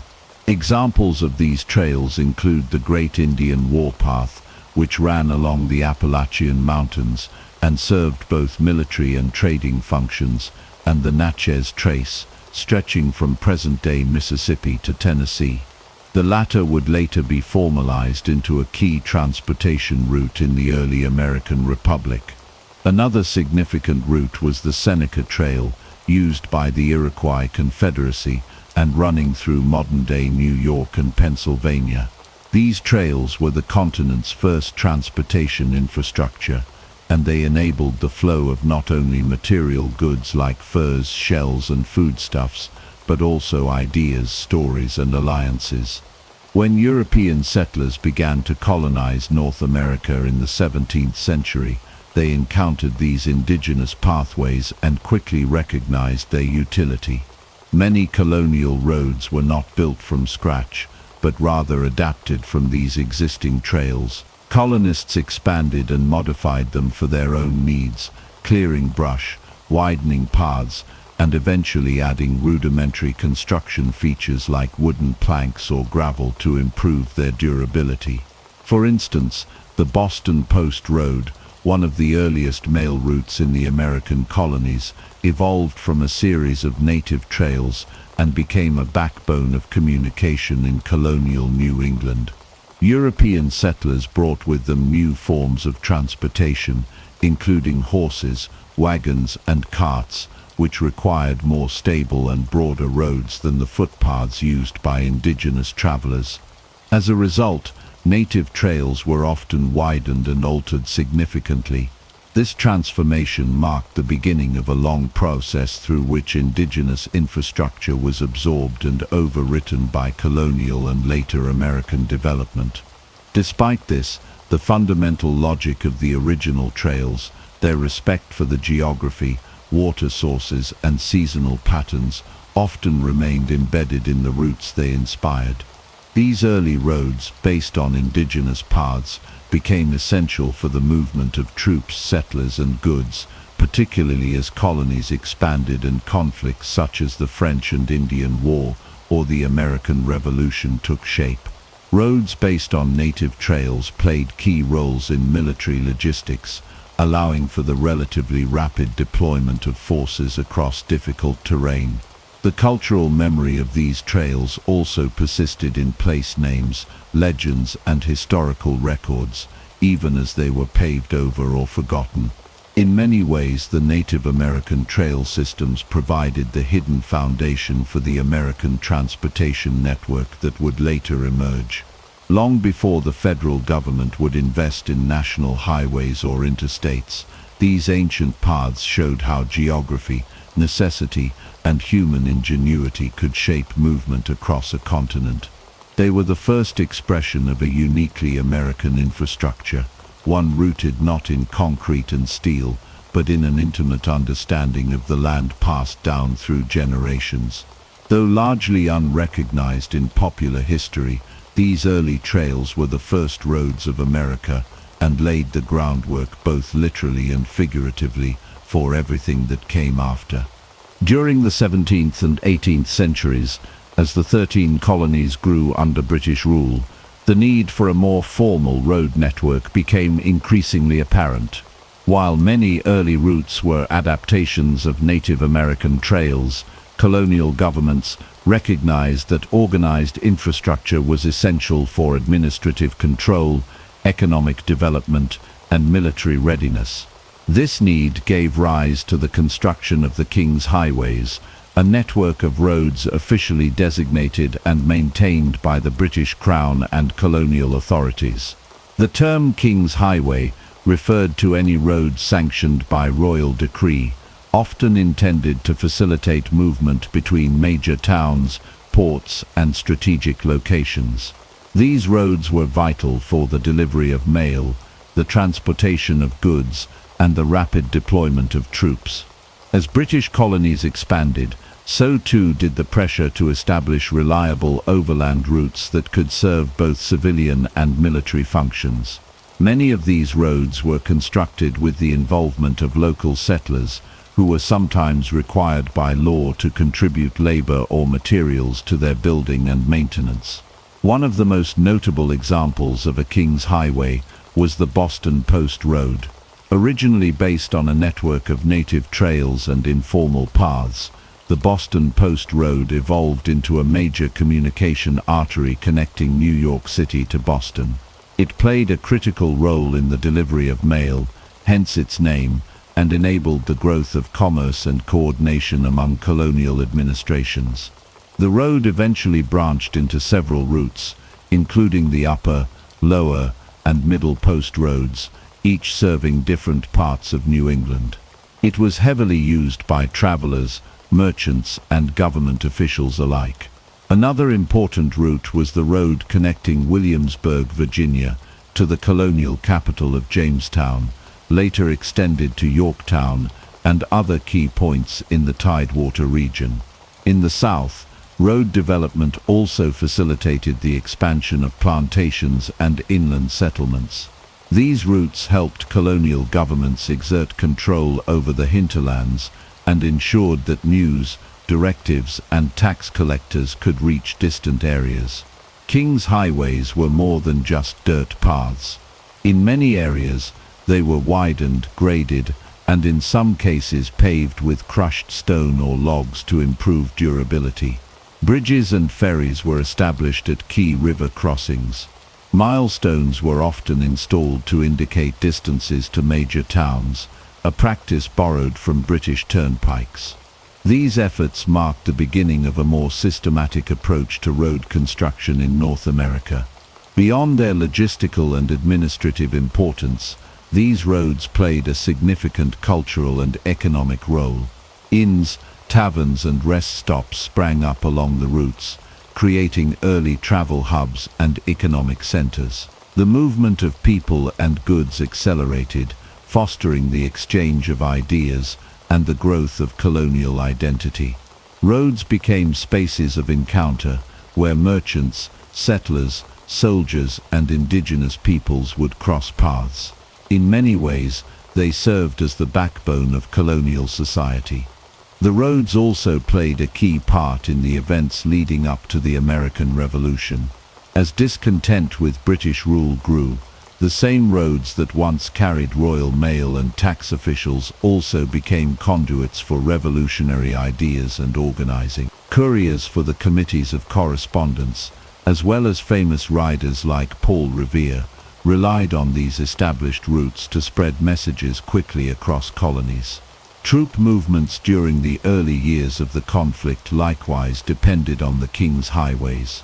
The roads became strategic assets during battles and campaigns, such as the march of British troops from Boston to Concord and Lexington, which triggered the first military engagements of the Revolutionary War. Despite their royal origins, many of the King's highways persisted after independence, integrated into the infrastructure of the new American Republic. They continued to serve as key transportation corridors well into the 19th century, gradually evolving with technological and societal changes. The names of some of these roads, such as King's Highway in New Jersey and Maryland, still appear on maps and road signs today, echoing their colonial past. The King's highways represented an important transitional moment in American transportation history. They were the first concerted attempt to impose order and connectivity onto the landscape through centralized planning and labor. Though built to serve an empire, these roads ultimately became tools of unity and resistance, enabling the very revolution that would sever colonial ties. Their legacy is still felt in the layout of modern roads, the growth of cities, and the enduring principle that infrastructure is essential to governance, commerce, and national identity. In the early 19th century, as the newly formed United States began to expand beyond the original 13 colonies, the challenge of connecting distant states and territories became increasingly urgent. The Appalachian Mountains, once a natural boundary to westward movement, had become a barrier that needed to be crossed for the young nation to fulfill its ambition of continental expansion. To achieve this, the federal government undertook one of its first major infrastructure projects, the construction of the National Road. This road would become the first federally funded highway in American history, a vital link between the East Coast and the developing interior. The idea of a national road was first proposed in the late 18th century, but it gained real momentum during the presidency of Thomas Jefferson. In 1806, Congress authorized the construction of a road from Cumberland, Maryland to the Western Territories, initially targeting Wheeling, Virginia, on the Ohio River. The project aimed to promote commerce, facilitate military movement, and encourage settlement in the newly acquired lands west of the Appalachians. The funding came directly from federal coffers, marking a significant departure from earlier practices that had left infrastructure projects to states or private enterprise. Construction of the National Road began in 1811 in Cumberland. It progressed westward through rugged terrain, with workers carving the route through forests, hills, and river valleys. Engineers and laborers faced significant challenges, including difficult weather, uneven landscapes, and the need for durable bridges and culverts. Despite these obstacles, the road reached Wheeling by 1818, opening a reliable overland route to the Ohio River Valley. The road was later extended through Ohio, Indiana, and eventually reached Vandalia, Illinois, by the 1830s. The National Road was more than just a dirt path. It was engineered with care and attention to detail. The surface was made of crushed stone and gravel, designed to withstand the wear of wagons and carriages. Stone bridges, many of which still stand today, spanned rivers and streams. Milestones marked distances, and toll houses were established to help fund maintenance. The road was wide enough to accommodate two-way traffic, a rarity at the time. These features made the National Road a true marvel of early American infrastructure. The impact of the National Road on westward expansion was profound. It enabled thousands of settlers to move into the Ohio River Valley and beyond, often traveling in covered wagons or on foot. Towns sprang up along the route, offering services such as blacksmithing, lodging, and trade to travelers. These towns flourished as waypoints, creating a corridor of economic activity that spurred local development. The road also allowed for the easier movement of goods from western farms to eastern markets, reinforcing the economic interdependence of different regions. As settlers moved westward, the national road helped to bind the nation together. It symbolized the promise of opportunity and the belief that the United States was destined to grow across the continent. For many Americans, the road represented both a literal and figurative path to a better life. Families traveled it in search of fertile farmland, freedom, and a new beginning. It became a channel through which American identity and values spread across new territories. The national road also had strategic military value. During the War of 1812 and later conflicts, the road allowed for the rapid movement of troops and supplies to the frontier. It served as a logistical backbone for national defense, reinforcing the federal government's role in securing and unifying the country. This dual function, as both a civilian and military asset, highlighted the broader importance of transportation infrastructure in shaping the nation's destiny. Despite its significance, the rise of railroads in the mid-19th century gradually diminished the prominence of the national road. As trains became the preferred method for long-distance travel and freight, the road saw a decline in usage. However, its legacy endured. The route it established influenced later highway construction, and many modern roads, including US Route 40, follow its path. Portions of the original road remain in use today, preserved as historic byways and reminders of America's early journey westward. The national road stands as a testament to the vision and ambition of a young republic. It was a pioneering project that laid the groundwork for future national transportation efforts and demonstrated the power of federal investment in public infrastructure. More than just a means of getting from one place to another, the national road helped shape the cultural and economic landscape of the United States. It was a road built not only with stone and labor, but also with the dreams of a nation striving to unite its people and fulfill its manifest destiny. By the late 19th century, America was undergoing a transformation in technology, industry, and society. Among the most revolutionary changes was the advent of the automobile, which fundamentally altered the way people thought about travel, mobility, and infrastructure. As cars became more common in the early 20th century, the inadequacy of existing roads became a pressing concern.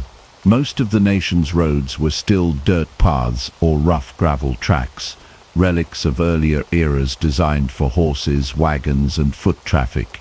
These roads were often impassable in wet conditions, dusty in dry seasons, and generally unsuitable for the new motorized vehicles that promised to reshape American life.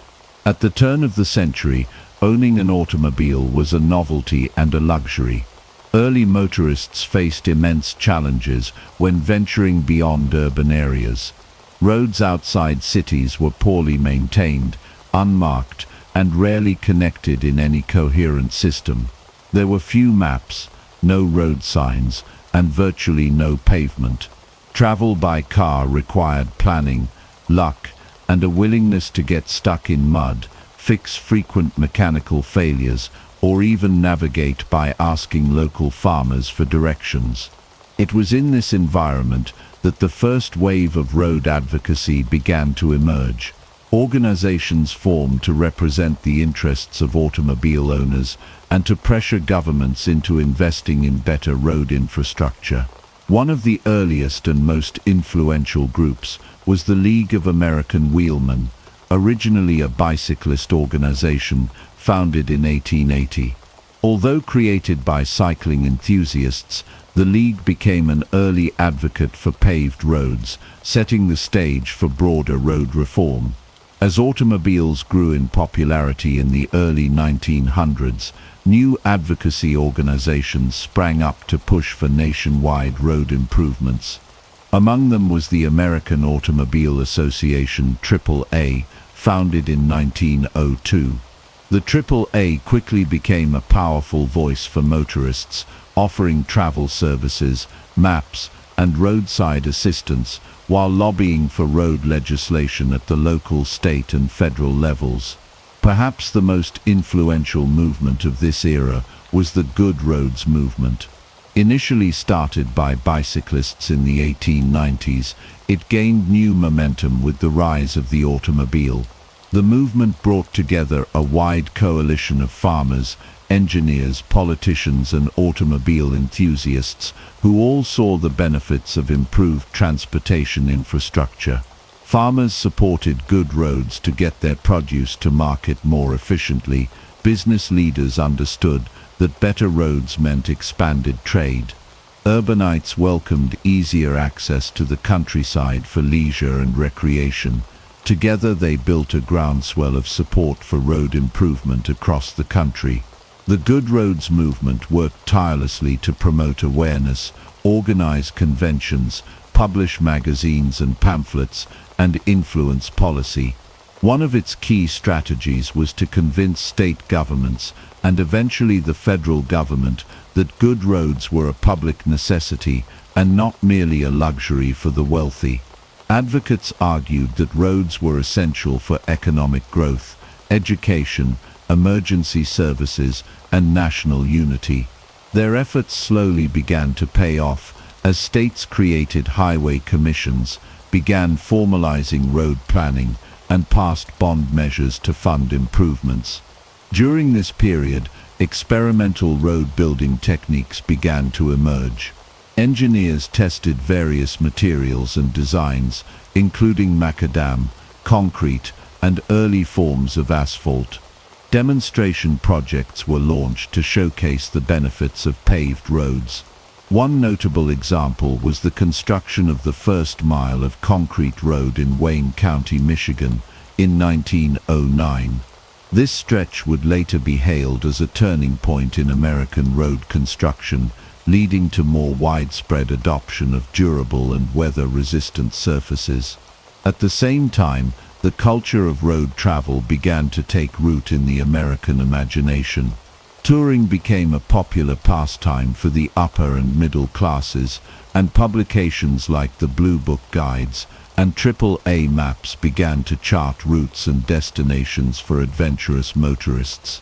Road trips offered a new form of freedom and exploration, bringing Americans into contact with distant parts of their own country and fueling a growing desire for national connectivity.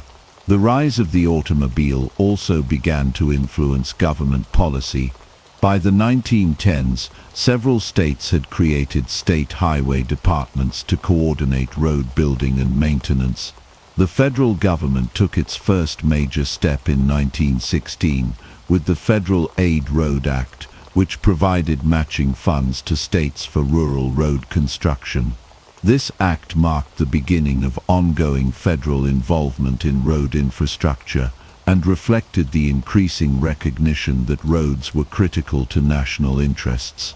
The early decades of the automobile era were thus marked by a dramatic shift in how Americans perceived and used roads. What had once been local, uneven paths became viewed as essential components of a modern nation. The passion and persistence of early road advocates laid the foundation for the massive highway systems that would emerge in the mid-20th century. Their vision of a connected, mobile America helped to transform transportation from a local affair into a national enterprise, forever changing the landscape and culture of the United States. In the early 20th century, America was in the midst of rapid social, technological, and economic change. The invention and proliferation of the automobile had begun to transform daily life, commerce, and travel. However, The nation's road infrastructure lagged far behind the needs of a modernizing society. Most roads outside of cities were still unpaved, uneven, and poorly maintained. These conditions made travel difficult and unreliable, especially in rural areas. It was against this backdrop that a powerful grassroots campaign emerged, led by a diverse coalition of citizens determined to bring about meaningful change. This was the Good Roads Movement. The Good Roads Movement began in the late 19th century, but gained significant momentum in the early 1900s. Initially driven by bicyclists seeking smoother surfaces for riding, the movement soon attracted farmers who wanted better ways to get their goods to market, and automobile enthusiasts who demanded passable roads for their vehicles. This broad base of support made the movement one of the most effective and influential public infrastructure campaigns in American history. Farmers were particularly motivated to join the cause. In many rural communities, poor road conditions severely limited access to schools, hospitals, and markets. Muddy, rutted roads could delay or prevent the transport of agricultural products, leading to economic losses. Improved roads promised not only convenience, but also a higher quality of life and better economic opportunities. Rural citizens understood that good roads were a pathway to modernization and prosperity. Cyclists, organized under groups like the League of American Wheelmen, had long championed the cause of better roads. They laid much of the groundwork for public awareness campaigns, using maps, journals, and rallies to advocate for reform. As the automobile gained popularity, their efforts were joined and amplified by organizations such as the American Automobile Association AAA, which played a central role in lobbying for state and national road improvement legislation. The influence of these advocacy groups gradually reached lawmakers. State governments began establishing highway commissions to plan and manage road construction. Some states passed bond measures to raise funds for road building, and others began experimenting with road surfacing materials like concrete and asphalt. However, the need for coordinated, large-scale funding and planning soon became apparent. This was a national problem that demanded a national solution. In 1916, after years of pressure from the Good Roads Movement and growing public demand, Congress passed the Federal Aid Road Act. This landmark legislation marked the first major federal investment in the nation's road system. Signed into law by President Woodrow Wilson, the act established a partnership between federal and state governments. It provided federal funds to help states construct and improve rural roads, on the condition that states matched the funds and created highway departments capable of planning and executing the work. The Federal Aid Road Act of 1916 allocated $75 million over 5 years, a substantial sum at the time. The money was distributed based on factors like state population and land area. States were required to submit road plans for federal approval, ensuring that the funds were used effectively and consistently. This requirement helped standardize road design and fostered collaboration among engineers, planners, and officials across state lines. The passage of the act was a major victory for the Good Roads Movement. It legitimized the cause at the highest levels of government and set a precedent for ongoing federal involvement in infrastructure. Although implementation was slowed by America's entry into World War I in 1917, the framework established by the 1916 Act laid the foundation for future programs and a growing federal role in transportation. The impact of the Federal Aid Road Act extended beyond physical construction.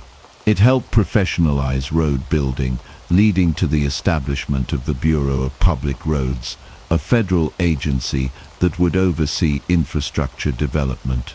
Engineering standards improved, and new technologies were tested and adopted more widely. The act also encouraged cooperation between rural and urban interests, uniting disparate regions in the pursuit of shared connectivity. Perhaps most importantly, the act embodied a broader vision of America as a unified nation connected by efficient transportation. It reinforced the idea that roads were not just local pathways but national arteries essential to commerce, defense, education, and cultural exchange. The Good Roads movement, with its blend of civic passion and practical advocacy, had succeeded in transforming public opinion and government priorities. The legacy of the Good Roads movement and the Federal Aid Road Act continues to be felt today. They represent the origins of the modern American highway system and the philosophy of public investment in infrastructure for the common good. What began as a grassroots campaign led by everyday citizens evolved into a national movement that reshaped the landscape, economy, and identity of the United States.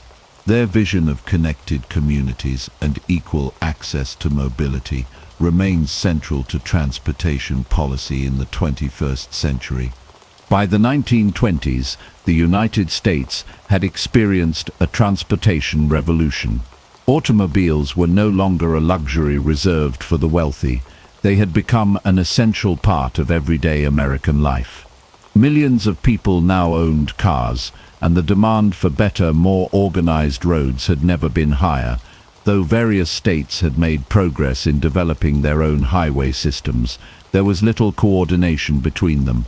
The growing network of roads was disjointed, confusing, and inconsistent in terms of signage and quality.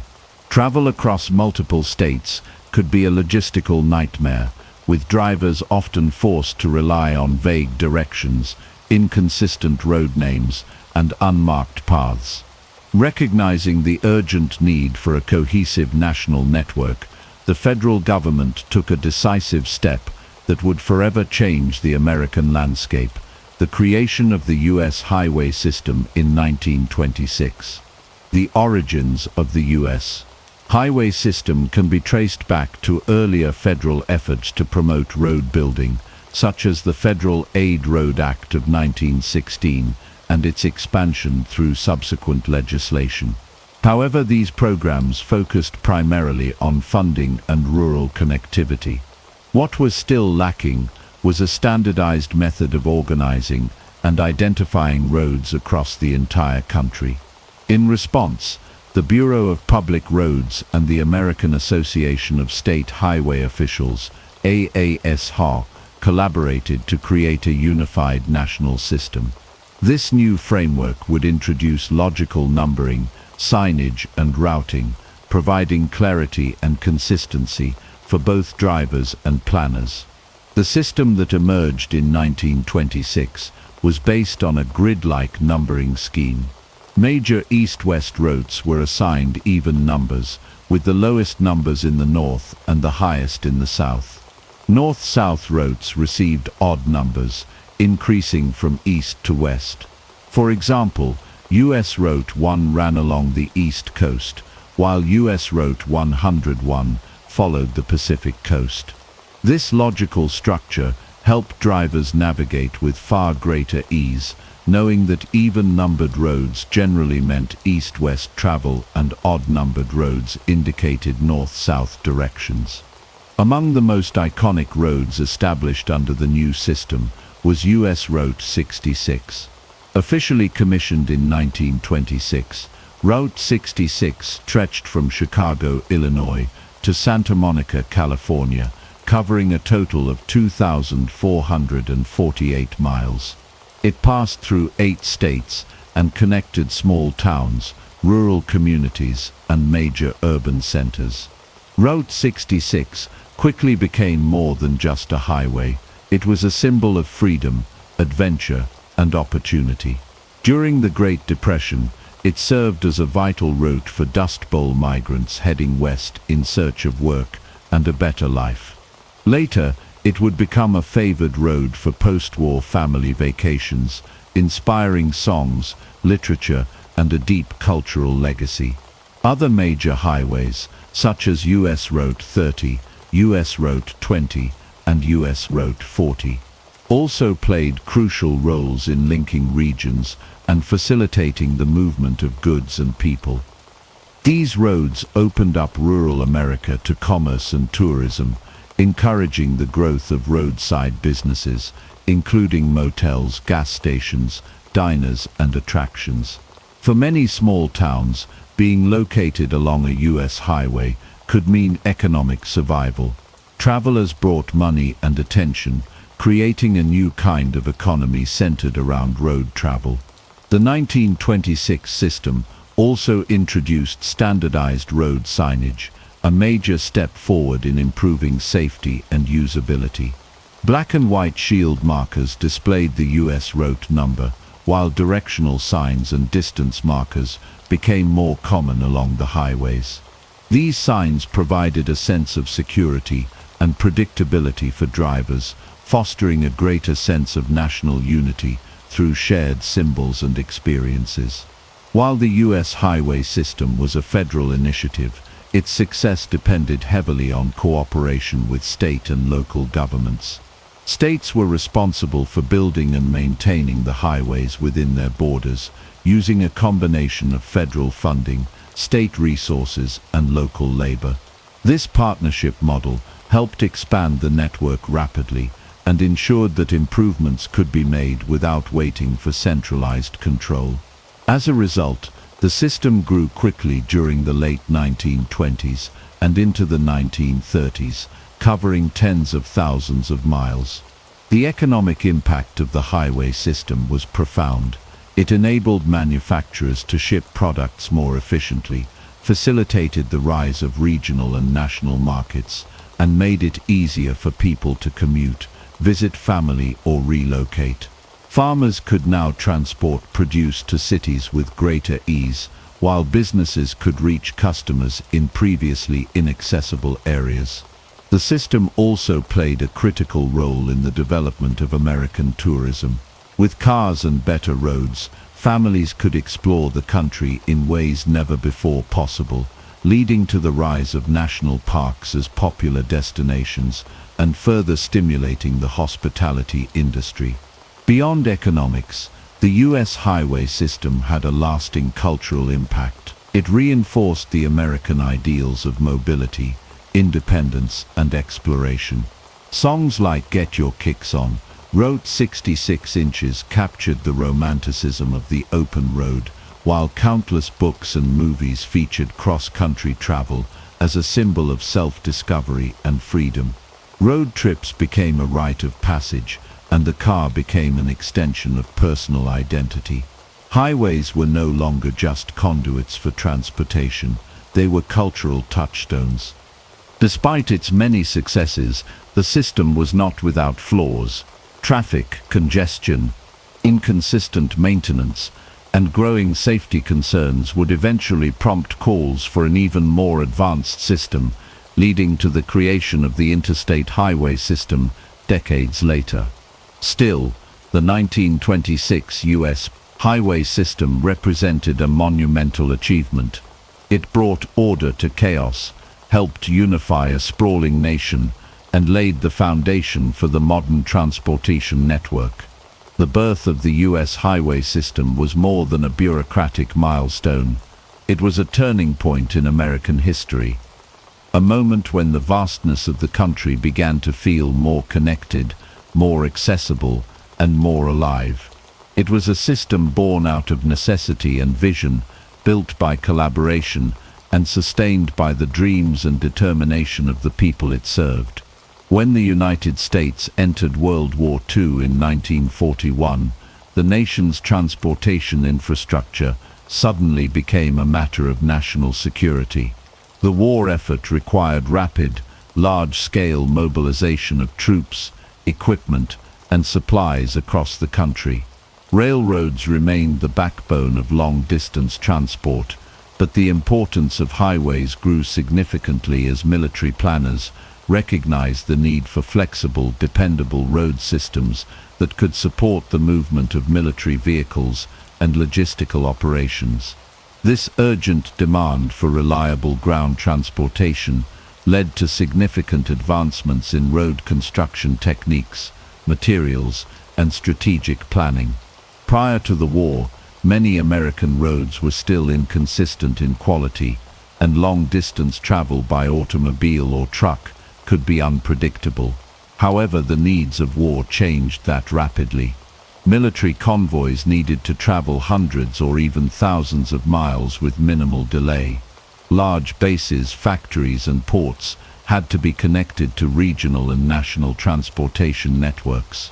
The federal government began taking a more active role in identifying critical transportation corridors and improving their conditions to meet wartime demands. One of the first major efforts was the development and improvement of roads near military installations. Bases were often located in remote or rural areas, and adequate road access was essential for efficient operation. Federal funds were directed toward paving and reinforcing roads to withstand heavy military vehicles, including tanks, trucks, and transport convoys.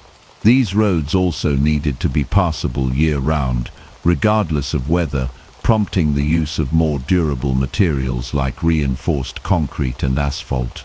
During this period, engineers and construction crews gained valuable experience in building roads quickly and efficiently.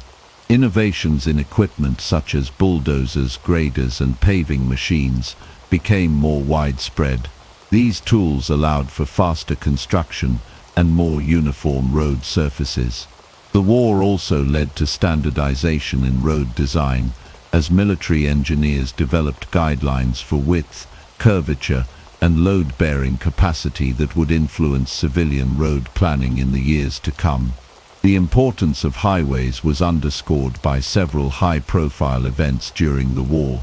In 1942, a massive convoy of military vehicles traveled from the Midwest to the East Coast in a demonstration of the need for improved long-distance roadways. These convoys revealed just how inadequate many parts of the nation's highway system remained. Poor signage, narrow lanes, and deteriorated surfaces hampered progress, reinforcing the need for a more robust and integrated transportation strategy. In addition to domestic needs, the war brought attention to Alaska's strategic importance. The construction of the Alaska Highway in 1942 was a monumental engineering and logistical achievement. Stretching over 1,700 miles from Dawson Creek in British Columbia to Fairbanks, Alaska, the highway was built in less than a year under extreme weather and terrain conditions. Although it was constructed for military purposes, the Alaska Highway later became an important route for commerce and travel in the post-war era. Federal coordination of transportation also improved during the war. The Office of Defense Transportation, ODT, was created in 1941 to manage and prioritize the movement of goods and personnel. The ODT worked closely with state highway departments, the military, and private industries to ensure that critical materials and services moved efficiently. While much of the focus was on rail and shipping, the integration of highway planning marked a significant step forward in comprehensive transportation management. The war also planted the seeds for post-war transportation development. Leaders and planners began thinking ahead to what the nation would need once peace returned. Wartime experiences had shown that the existing road network was insufficient, not only for military logistics but also for peacetime growth. Industries that had shifted to wartime production anticipated a boom in automobile and truck sales after the war. Housing developments, suburban expansion, and increased domestic travel would all require improved highways. By the end of the war in 1945, the groundwork had been laid for a massive transformation of America's road system. Engineers returned from the front lines with new techniques and a clearer vision of what a modern highway network could look like. Politicians and planners recognized that federal leadership and funding would be essential to create a truly national system. The public having experienced the efficiency of wartime logistics, came to expect better and more reliable infrastructure in peacetime. World War II had a profound impact on American road infrastructure. It highlighted the strategic value of highways, accelerated improvements in construction technology and materials, and fostered a new level of federal involvement in transportation planning. The lessons learned during the war would directly influence the development of the interstate highway system in the following decades.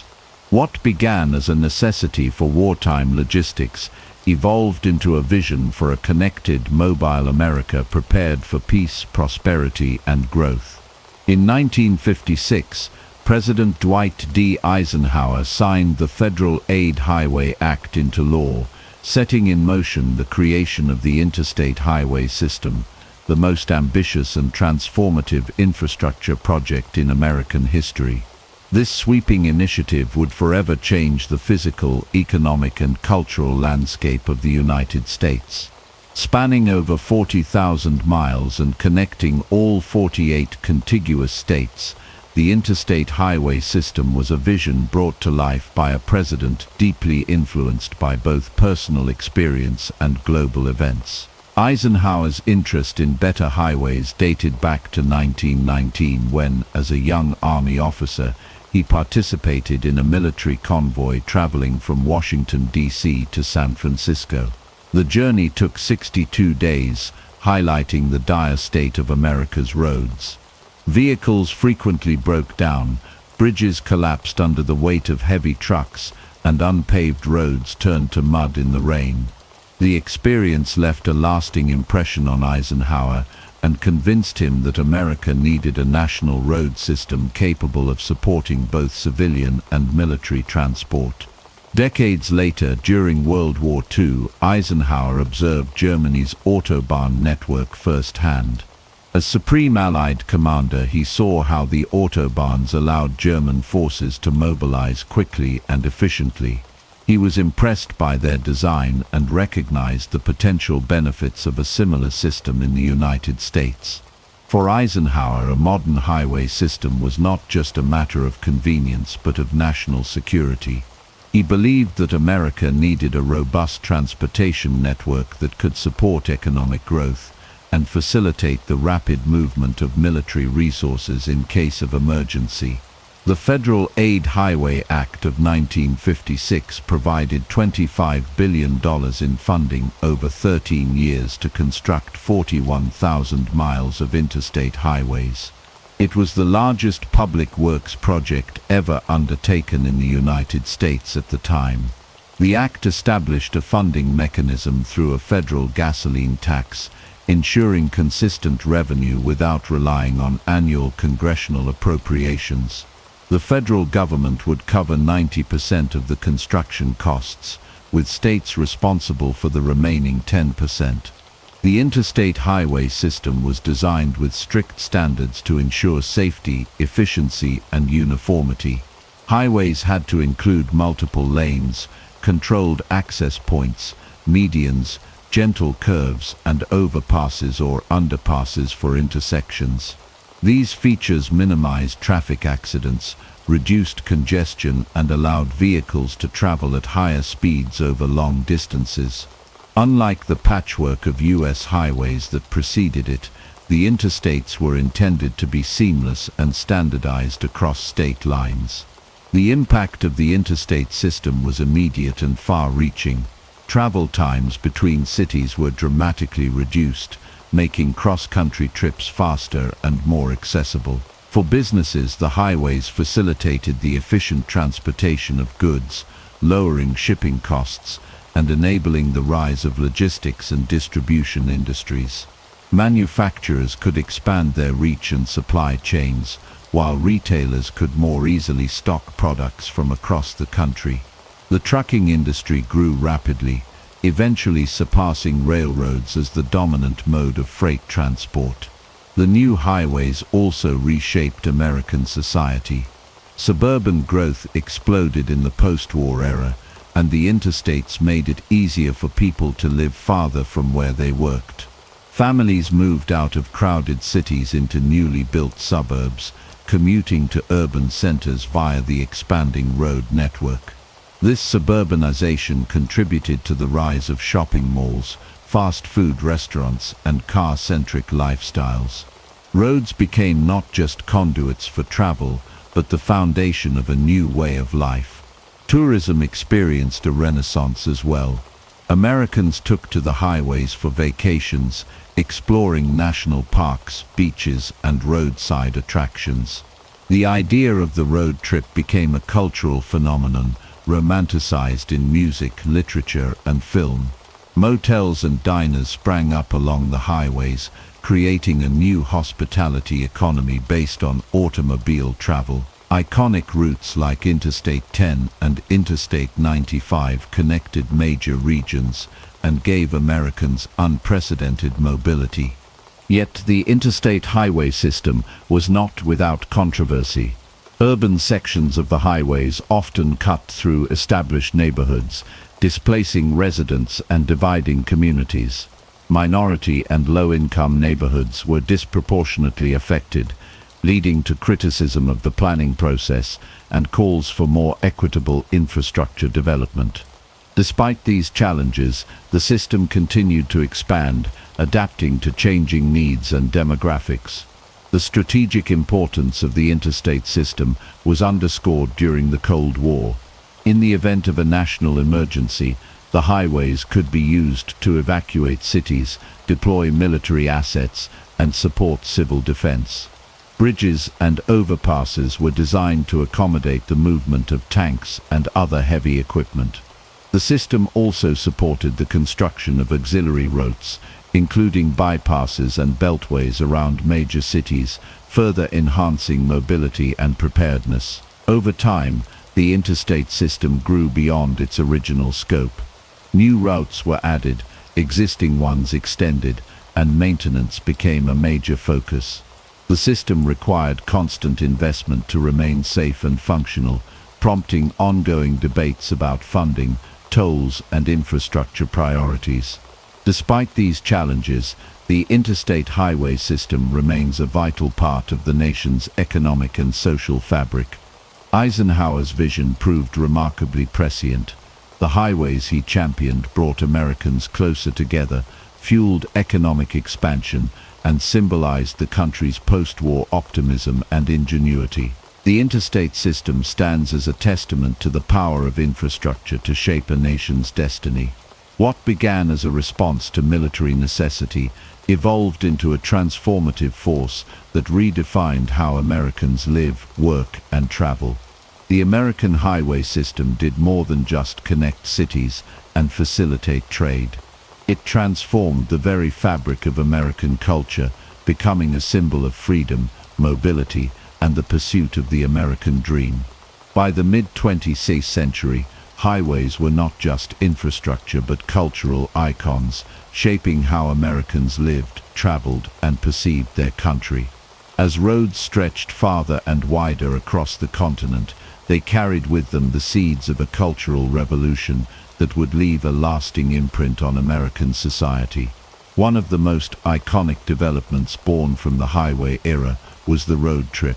As highways became more accessible and automobile ownership surged, families and individuals began to explore the country like never before.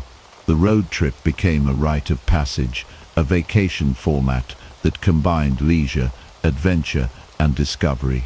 For many, piling into a station wagon and hitting the open road was the epitome of freedom.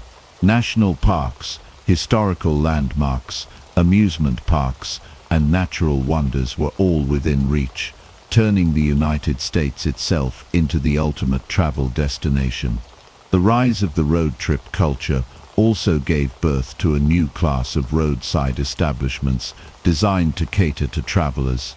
Diners, often built in prefabricated units that could be quickly installed along highways, became a staple of the American roadside. With their neon signs, chrome finishes, and 24-hour service, diners offered hot meals, coffee, and a welcoming atmosphere to weary travelers. They quickly became gathering spots, not just for tourists, but also for local communities, embodying the spirit of American hospitality. Motels, short for motor hotels, also emerged as a new form of accommodation. Unlike traditional hotels located in city centers, motels were built along highways with parking spots right outside each room, making them convenient for drivers. The concept was a huge success and spread rapidly, with iconic chains like Holiday Inn setting the standard for consistency and comfort. Motels offered an affordable, practical solution for travelers and became a ubiquitous feature of the American roadside. In parallel with the growth of roadside culture was the rapid expansion of American suburbs. The post-war economic boom, coupled with the accessibility provided by highways, encouraged families to move out of crowded urban centers into newly developed suburban neighborhoods. Highways made it feasible to live farther from work, leading to the birth of the daily commute. Suburbia offered spacious homes, manicured lawns, and a sense of community, all within a short drive of the city. The car became an essential part of daily life, and the highway was its enabler. The suburban lifestyle promoted by highway access also changed consumer behavior. Shopping malls began to appear near highway exits, drawing customers from surrounding areas. Fast food restaurants, perfectly suited to car culture, expanded rapidly. Brands like McDonald's and Burger King built locations along busy routes, offering quick, consistent meals to drivers on the go. Drive-in theaters, gas stations with convenience stores, and car washes further exemplified the growing influence of highways on everyday life. The highway also found its way into popular culture. Songs, films, and books celebrated life on the road. Artists like Chuck Berry, Bruce Springsteen, and Willie Nelson wrote anthems about cars and travel. Jack Kerouac's novel On the Road became a defining work of the Beat generation, capturing the spirit of wanderlust and rebellion associated with highway travel. Hollywood embraced the road movie genre, with films depicting characters seeking meaning and freedom on long drives across the American landscape. Highways not only inspired but also mirrored the American ethos of exploration and individualism. The ability to get in a car and go anywhere at any time resonated with the national identity. For many, the highway was a path to opportunity, whether that meant a better job, a new home, or simply a fresh start. The road symbolized movement and change, key elements of the American dream. However, the cultural impact of highways was not universally positive. The very infrastructure that enabled suburban growth and personal freedom also contributed to the decline of urban centers. As people and businesses moved to the suburbs, inner cities faced economic downturns and social challenges. The construction of highways through urban neighborhoods often led to displacement, disproportionately affecting minority communities. Entire blocks were raised to make way for expressways, altering the cultural and social landscapes of cities across the nation. Despite these consequences, the cultural significance of highways remains profound. They democratized travel, expanded horizons, and redefined American living. The roadside diner, the family road trip, the suburban home with a two-car garage, all became symbols of a new American way of life built around mobility and access. Highways were not just roads, they were the veins through which the lifeblood of a changing society flowed. Today, while new technologies and shifting preferences are reshaping transportation, the cultural legacy of the highway endures. It lives on in nostalgia, in family traditions, and in the ongoing allure of the open road. The highway helped define 20th century America, offering a landscape of possibility where people could chase dreams, find themselves, and connect with a vast and diverse nation. As a cultural force, highways have done more than move people from place to place. They have moved hearts, mines, and generations. The American highway system, once a symbol of innovation and progress, now faces a new set of complex challenges that demand urgent attention and creative solutions. As the infrastructure built during the mid-20th century reaches or exceeds its intended lifespan, aging roads, bridges, and tunnels are becoming increasingly prone to wear and failure. According to reports from the American Society of Civil Engineers, a significant portion of the nation's highways and bridges are in poor or fair condition, requiring substantial investment for repairs and modernization. Traffic congestion is another persistent issue.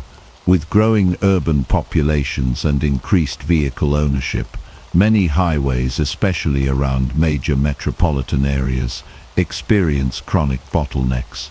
These delays cost commuters time and fuel, reduce economic productivity, and contribute to frustration and stress.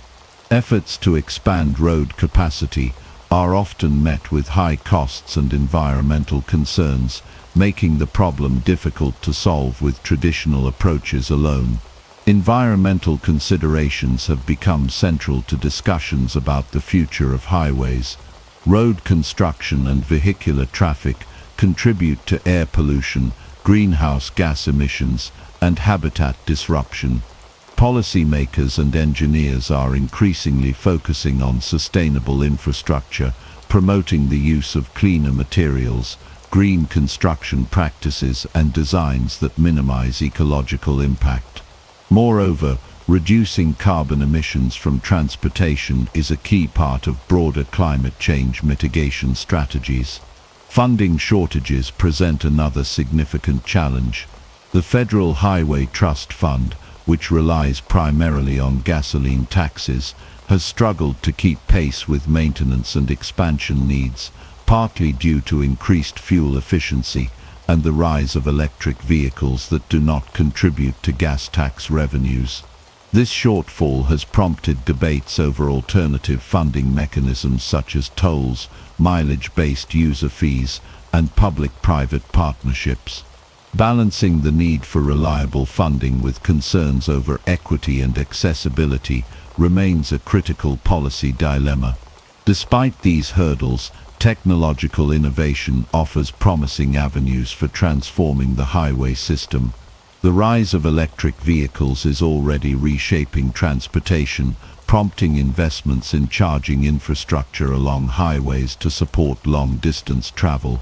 Automakers and governments are collaborating to develop networks of fast charging stations, aiming to reduce range anxiety and promote cleaner transportation alternatives. Smart highway technologies are another emerging frontier. These include sensors embedded in roadways that monitor traffic flow, weather conditions, and structural integrity.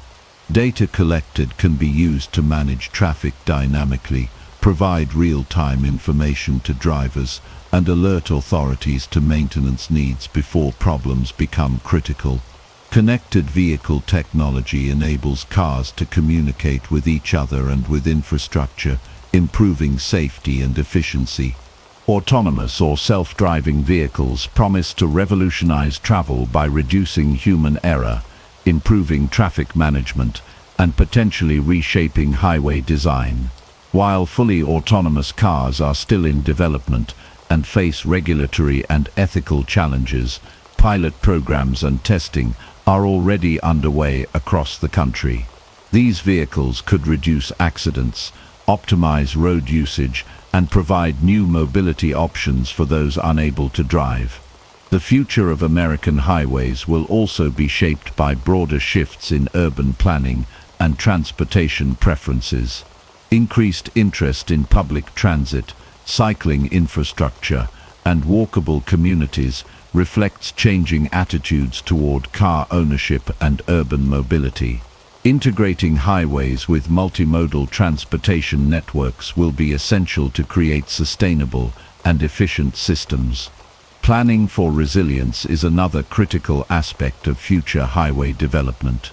Climate change brings increased risks of extreme weather events such as flooding, heat waves, and storms that can damage infrastructure. Designing roads and bridges to withstand these stresses and recover quickly will be vital to maintaining connectivity and safety. In conclusion, America's highways are at a crossroads. The legacy of past achievements in road building provides a strong foundation, but adapting to modern realities requires innovation, investment, and thoughtful policy. By embracing new technologies, addressing environmental impacts, and securing sustainable funding, the nation can continue to build roads that not only connect places, but also support a prosperous, equitable, and resilient future. The story of American highways is ongoing, a testament to the country's enduring spirit of progress and the vital role of transportation in shaping society. Thomas Jefferson was born on April 13, 1743, in Shadwell, Virginia, a colony on the edge of the American frontier. His father, Peter Jefferson, was a self-made man, a land surveyor and a tobacco planter who worked his way up from modest beginnings to become a wealthy landowner. His mother, Jane Randolph, came from one of the most prominent families in Virginia, ensuring that young Thomas grew up with a mix of frontier resilience and aristocratic privilege. The Jefferson estate sat on vast tracts of land, surrounded by the untamed wilderness of the Blue Ridge Mountains. As a child, Jefferson spent hours exploring the forests and rivers near his home, developing a deep appreciation for nature and solitude.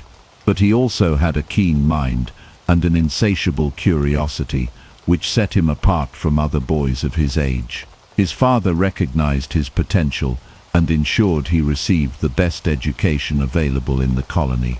Peter Jefferson was a towering figure in young Thomas's life. A man of great physical strength and determination, he taught his son the values of hard work, integrity, and self-reliance. Peter owned slaves, a contradiction that Thomas would wrestle with for the rest of his life, though as a boy, he rarely questioned the system that sustained his family's wealth. At the age of 5, Jefferson was sent to study under local tutors, learning Latin, Greek, and French. He showed a remarkable aptitude for languages and quickly developed a love for classical literature. His father pushed him to excel and encouraged his fascination with science and mathematics, which were considered essential subjects for a future leader.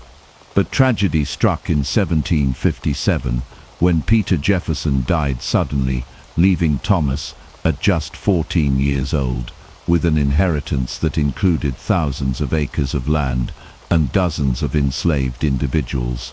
The loss was a profound moment in his life, forcing him to mature quickly and take on responsibilities beyond his years. His mother managed the household, but Jefferson became increasingly independent, focusing on his studies as a way to cope with the grief. A year later, Jefferson was sent to study under Reverend James Morey, a respected scholar and clergyman who shaped his intellectual development. Morey introduced him to the works of Enlightenment thinkers such as John Locke, Francis Bacon, and Isaac Newton. Their ideas about reason, liberty, and self-governance left an indelible mark on the young Virginian and laid the foundation for his political philosophy. Jefferson was an exceptional student, mastering subjects like history, philosophy, and rhetoric. He spent countless hours reading in Morey's extensive library, often staying up late into the night, copying passages from books that fascinated him. His hunger for knowledge was insatiable, and he quickly surpassed many of his peers in academic ability. But Jefferson was not just a scholar, he was also an avid outdoorsman, skilled in horseback riding, hunting, and fencing. These activities not only kept him physically fit, but also reinforced his belief in self-discipline and personal improvement. He would often ride for hours across the rolling hills of Virginia, observing the land and contemplating the political and philosophical ideas that would later shape his writings. His exposure to the harsh realities of frontier life also made him acutely aware of the complexities of colonial society, including its deep dependence on slavery, a system he would later struggle to reconcile with his ideals of liberty and justice. In 1760, at the age of 16, Jefferson enrolled at the College of William and Mary in Williamsburg, one of the most prestigious institutions in colonial America. There he encountered a world of new ideas and influential mentors, including Professor William Small, who introduced him to the scientific method and contemporary political thought. Small was a Scottish scholar who had been deeply influenced by the Enlightenment, and he recognized Jefferson's brilliance, quickly taking him under his wing. Through Small, Jefferson met influential figures such as George Wythe and Governor Francis Farquhar, who expanded his understanding of law, politics, and governance. Jefferson immersed himself in his studies, often spending up to 15 hours a day reading and writing. He developed a passion for architecture, music, and natural sciences, disciplines that would shape his future contributions to American society. Despite his aristocratic upbringing, he had little interest in the lavish social scene, preferring instead to discuss philosophy and politics with his mentors. He became known among his peers for his quiet intensity and relentless curiosity. He also began developing a vision of America's future, a land where reason and education would guide the people toward a more just and enlightened society. By the time he graduated in 1762, Jefferson had emerged as one of the most well-educated young men in Virginia. He had read deeply in law, political theory, and history, and had cultivated a vision of a society based on reason, liberty, and justice. His next step was to apprentice under George Wythe, one of the most distinguished legal minds in America.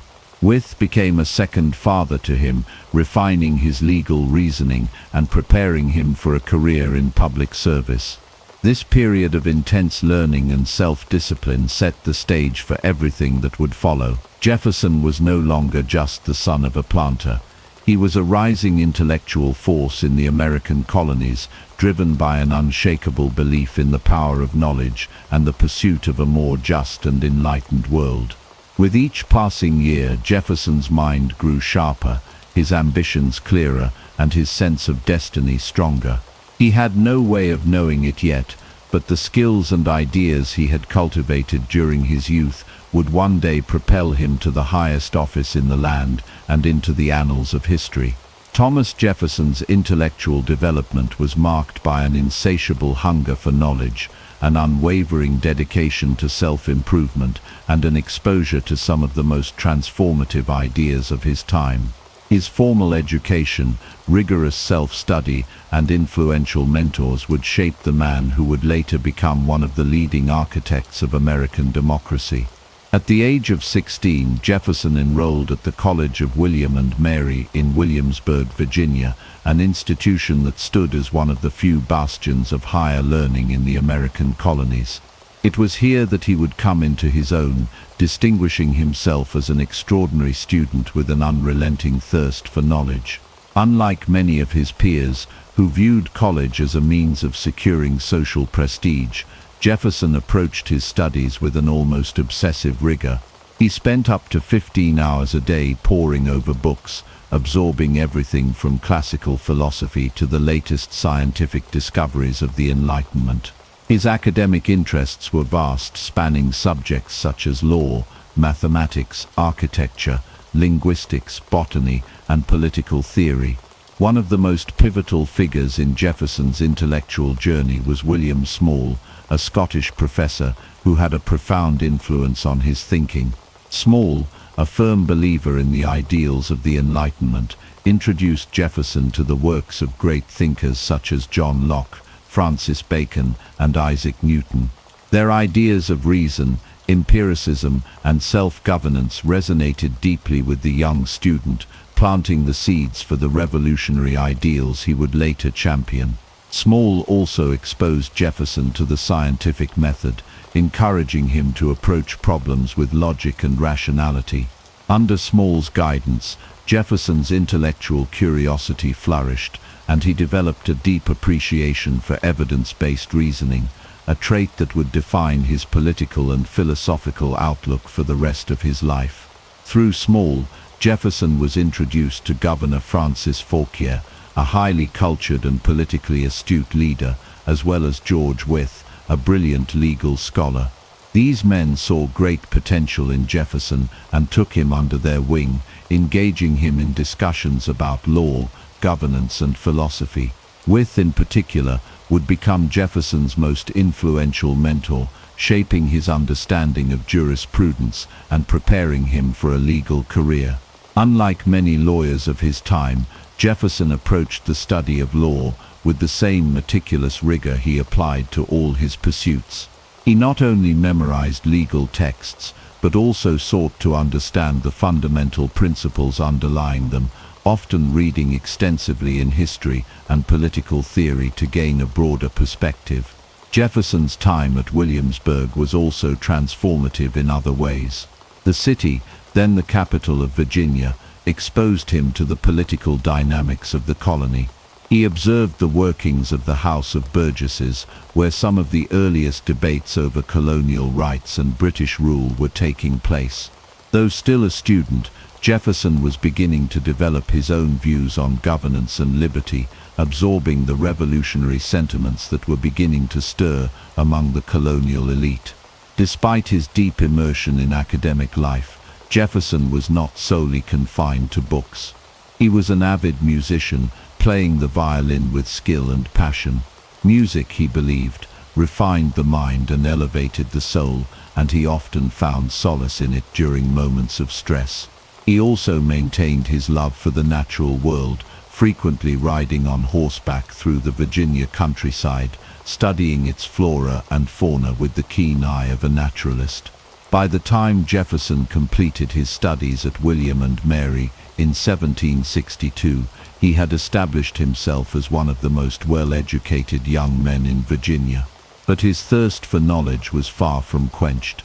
He continued his legal studies under George Wythe, deepening his understanding of the principles of justice and governance. It was during this period that he began compiling his famous commonplace book, a collection of legal precedents, philosophical insights, and political ideas that he would later draw upon as a statesman. Jefferson's education was more than just an accumulation of knowledge. It was a transformative journey that molded his character, sharpened his intellect, and laid the foundation for his future contributions to American society. He had absorbed the best ideas of the Enlightenment, developed a deep appreciation for reason and justice, and cultivated a vision for a new kind of government, one that would be built not on tyranny and tradition, but on liberty, self-governance, and the inalienable rights of the individual. As he stepped into the next phase of his life, Jefferson was no longer just a brilliant scholar. He was a man preparing to change the course of history. As Thomas Jefferson completed his legal training under George Wythe, he was poised to step onto the public stage. By the mid-1760s, colonial America was becoming increasingly restless under British rule. The seeds of revolution were being sown, and Jefferson, with his deep understanding of law and philosophy, found himself drawn into the growing resistance movement. His early legal career provided him with the tools he needed to navigate the turbulent political landscape that lay ahead. Jefferson was admitted to the Virginia bar in 1767 and quickly established himself as a capable and meticulous attorney. Unlike many of his contemporaries, he did not seek out high-profile cases that would bring him wealth and prestige. Instead, he focused on cases that aligned with his values, often defending small farmers and landowners who found themselves entangled in disputes with more powerful interests. His legal arguments were methodical and well-reasoned, earning him a reputation as one of the most promising young lawyers in Virginia. While practicing law, Jefferson was also developing a keen awareness of the injustices embedded in the colonial system. British policies, including high taxes and trade restrictions, placed a heavy burden on the American colonies. The passage of the Stamp Act in 1765 had sparked widespread outrage, and Jefferson was among those who saw it as a blatant overreach of British authority. Though he was not yet at the forefront of the resistance, he was absorbing the revolutionary sentiments that were gaining momentum among Virginia's political elite. His first real step into public service came in 1769, when he was elected to the Virginia House of Burgesses, the colony's legislative assembly. This was a crucial moment in his transformation from lawyer to politician. At just 26 years old, Jefferson was one of the youngest members, but his sharp intellect and deep knowledge of political theory quickly set him apart. The House of Burgesses was becoming a battleground for colonial grievances, and Jefferson found himself among a group of like-minded legislators who were determined to challenge British authority. During his early years in the Assembly, Jefferson largely observed and learned from seasoned political figures such as Patrick Henry, Richard Henry Lee, and his mentor George Wythe. However, it did not take long for him to make his own mark. In 1770, Jefferson introduced a bill that aimed to reform Virginia's inheritance laws, which had long favored the landed aristocracy. Though the measure was ultimately defeated, it signaled Jefferson's commitment to challenging the entrenched power structures that had governed colonial life for generations. But it was in 1774 that Jefferson truly emerged as a voice of defiance against British rule. In response to the British Parliament's passage of the Intolerable Acts, which sought to punish the colonies, especially Massachusetts, for their growing resistance, Jefferson authored a pamphlet titled A Summary View of the Rights of British America. This document was intended as an address to King George III, outlining the colonies' grievances and asserting their right to self-governance. Jefferson argued that the American colonies had been established as independent entities, only loosely connected to the British Crown. He rejected the notion that Parliament had the right to legislate for the colonies, stating that their allegiance was to the king alone. More significantly, he put forth the radical idea that the colonies had the right to break free from British rule if their fundamental liberties were threatened. Though Jefferson was not yet calling for outright independence, his words carried revolutionary weight. The pamphlet was widely circulated and read throughout the colonies, earning him recognition as one of the most articulate defenders of American rights. Jefferson's growing reputation as a political thinker led to his selection as a delegate to the First Continental Congress in 1775.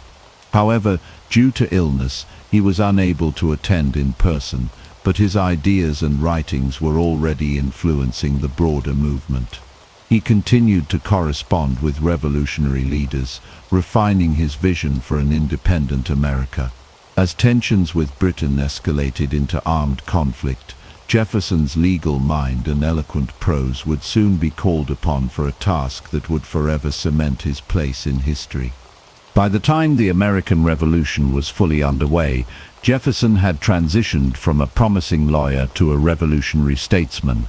His early political battles in the Virginia legislature, his unwavering commitment to individual rights, and his ability to articulate the grievances of the colonies had prepared him for what was to come.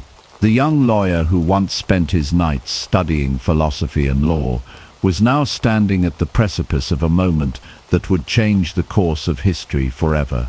As the American colonies plunged into open rebellion against British rule, Thomas Jefferson found himself at the center of the revolutionary movement. By 1775, the conflict had escalated beyond mere political discourse. War had erupted, and the colonies were no longer fighting for simple redress of grievances, but for complete independence. Jefferson, known for his sharp intellect and eloquent writing, was about to take on one of the most consequential tasks in American history, drafting the Declaration of Independence. In June 1775, Jefferson attended the Second Continental Congress in Philadelphia, where colonial leaders debated their next steps. While some still hoped for reconciliation with Britain, Jefferson saw the war as a decisive turning point. He was among those who believed that the colonies had no choice but to break free from British rule entirely. Though he was not yet one of the most outspoken voices in Congress, his reputation as a brilliant writer and political thinker had already earned him the respect of his peers. The following year, in June 1776, the momentum for independence reached its peak. Richard Henry Lee of Virginia introduced a formal resolution declaring that these united colonies are, and of right ought to be, free and independent states. The motion was met with fierce debate, but a committee was quickly formed to draft a document that would justify this bold declaration to the world. Jefferson was selected as one of 5 members of the drafting committee, alongside John Adams, Benjamin Franklin, Roger Sherman, and Robert R. Livingston. Though Adams and Franklin were more senior figures, both men recognized Jefferson's unparalleled ability to articulate complex ideas with clarity and conviction. Adams later recalled that he had insisted Jefferson be the principal drafter because of his masterly pen. Jefferson, though initially reluctant, took on the monumental task with quiet determination. For the next 17 days, Jefferson worked tirelessly in a small rented room in Philadelphia, drafting what would become one of the most significant documents in human history. Drawing inspiration from Enlightenment thinkers such as John Locke and Montesquieu, he crafted a declaration that laid out the philosophical foundation for American independence.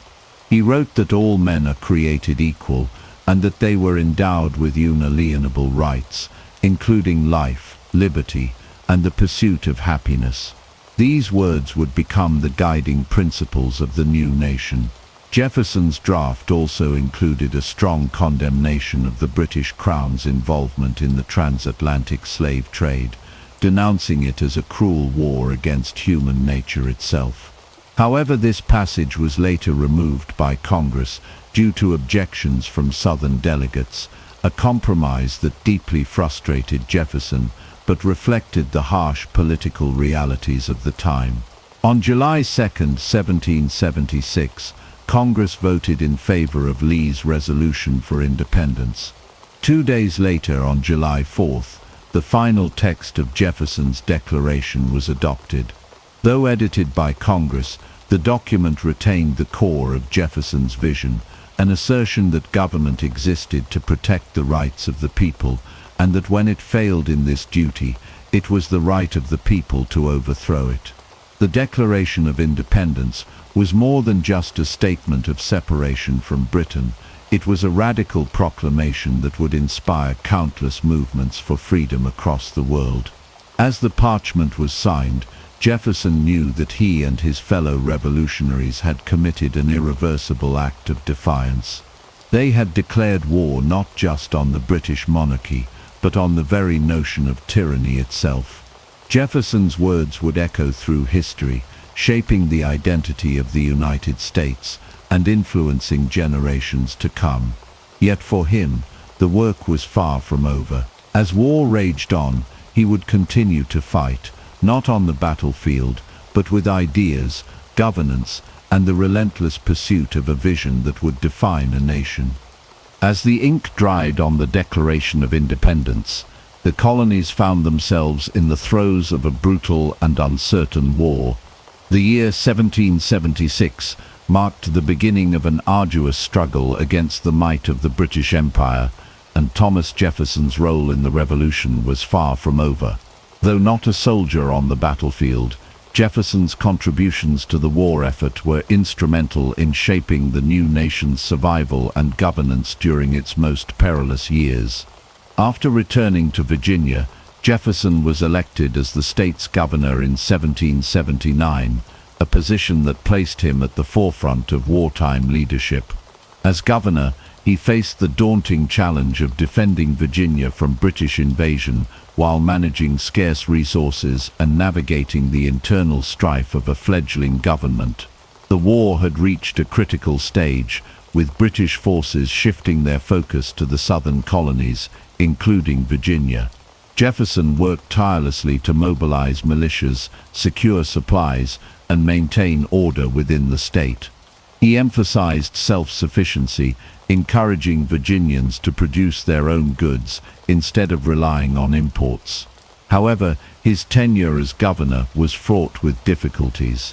The war was unpredictable, and Virginia lacked the centralized military power needed to fend off British incursions effectively.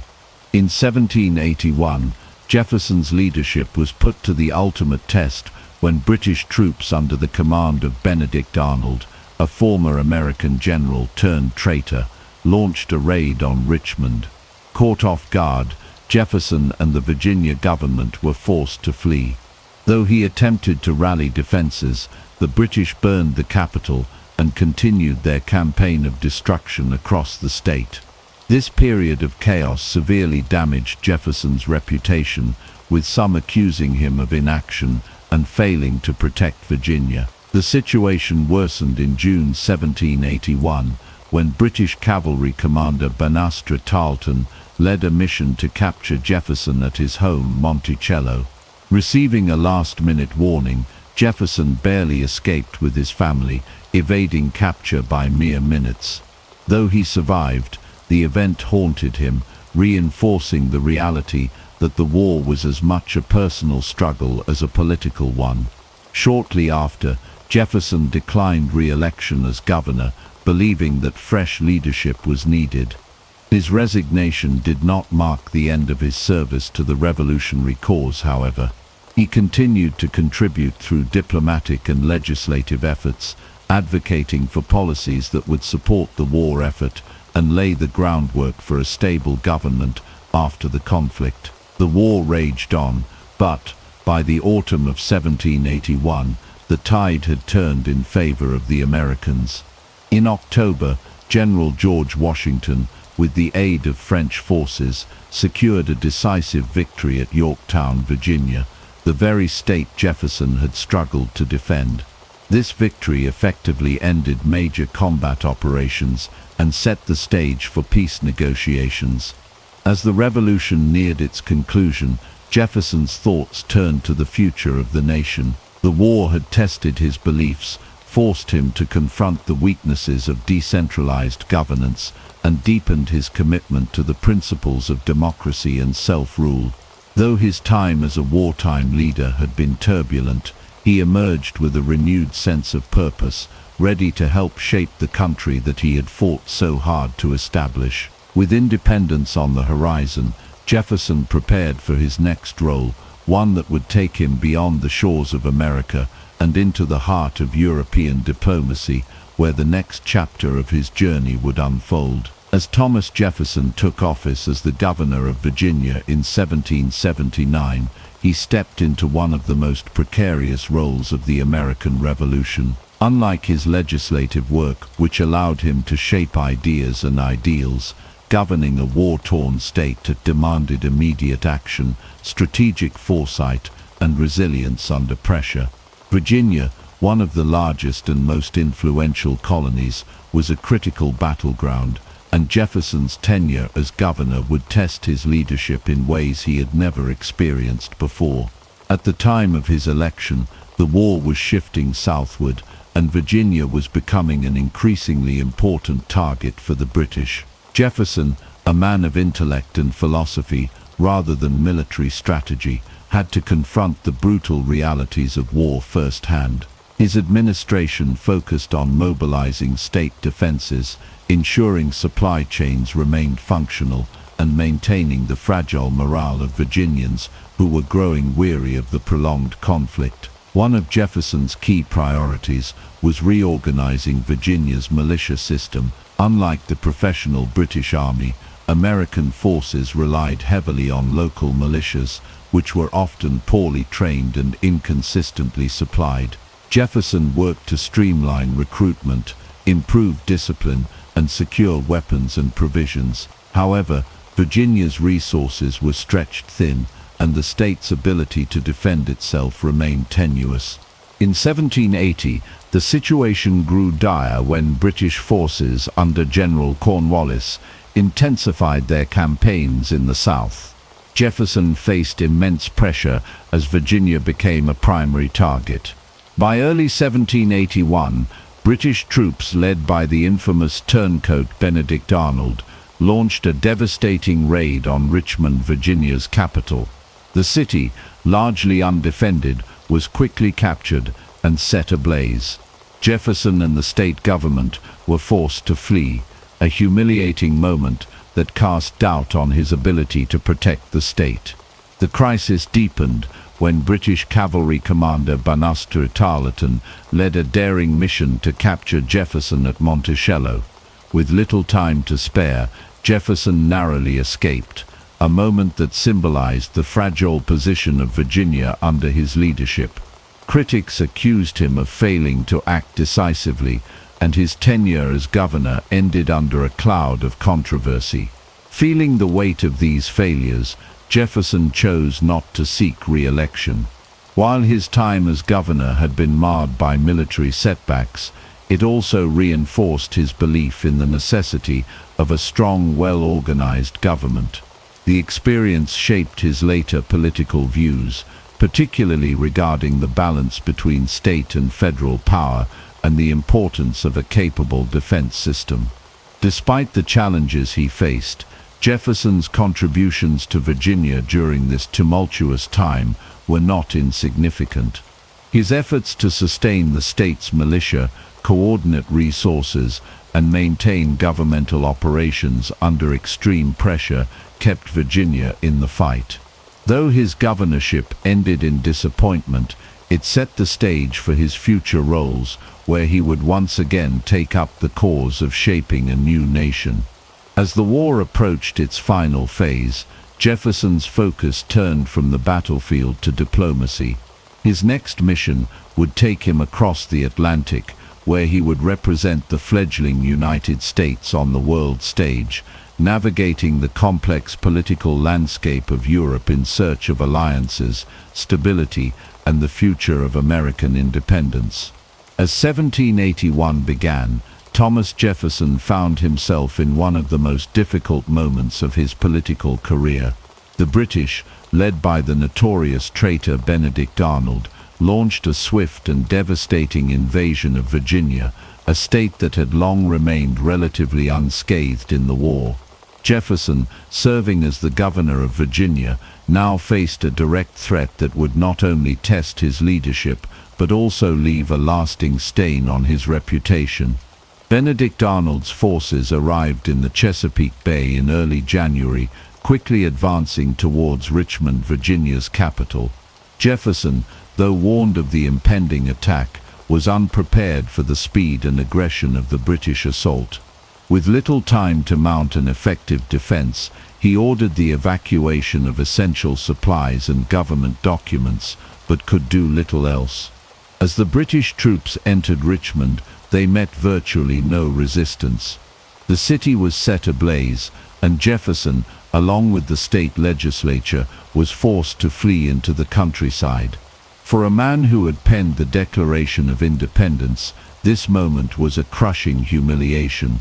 In the following months, British forces continued to ravage Virginia. General Cornwallis, one of Britain's top commanders, took charge of the invasion, launching a series of aggressive raids across the state. Jefferson, whose strengths lay in philosophy and governance rather than military strategy, struggled to coordinate an effective defense.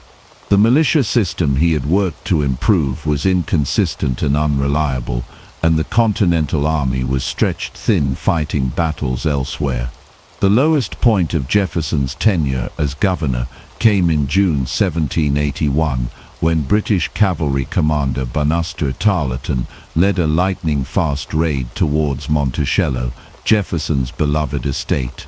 The attack was not just a military maneuver, but a direct attempt to capture Jefferson himself. With only minutes to spare, Jefferson escaped on horseback, leaving behind his home and many of his possessions. The image of Virginia's governor fleeing from the enemy rather than standing his ground severely damaged his public image. Criticism mounted against Jefferson. Many in the Virginia legislature and beyond viewed his response to the invasion as weak and ineffective. Though he had done what he could to preserve the government and avoid unnecessary bloodshed, his retreat was seen as an act of cowardice. He decided not to seek another term as governor, stepping down just as the war was reaching its climax. The British occupation of Virginia would eventually end later that year with Cornwallis's surrender at Yorktown, a turning point that effectively sealed American victory in the Revolutionary War. However, Jefferson's role in the state's defense left a mark on his political career. Though he had survived the invasion, the episode haunted him for years. He was deeply wounded by accusations of failure and spent much of his later life attempting to defend his actions during that fateful time. Yet, despite the humiliation he suffered, Jefferson's contributions to the American cause remained invaluable. His intellectual leadership, his drafting of key revolutionary documents, and his efforts to strengthen Virginia's governance all played a crucial role in shaping the young nation. Though this chapter of his life ended in shame and frustration, it was far from the end of his influence. In the years to come he would rise once more, this time on the international stage, representing the United States in the courts of Europe and helping to define the nation's place in the world. In 1784, Thomas Jefferson set sail for France, embarking on a journey that would shape his views on governance, society, and revolution. As he arrived in Paris, the city was teetering on the edge of radical change, with murmurs of discontent growing among the common people. Jefferson, who had spent the last few years recovering from the political wounds inflicted upon him in Virginia, was now stepping onto the grand stage of European diplomacy. He had been sent as an envoy to assist Benjamin Franklin and John Adams in negotiating trade agreements and representing American interests abroad. When Franklin retired in 1785, Jefferson was appointed as the U.S. Minister to France, making him the primary representative of the young republic in the heart of Europe. For a man who revered Enlightenment ideals, Paris was both an inspiration and a cautionary tale. Jefferson quickly immersed himself in French culture, developing a deep admiration for the arts, science, and intellectual salons that thrived in the city. He engaged with some of the most brilliant minds of the time, including the Marquis de Lafayette, a key figure in both the American and French revolutions. His conversations with French philosophers and political thinkers further refined his beliefs in democracy, liberty, and the rights of man. But Jefferson's time in Paris was not without its challenges. He was tasked with strengthening economic ties between the United States and Europe, a difficult endeavor given the reluctance of many European powers to engage with the fledgling American economy. He also worked tirelessly to secure favorable trade policies, often navigating the complexities of French bureaucracy with a mix of patience and determination.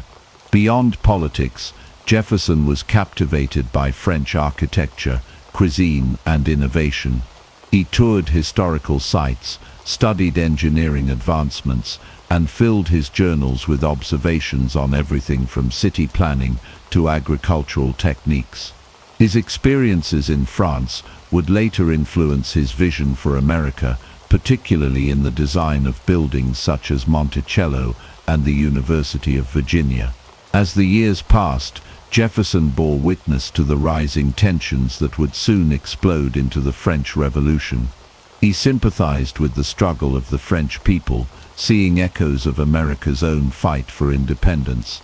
He advised Lafayette in drafting the Declaration of the Rights of Man and of the Citizen, a document heavily inspired by Jefferson's own Declaration of Independence.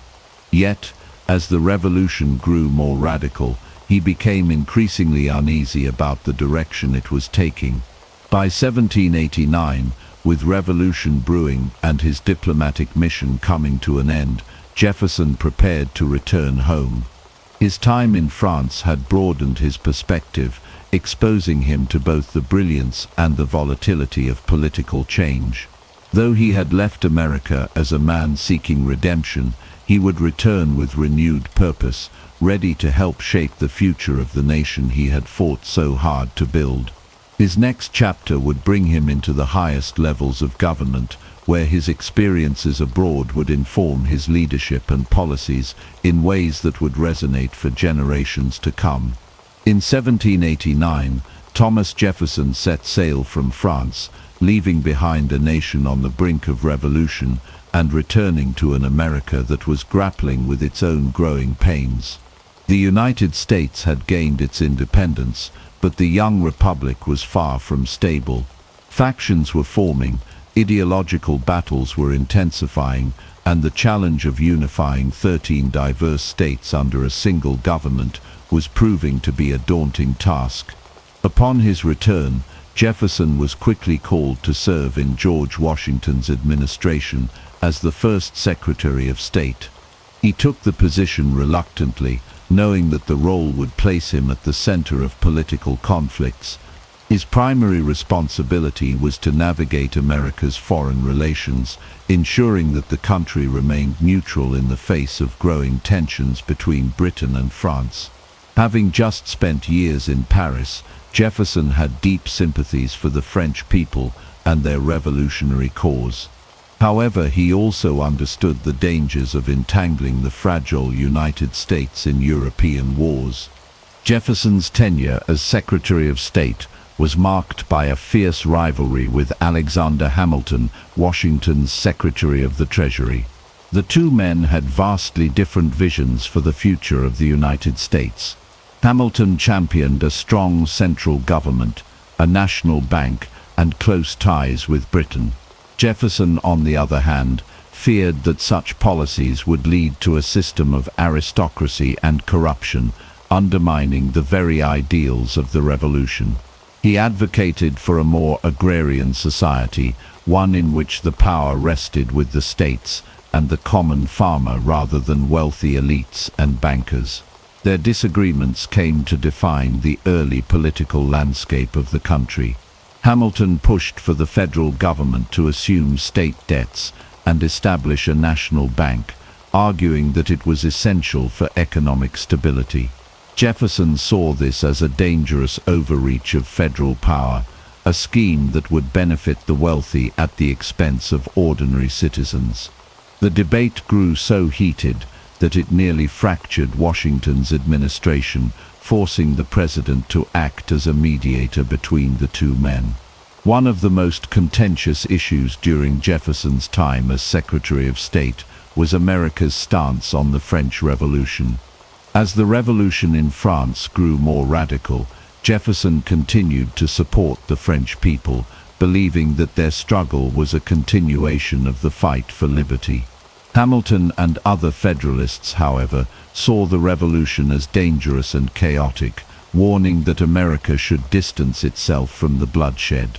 When Washington issued the Neutrality Proclamation in 1793, declaring that the United States would not take sides in the conflict between Britain and France, Jefferson was deeply frustrated.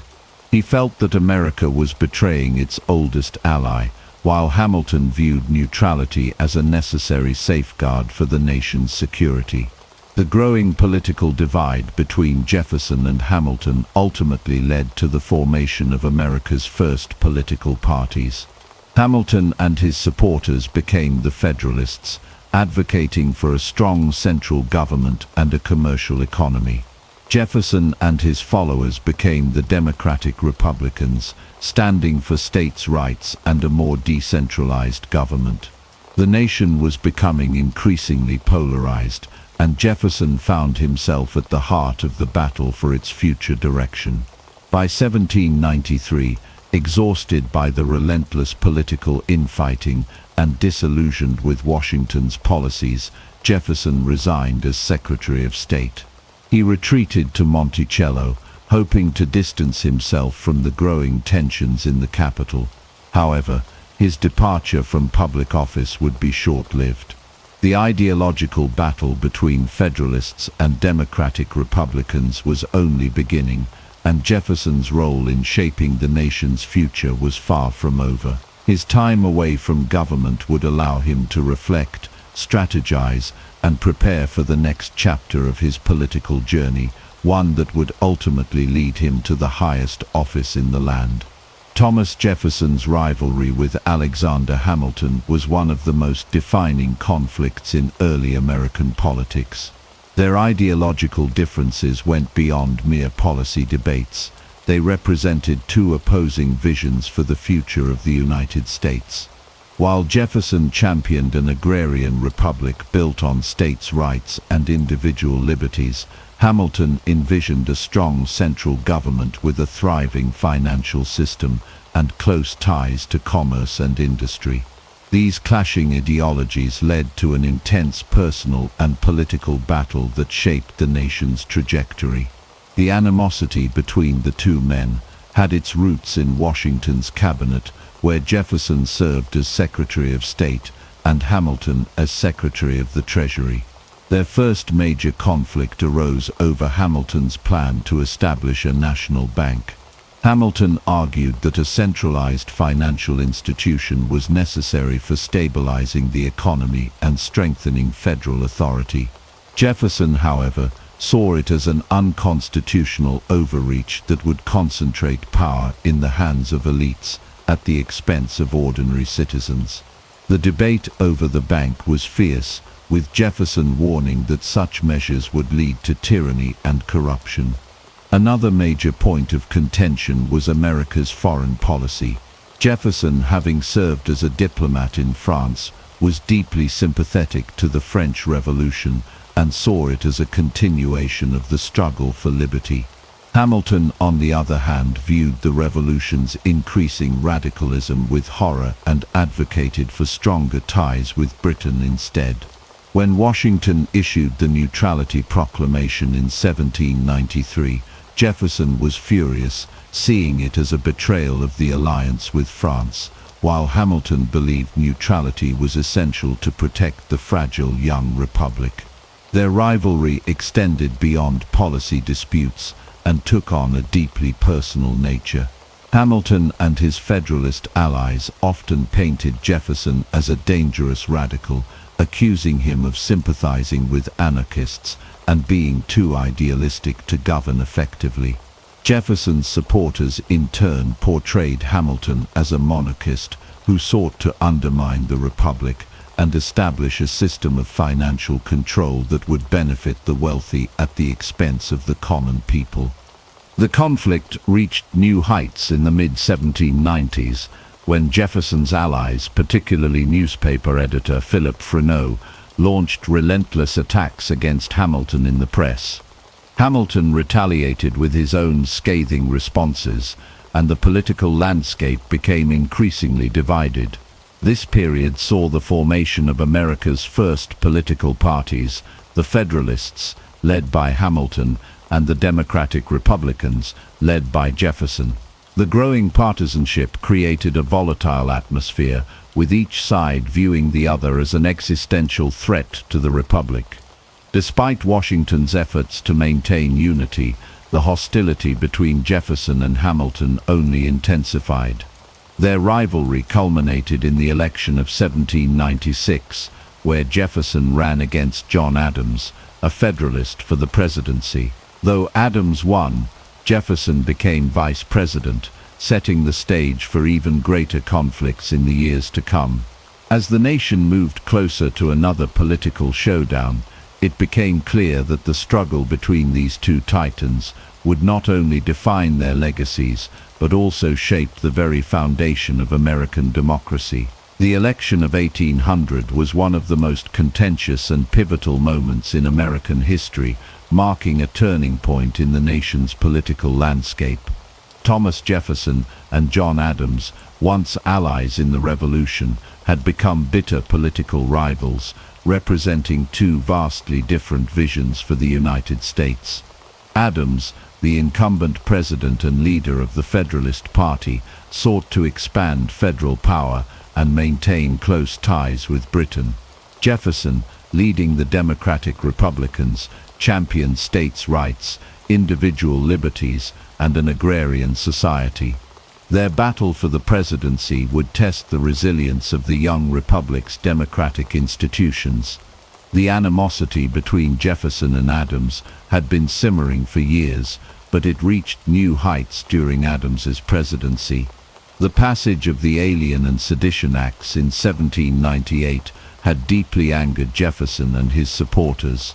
These laws, which limited free speech and targeted immigrants, were seen as an authoritarian overreach designed to silence opposition. Jefferson believed they violated the Constitution and threatened the very principles of the American Revolution. In response, he and James Madison drafted the Virginia and Kentucky resolutions, asserting that states had the right to nullify unconstitutional federal laws. This set the stage for a fierce electoral showdown. As the election of 1800 approached, both parties engaged in ruthless campaigning. Federalists accused Jefferson of being an atheist and a dangerous radical who would bring chaos and anarchy. They warned that his presidency would lead to the destruction of religion and morality. Meanwhile, Jefferson's supporters painted Adams as a power-hungry monarchist who sought to trample on civil liberties and expand government control. Newspapers on both sides published relentless attacks, making the election one of the dirtiest in American history. The election results revealed deep divisions in the country. Jefferson and his running mate Aaron Burr both received 73 electoral votes, while Adams finished behind with 65. However, because Jefferson and Burr were tied, the decision was thrown to the House of Representatives, where Federalists still held significant influence. Over the next several days, the House underwent multiple rounds of voting, with neither Jefferson nor Burr securing a majority. The deadlock created a political crisis, raising fears that the nation might descend into chaos. Behind the scenes, Federalists debated whether to support Burr over Jefferson, seeing him as more malleable. But Alexander Hamilton, despite his own fierce rivalry with Jefferson, viewed Burr as an unprincipled opportunist who could not be trusted with power. In a move that would prove decisive, Hamilton lobbied his Federalist allies to break the deadlock and support Jefferson. On the 36th ballot, the House finally elected Jefferson as the third President of the United States, with Burr as his Vice President. The peaceful transfer of power from one party to another was unprecedented in American history. Jefferson referred to it as the Revolution of 1800, emphasizing that power had changed hands, not through violence, but through the will of the people. His inauguration speech struck a conciliatory tone, declaring, "We are all Republicans, we are all Federalists." Despite the bitterness of the election, he sought to unite the country and reaffirm the principles of democracy. The election of 1800 not only cemented Jefferson's legacy, but also established a crucial precedent for the peaceful transition of power in the United States, a tradition that would define the nation's political system for centuries to come. Thomas Jefferson's presidency began on March 4, 1801, with a modest and unpretentious inauguration in the newly established capital of Washington, D.C. Unlike his predecessors, who had arrived in elaborate carriages, Jefferson walked to the Capitol in simple attire, setting the tone for what he envisioned as a presidency of the people. He sought to dismantle what he saw as the aristocratic excesses of the Federalist administration and restore the government to its revolutionary ideals. One of his first priorities was reducing the size and influence of the federal government. He slashed military spending, cut taxes, and worked to eliminate the national debt, believing that a government with too much power posed a threat to individual liberties. Jefferson also sought to undo many of the policies put in place by the Federalists, including the Alien and Sedition Acts, which he saw as an assault on free speech.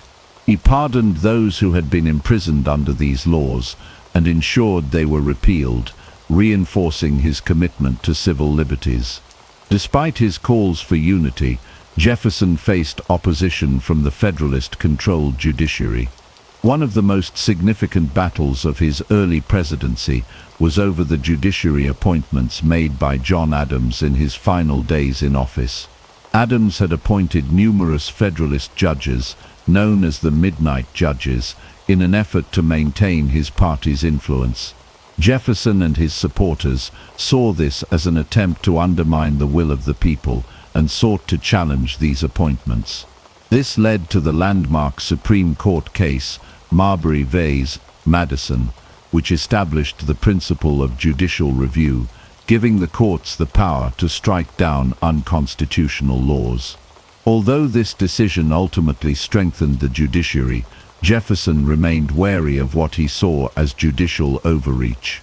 One of the defining moments of Jefferson's first term was the Louisiana Purchase in 1803.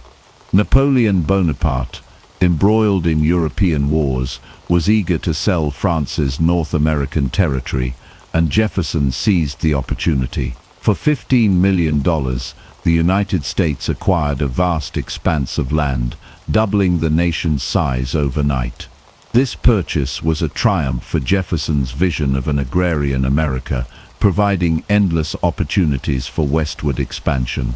However, it also raised constitutional questions, as the power to acquire new land was not explicitly granted to the president. Jefferson, who had long championed a strict interpretation of the Constitution, found himself in a moral dilemma. In the end, he justified the purchase as a necessary step for the nation's future, marking one of the most significant achievements of his presidency. To explore this new territory, Jefferson commissioned the Lewis and Clark expedition, led by Meriwether Lewis and William Clark. Their journey, which began in 1804, aimed to map the land, establish trade with Native American tribes, and seek a route to the Pacific. The expedition's findings provided invaluable knowledge about the geography and resources of the West and strengthened American claims to the land. Jefferson's first term was largely successful, but it was not without controversy. His strict policies on government spending and military reduction left the nation vulnerable to foreign threats, particularly from the Barbary states of North Africa. American ships faced attacks from pirates demanding tribute, leading to the First Barbary War. Jefferson, reluctant to engage in military conflicts, eventually authorized naval action, demonstrating that he was willing to use force when necessary to protect American interests. By the end of his first term, Jefferson had reshaped the presidency, proving that a leader could govern with simplicity and a focus on the people's interests. His policies had expanded the nation, reduced government overreach, and reinforced democratic ideals. As the election of 1804 approached, he remained popular, but challenges loomed on the horizon, both at home and abroad. The Louisiana Purchase stands as one of the most significant and consequential land deals in American history. When Thomas Jefferson assumed the presidency, the western frontier remained a vast and largely unknown expanse, controlled by European powers. At the heart of this territory was the Louisiana region, a massive swath of land stretching from the Mississippi River to the Rocky Mountains. Originally controlled by France, it had been secretly transferred to Spain following the 7 Years' War, only to be reclaimed by Napoleon Bonaparte in 1800 through the Treaty of San Ildefonso. Jefferson, a staunch believer in westward expansion and agrarian democracy, recognized the strategic importance of New Orleans, the gateway to the Mississippi River and a vital hub for American trade. However, the port city remained under French control, and American merchants faced increasing restrictions on their ability to navigate the river. Fearing that Napoleon might establish a strong French presence in North America, Jefferson sought to negotiate the purchase of New Orleans and its surrounding areas to secure American interests. In 1802, Jefferson dispatched Robert Livingston, the U.S. ambassador to France, to initiate negotiations with Napoleon's government. Initially, Livingston's efforts bore little fruit, as Napoleon had grand ambitions for his American empire. However, the situation in Europe soon shifted dramatically. France found itself embroiled in war with Britain, and Napoleon faced growing difficulties in maintaining control over his Caribbean colonies, particularly in Saint-Domingue, where a slave revolt had severely weakened French influence.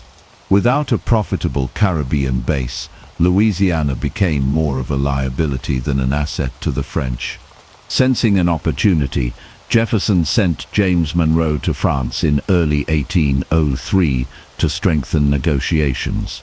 To the surprise of the American delegation, Napoleon, in desperate need of funds to finance his European campaigns, offered to sell not just New Orleans, but the entire Louisiana territory.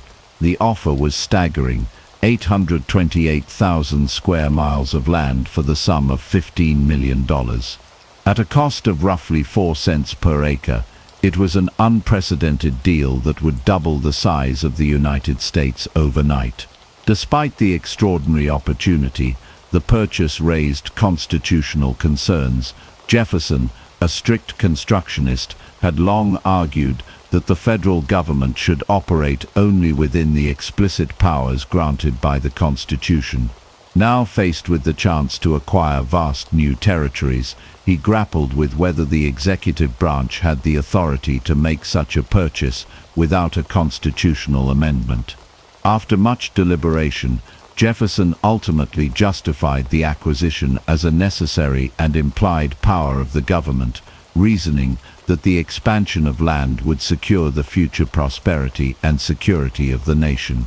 The Louisiana Purchase Treaty was signed on April 30, 1803, and ratified by the U.S. Senate later that year. News of the acquisition was met with widespread enthusiasm among Americans, particularly among settlers eager to push westward. However, not everyone welcomed the expansion. Federalists in New England opposed the purchase, fearing that the addition of vast western territories would dilute their political influence.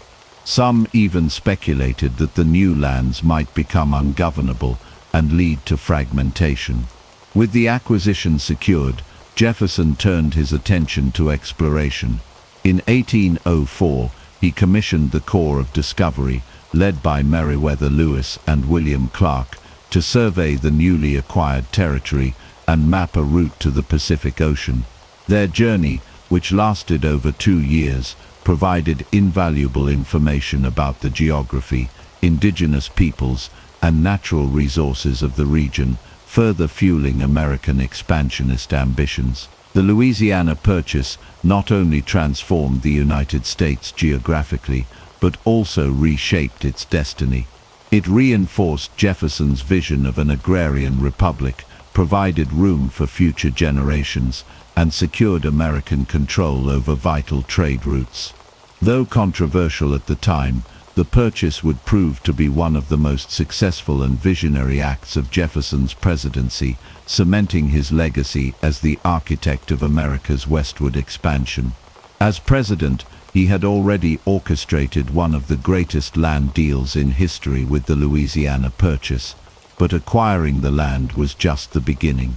Now Jefferson sought to uncover the secrets of the vast, uncharted territory, setting the stage for one of the most legendary expeditions in American history, the journey of Lewis and Clark.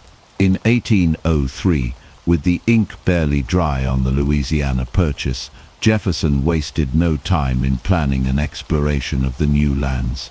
He envisioned a bold expedition that would map the territory, establish trade with Native American tribes, and seek a navigable water route to the Pacific Ocean. It was a mission of science, diplomacy, and adventure, and it required the right men to lead it. Jefferson turned to his trusted secretary, Meriwether Lewis, a skilled soldier and frontiersman, with a sharp intellect and a deep love for the wilderness. To assist him, Lewis recruited his close friend William Clark, a seasoned explorer and military leader. Together, they would command the Corps of Discovery, a hand-picked team of rugged individuals ready to face the unknown. Jefferson's meticulous nature was evident in his preparations. He personally instructed Lewis in the sciences, ensuring he could document new plant and animal species, study geographic formations, and navigate by the stars.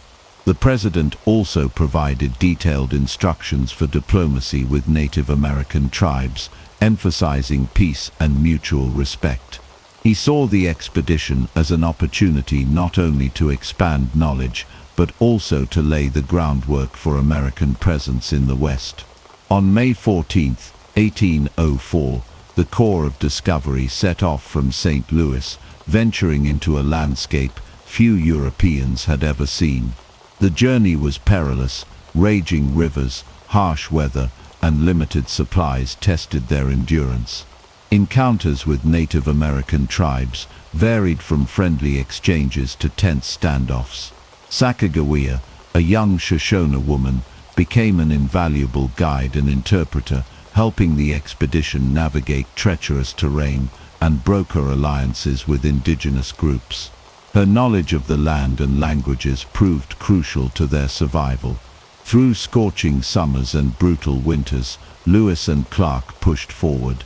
They discovered breathtaking landscapes, vast herds of buffalo, and towering mountain ranges that defied their maps. Their journals, filled with sketches and descriptions, provided the first detailed account of America's untamed western frontier. They reached the Pacific Ocean in November 1805, a triumphant moment that fulfilled Jefferson's dream of expanding American knowledge and influence across the continent. The journey back was equally arduous, but when the expedition finally returned in 1806, they were hailed as heroes. Their discoveries reshaped America's understanding of the West and fueled the spirit of exploration for generations to come. Jefferson, ever the scholar, pored over their findings, incorporating them into his vision for the nation's future. The Lewis and Clark expedition was more than just a journey. It was a turning point that set the stage for America's westward expansion, forever changing the course of history. As Thomas Jefferson entered his second term as president in 1805, he found himself navigating a storm of political turmoil, international conflict, and domestic conspiracies that threatened to shake the very foundation of his administration. What had begun as a presidency marked by expansion and progress was now under siege by forces both seen and unseen. One of the most insidious threats came from within his own ranks. Aaron Burr, Jefferson's former vice president, had already stained his name with the infamous duel that ended Alexander Hamilton's life. But Burr's ambitions did not die on the banks of the Hudson. As whispers of treason grew louder, Jefferson received intelligence that Burr was plotting something far greater, an attempt to carve out his own empire in the Western Territories, potentially seizing land from Spanish-held territories, or even attempting to break apart the young United States. Determined to protect the Union, Jefferson authorized an intense investigation into Burr's actions. In 1807, Burr was arrested and put on trial for treason. The trial, presided over by Chief Justice John Marshall, became one of the most dramatic courtroom battles in American history. Jefferson, deeply invested in the outcome, clashed with Marshall, who ultimately ruled that there was insufficient evidence to convict Burr. Though acquitted, Burr's political career was in ruins, and Jefferson's distrust of the judiciary only deepened. Beyond domestic conspiracies, Jefferson's second term was also plagued by escalating tensions with Britain and France. The Napoleonic Wars had thrown Europe into chaos, and American merchants found themselves caught in the crossfire. British warships routinely stopped American vessels, impressing sailors into the Royal Navy, an act Jefferson and the American public viewed as a grave insult to national sovereignty. The situation reached a boiling point in 1807 when the British frigate HMS Leopard attacked the USS Chesapeake just off the coast of Virginia, killing and wounding American sailors in an act of blatant aggression. Jefferson's response was swift but controversial. Instead of war, he chose economic warfare, pushing through the Embargo Act of 1807, which prohibited American ships from trading with foreign nations. He believed that by cutting off trade, Britain and France would be forced to respect American neutrality. However, the embargo backfired disastrously. Instead of crippling foreign economies, it devastated American merchants, especially in New England, where commerce was the lifeblood of the economy. Smuggling skyrocketed, opposition to Jefferson's policies grew fiercer, and even some of his staunchest supporters began to question his leadership. As his presidency neared its end, Jefferson faced mounting criticism and personal attacks. The idealism that had marked his first term was now overshadowed by the harsh realities of governance. Though he remained committed to his vision of a self-sufficient agrarian America, he could not ignore the divisions forming within the nation.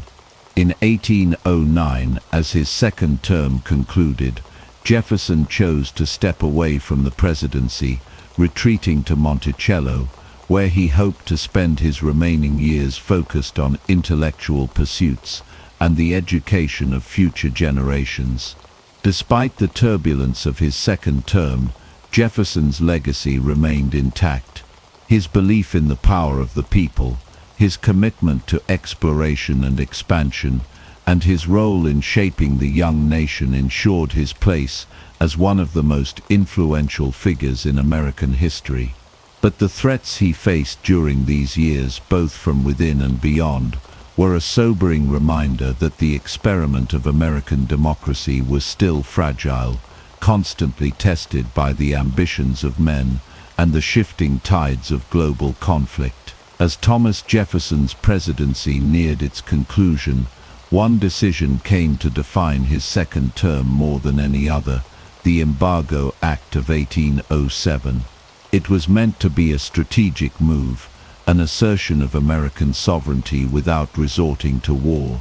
Instead, it became one of the most disastrous economic policies in the young nation's history, leaving merchants bankrupt, sailors unemployed, and entire industries in ruins. The origins of the embargo lay in the Napoleonic Wars that raged across Europe. Britain and France, locked in bitter conflict, had little regard for American neutrality. The British Royal Navy, desperate for manpower, routinely stopped American ships, seizing cargo and forcing American sailors into service under the Union Jack. This practice, known as impressment, enraged Jefferson and the American public, who saw it as an affront to national dignity. Meanwhile, France, under Napoleon, imposed its own restrictions, capturing American ships that traded with Britain. The seas had become a battleground, and American commerce was caught in the middle. Jefferson, ever the strategist, sought a solution that would avoid military conflict while asserting American independence. He believed that economic pressure, rather than war, would force Britain and France to respect American neutrality. His answer was the Embargo Act, a sweeping law that effectively shut down all American trade with foreign nations. No ships could leave U.S. ports for overseas markets, and foreign vessels were barred from exporting American goods. Jefferson and his supporters believed that Britain and France, reliant on American agricultural exports, would quickly feel the sting and be forced to negotiate. Instead, the act's most immediate casualties were Americans themselves. The northeastern states, whose economies were built on shipping and international trade, were hit hardest. Ports that once bustled with commerce fell silent, ships rotted in harbors, and businesses collapsed. Farmers, unable to sell their crops abroad, faced financial ruin. Smuggling became rampant as desperate merchants found ways to skirt the law, slipping goods across the Canadian border or using illicit routes along the coastline. The backlash was swift and fierce. Political opponents, especially the Federalists, decried the embargo as an overreach of executive power. Newspapers attacked Jefferson relentlessly, portraying him as a tyrant who had sacrificed the nation's economy for a doomed policy. Even members of his own party began to waver. Enforcing the embargo proved nearly impossible, and as resistance grew, the government resorted to increasingly strict measures, further alienating the public. By 1809, it was clear that the embargo had failed. Britain and France had not been crippled as Jefferson had hoped. Instead, they found other sources for goods, while American businesses crumbled. Facing mounting pressure, Congress repealed the embargo just days before Jefferson left office. It was a bitter end to his presidency, a stark contrast to the triumphs of his first term. Though Jefferson remained convinced that the embargo had been a principled stand against foreign aggression, history would judge it as one of his greatest missteps. It highlighted the limits of economic warfare and underscored the challenges of maintaining neutrality in a world dominated by European conflicts.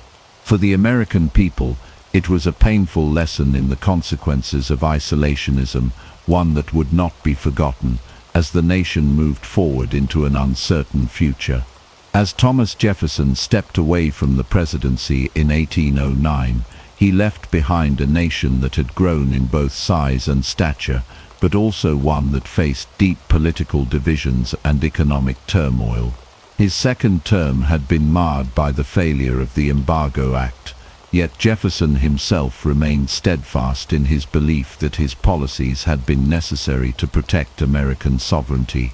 Now, at 65 years old, he retreated to Monticello, his beloved Virginia estate, seeking solace in the world of ideas, architecture, and agriculture.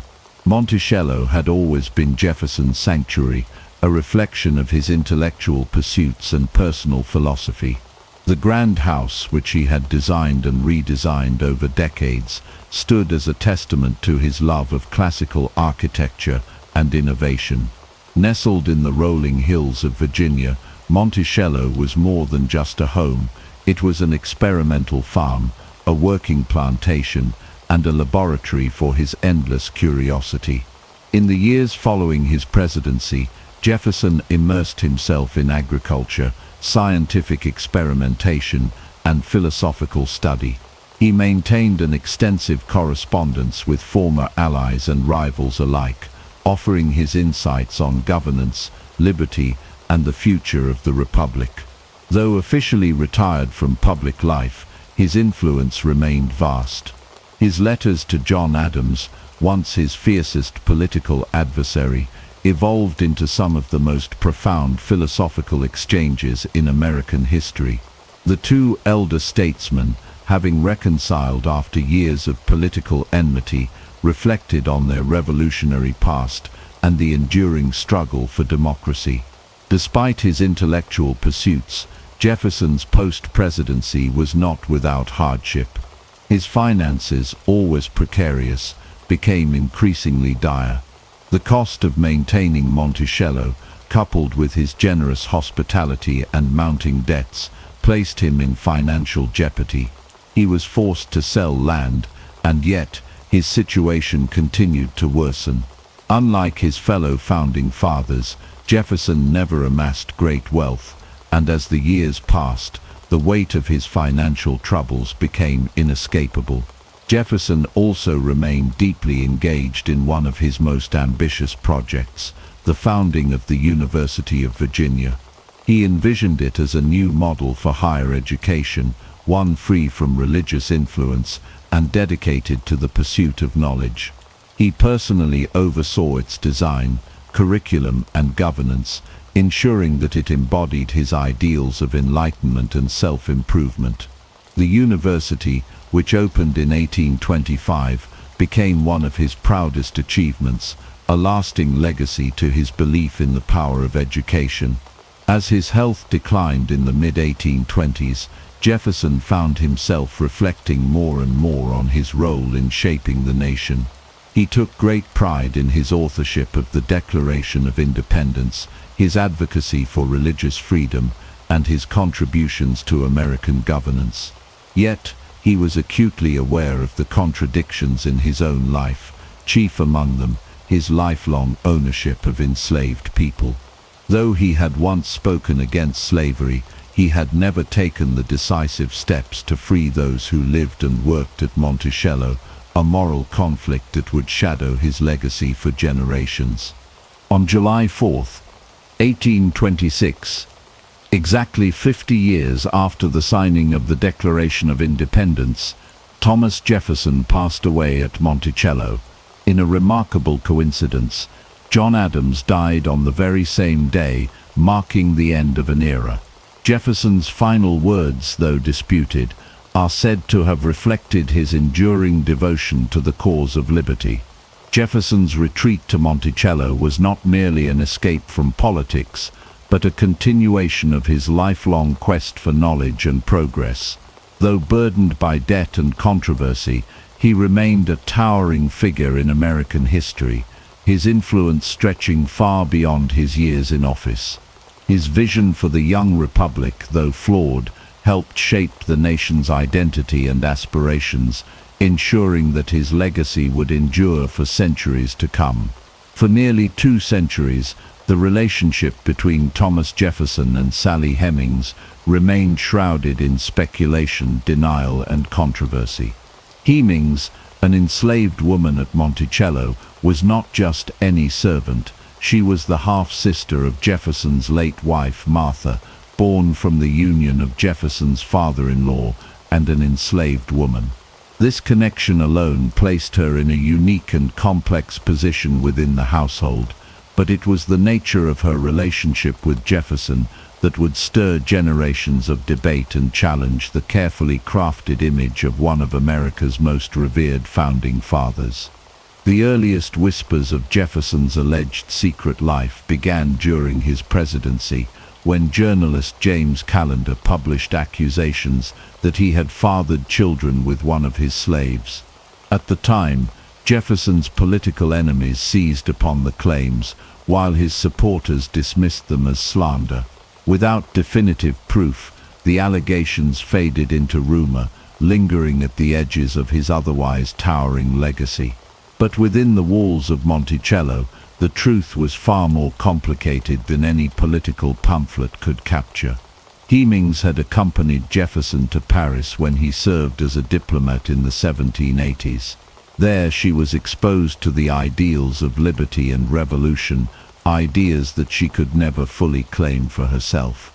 It was in Paris, scholars believe, that Jefferson and Hemings's relationship began.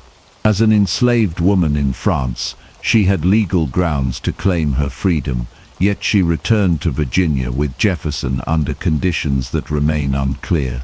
Some accounts suggest that she negotiated her return on the promise that her future children would be freed, though no written agreement exists to confirm this.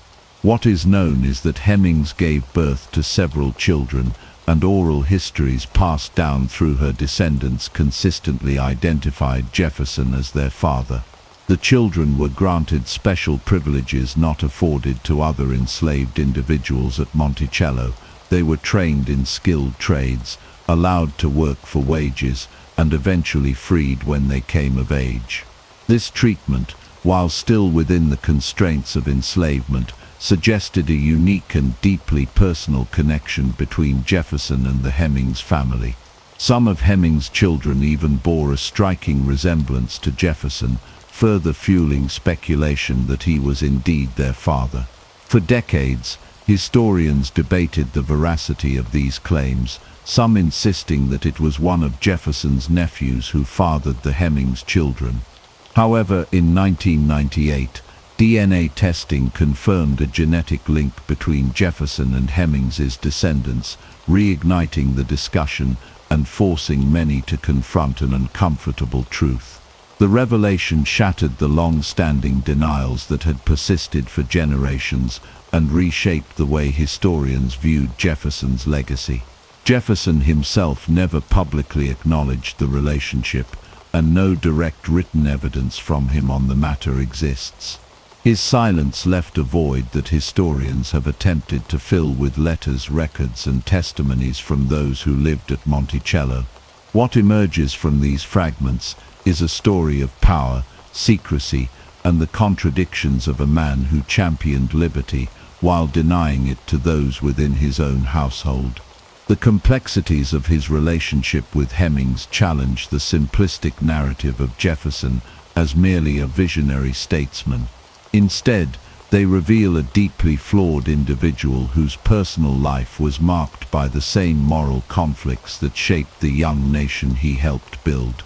The story of Sally Hemings and Thomas Jefferson forces a reckoning with the realities of slavery and the hypocrisies embedded in the very foundations of the American Republic.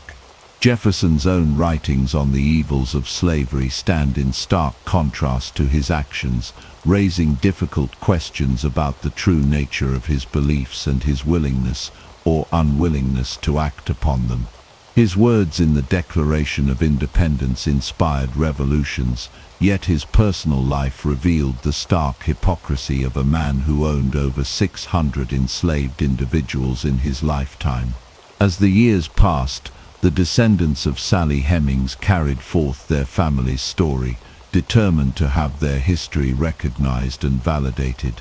Today, Monticello acknowledges this part of Jefferson's life, integrating it into the broader narrative of his legacy. The story of Sally Hemings is no longer relegated to rumor or speculation, but stands as an essential part of American history, a reminder that the past is rarely as simple as the myths we choose to tell. In understanding Jefferson's contradictions, we gain a deeper and more honest view of the man and the nation he helped shape.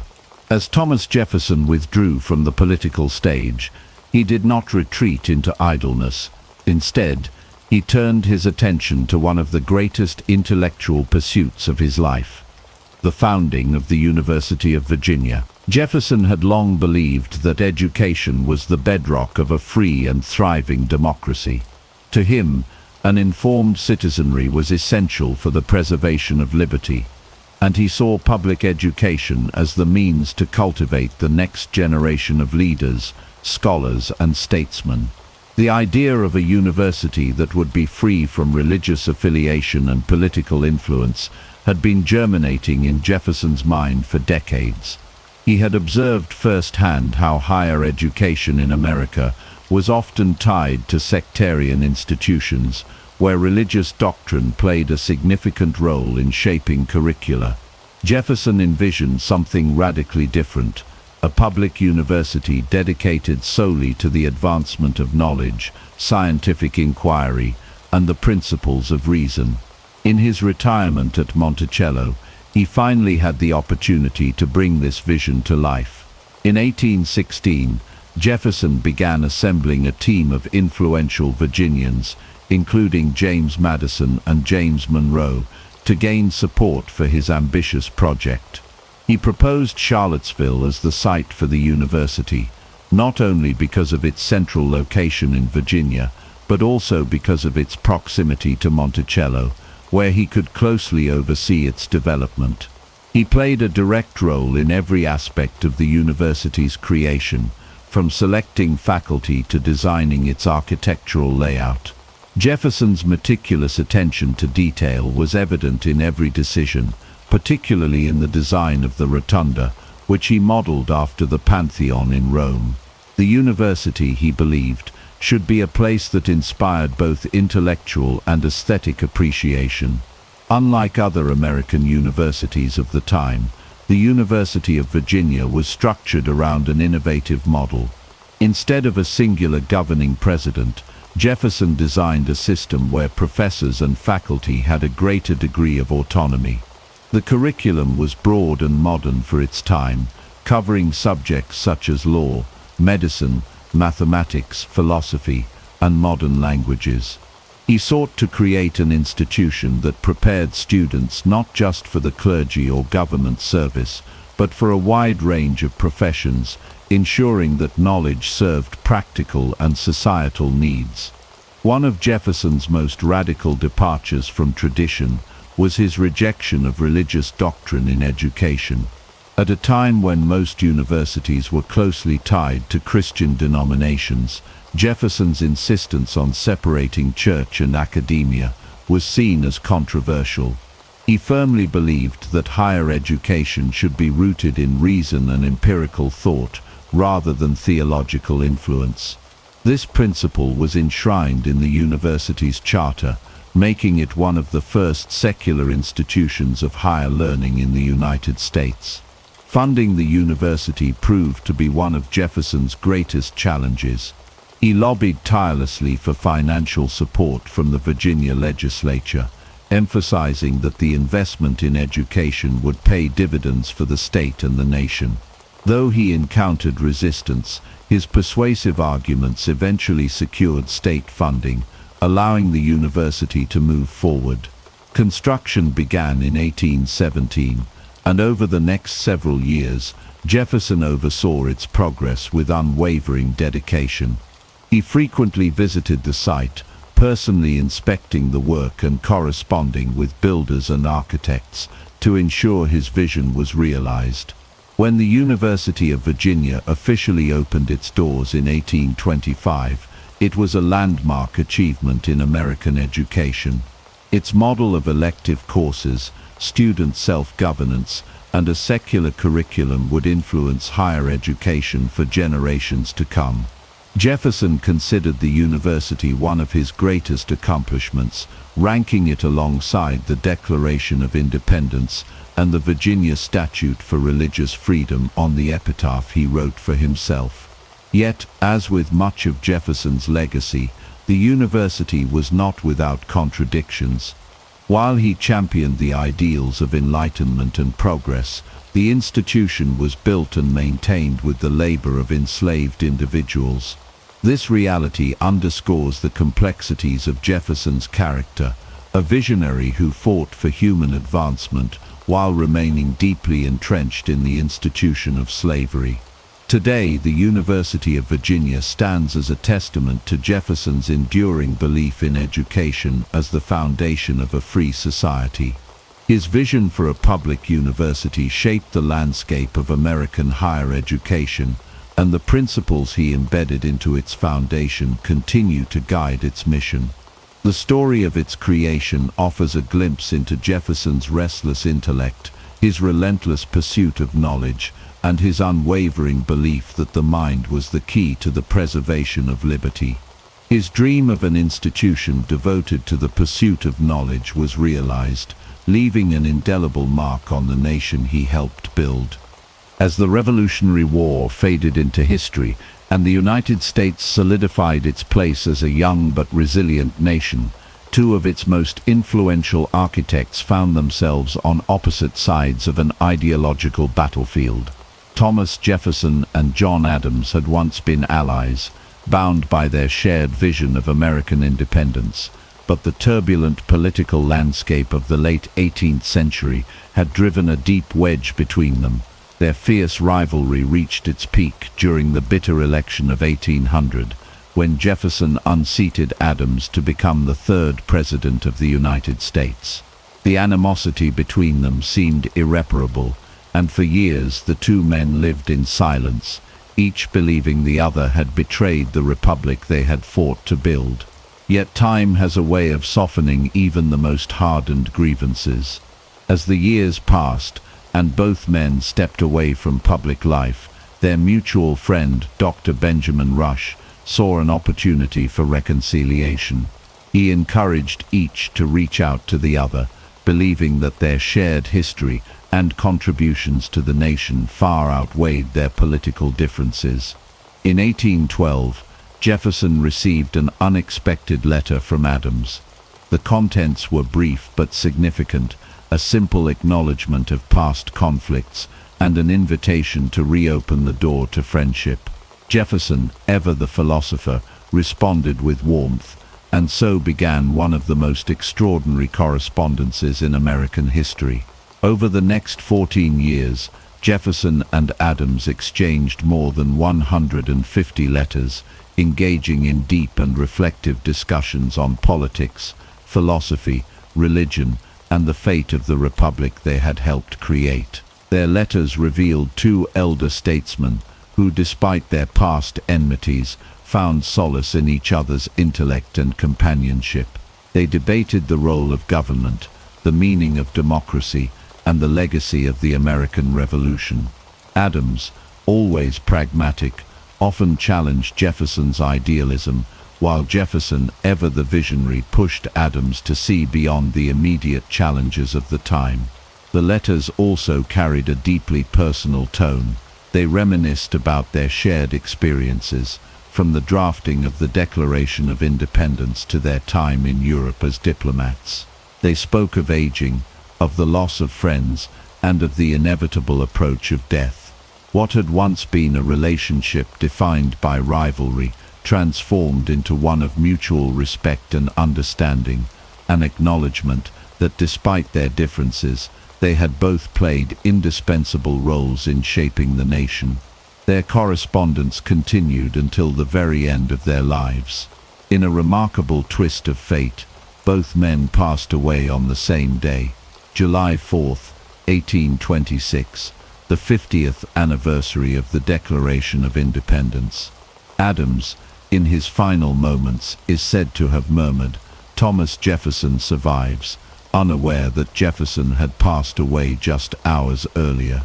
Their deaths on such a symbolic day cemented their legacy as two of the most significant figures in American history.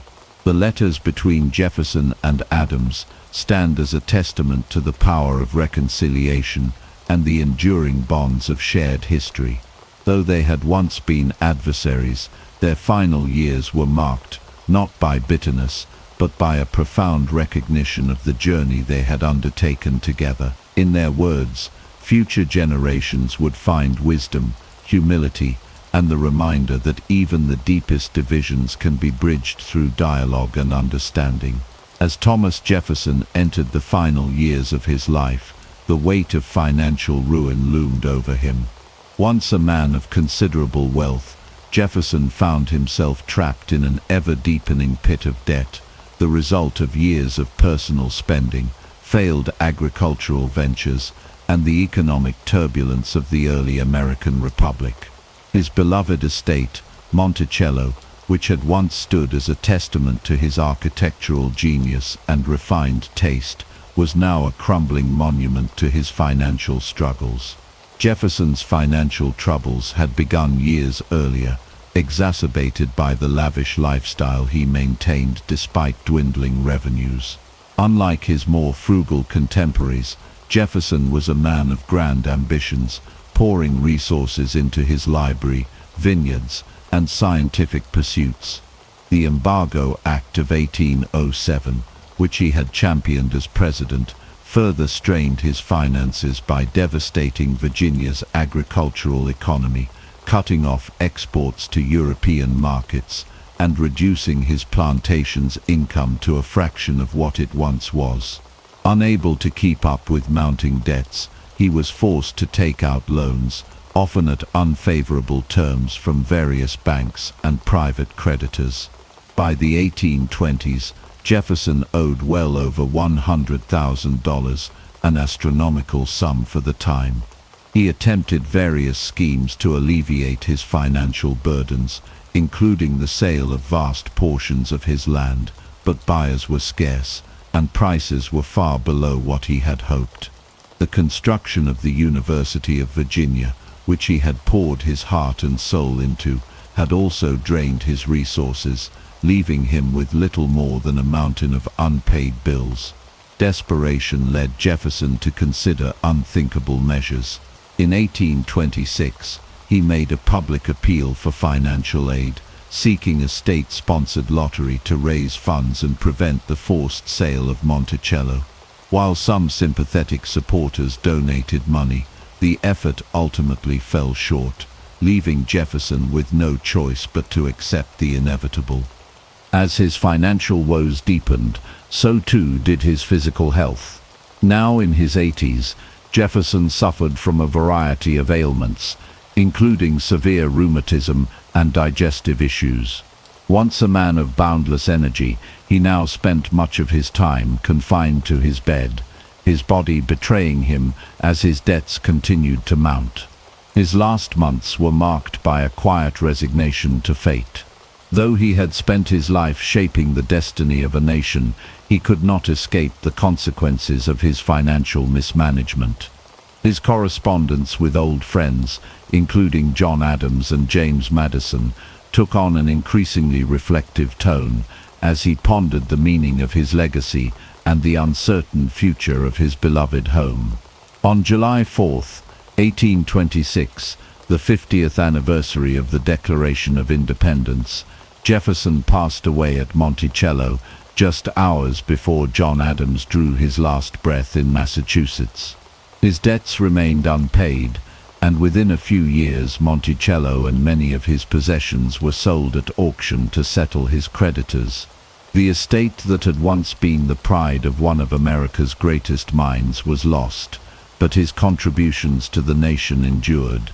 Jefferson's final years serve as a cautionary tale of ambition unchecked by financial prudence.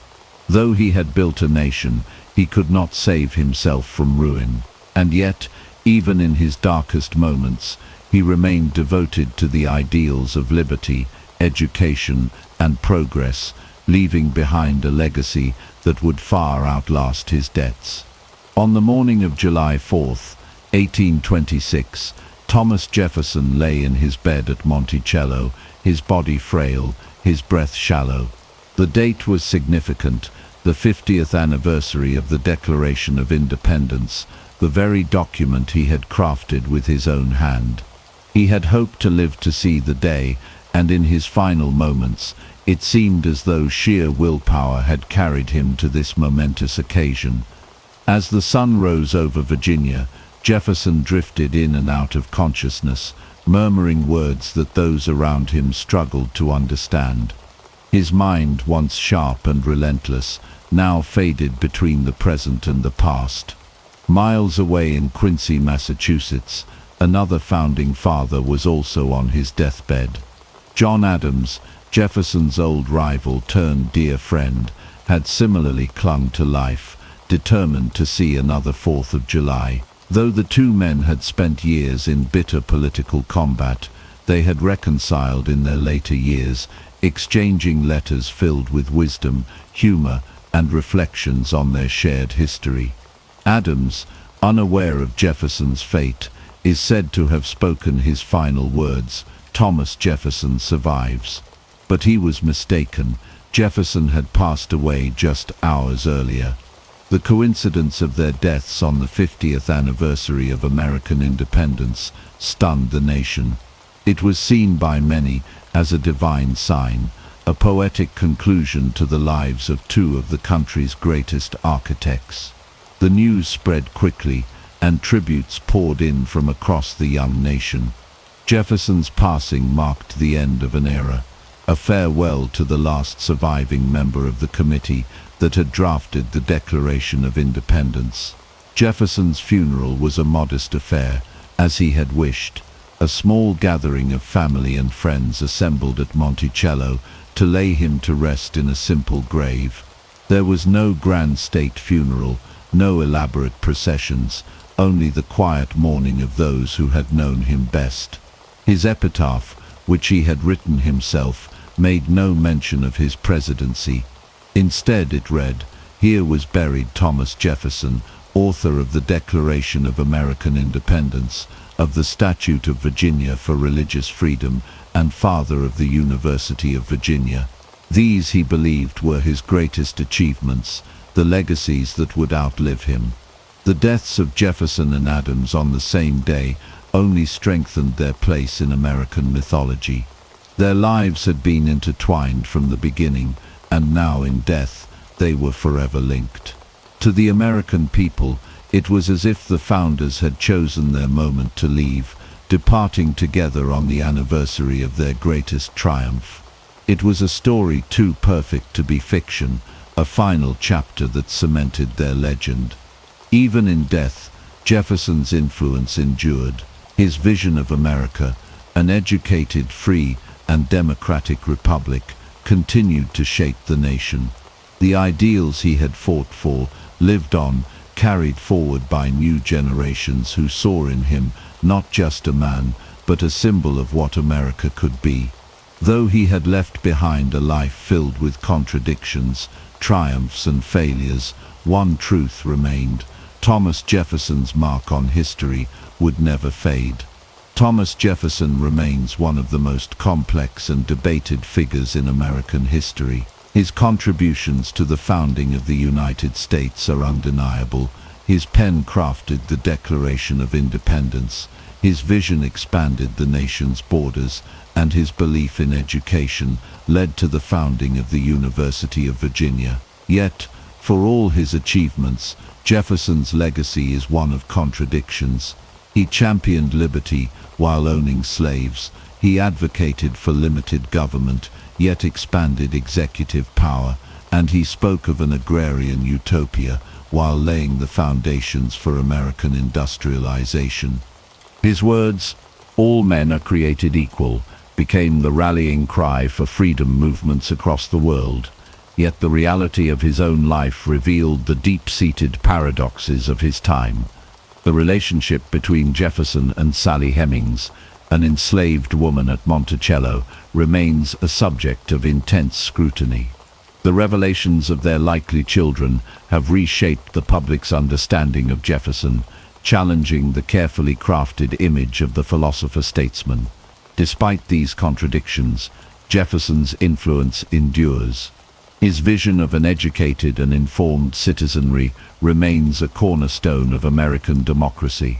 The ideals he put forward continue to inspire, even as the realities of his life force the nation to confront its own past.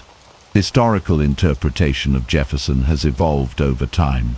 Once regarded as a near-mythic founding father, modern scholarship presents him as a man shaped by his era, brilliant yet flawed, progressive in thought yet bound by the limitations of his own world.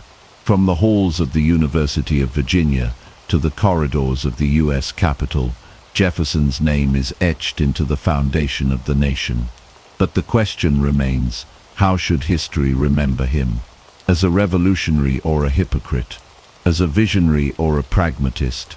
Perhaps the answer lies not in choosing one or the other, but in recognizing the full scope of his life, a life that mirrors the contradictions of America itself, a nation built on ideals yet struggling with its own realities. Jefferson once wrote, "I like the dreams of the future better than the history of the past." And perhaps that is his true legacy, not just what he built, but the enduring questions he left behind, questions that continue to shape the American story to this day.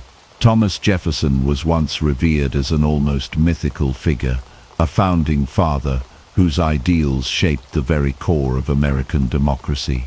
His face adorns monuments, his words are etched into the nation's founding documents, and his vision of an educated citizenry still influences policy.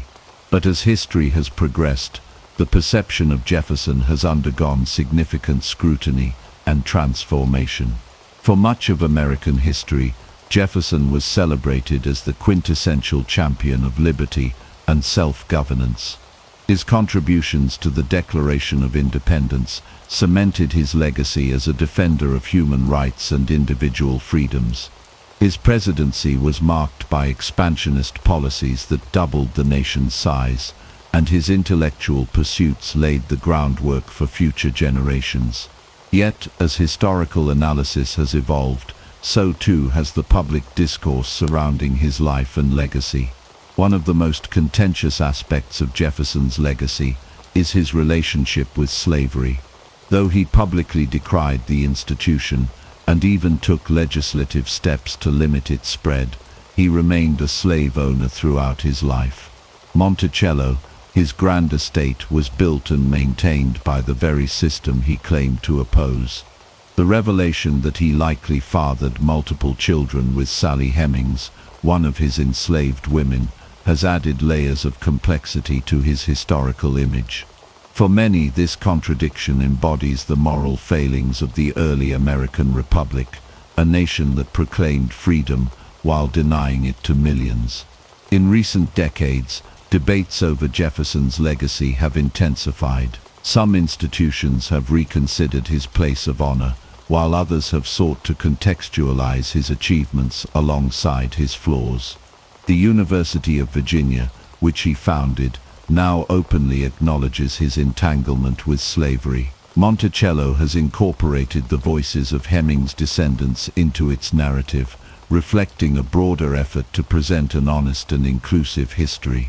Modern historians wrestle with Jefferson's duality. Was he a visionary trapped by the limitations of his time, or a hypocrite who failed to act on his own principles? Can his contributions to democracy be separated from his personal contradictions? These questions remain at the forefront of discussions about his legacy, shaping how future generations will remember him. Despite the controversy, Jefferson's influence is undeniable. His writings continue to inspire democratic movements worldwide, and his ideas about government, education, and individual rights still resonate. But the shift in how he is remembered serves as a testament to history's ever-evolving nature, where no figure is beyond critical examination, and no legacy is immune to reinterpretation. In the end, Jefferson remains a towering yet deeply flawed figure. His story reflects the promise and contradictions of the American experiment itself, a nation striving for greatness while grappling with its own imperfections. And perhaps that is the most fitting way to remember him, not as an untouchable idol, but as a man whose legacy invites reflection, debate, and an ongoing pursuit of truth. Thomas Jefferson's legacy is as complex as the man himself. He was a visionary who helped forge the principles of democracy, yet a man bound by the contradictions of his time. He authored the Declaration of Independence, proclaiming that all men are created equal, while simultaneously owning slaves. He championed the rights of individuals and the power of education, yet remained silent in the face of the growing abolitionist movement. His story is neither one of absolute virtue nor irredeemable flaws. It is one of a deeply human figure whose impact on history cannot be ignored. Jefferson's influence stretches far beyond his presidency. The Louisiana Purchase expanded the United States into an empire of liberty, and his vision for westward expansion helped shape the nation's destiny. His commitment to education culminated in the founding of the University of Virginia, a lasting testament to his belief in the power of knowledge. His writings continue to inspire debates on government, individual rights, and the role of democracy. Yet, modern historians no longer shy away from the darker aspects of his life. His relationship with Sally Hemings, a woman he enslaved, is now widely acknowledged as historical fact. His financial mismanagement left him in deep debt at the time of his death, a stark contrast to the image of a prosperous statesman. His policies, while forward-thinking in many ways, also carried unintended consequences, including economic hardship caused by the Embargo Act of 1807. The final years of Jefferson's life were marked by reflection and correspondence. His renewed friendship with John Adams brought profound discussions on the nature of government and the fate of the American Republic. As the 50th anniversary of the Declaration of Independence approached, Jefferson saw the nation he helped build standing at the edge of a new era. On July 4, 1826, both he and Adams passed away, their deaths forever intertwined with the birth of American independence. Jefferson's legacy has been debated, dissected, and redefined over time. To some, he remains an icon of liberty and democracy. To others, he is a reminder of the contradictions and moral failings of the nation's founders. But one truth remains: his contributions, both admirable and controversial, shaped the very foundation of the United States. The story of Thomas Jefferson is not a simple one, and it should not be told as such. It is a tale of brilliance and contradiction, of triumph and failure, of ideals and realities. In the end, Jefferson was not merely a symbol, he was a man, and like all men, he left behind a legacy open to interpretation, criticism and reflection. Perhaps that is the most fitting conclusion to his story, a legacy that demands to be examined, not blindly revered.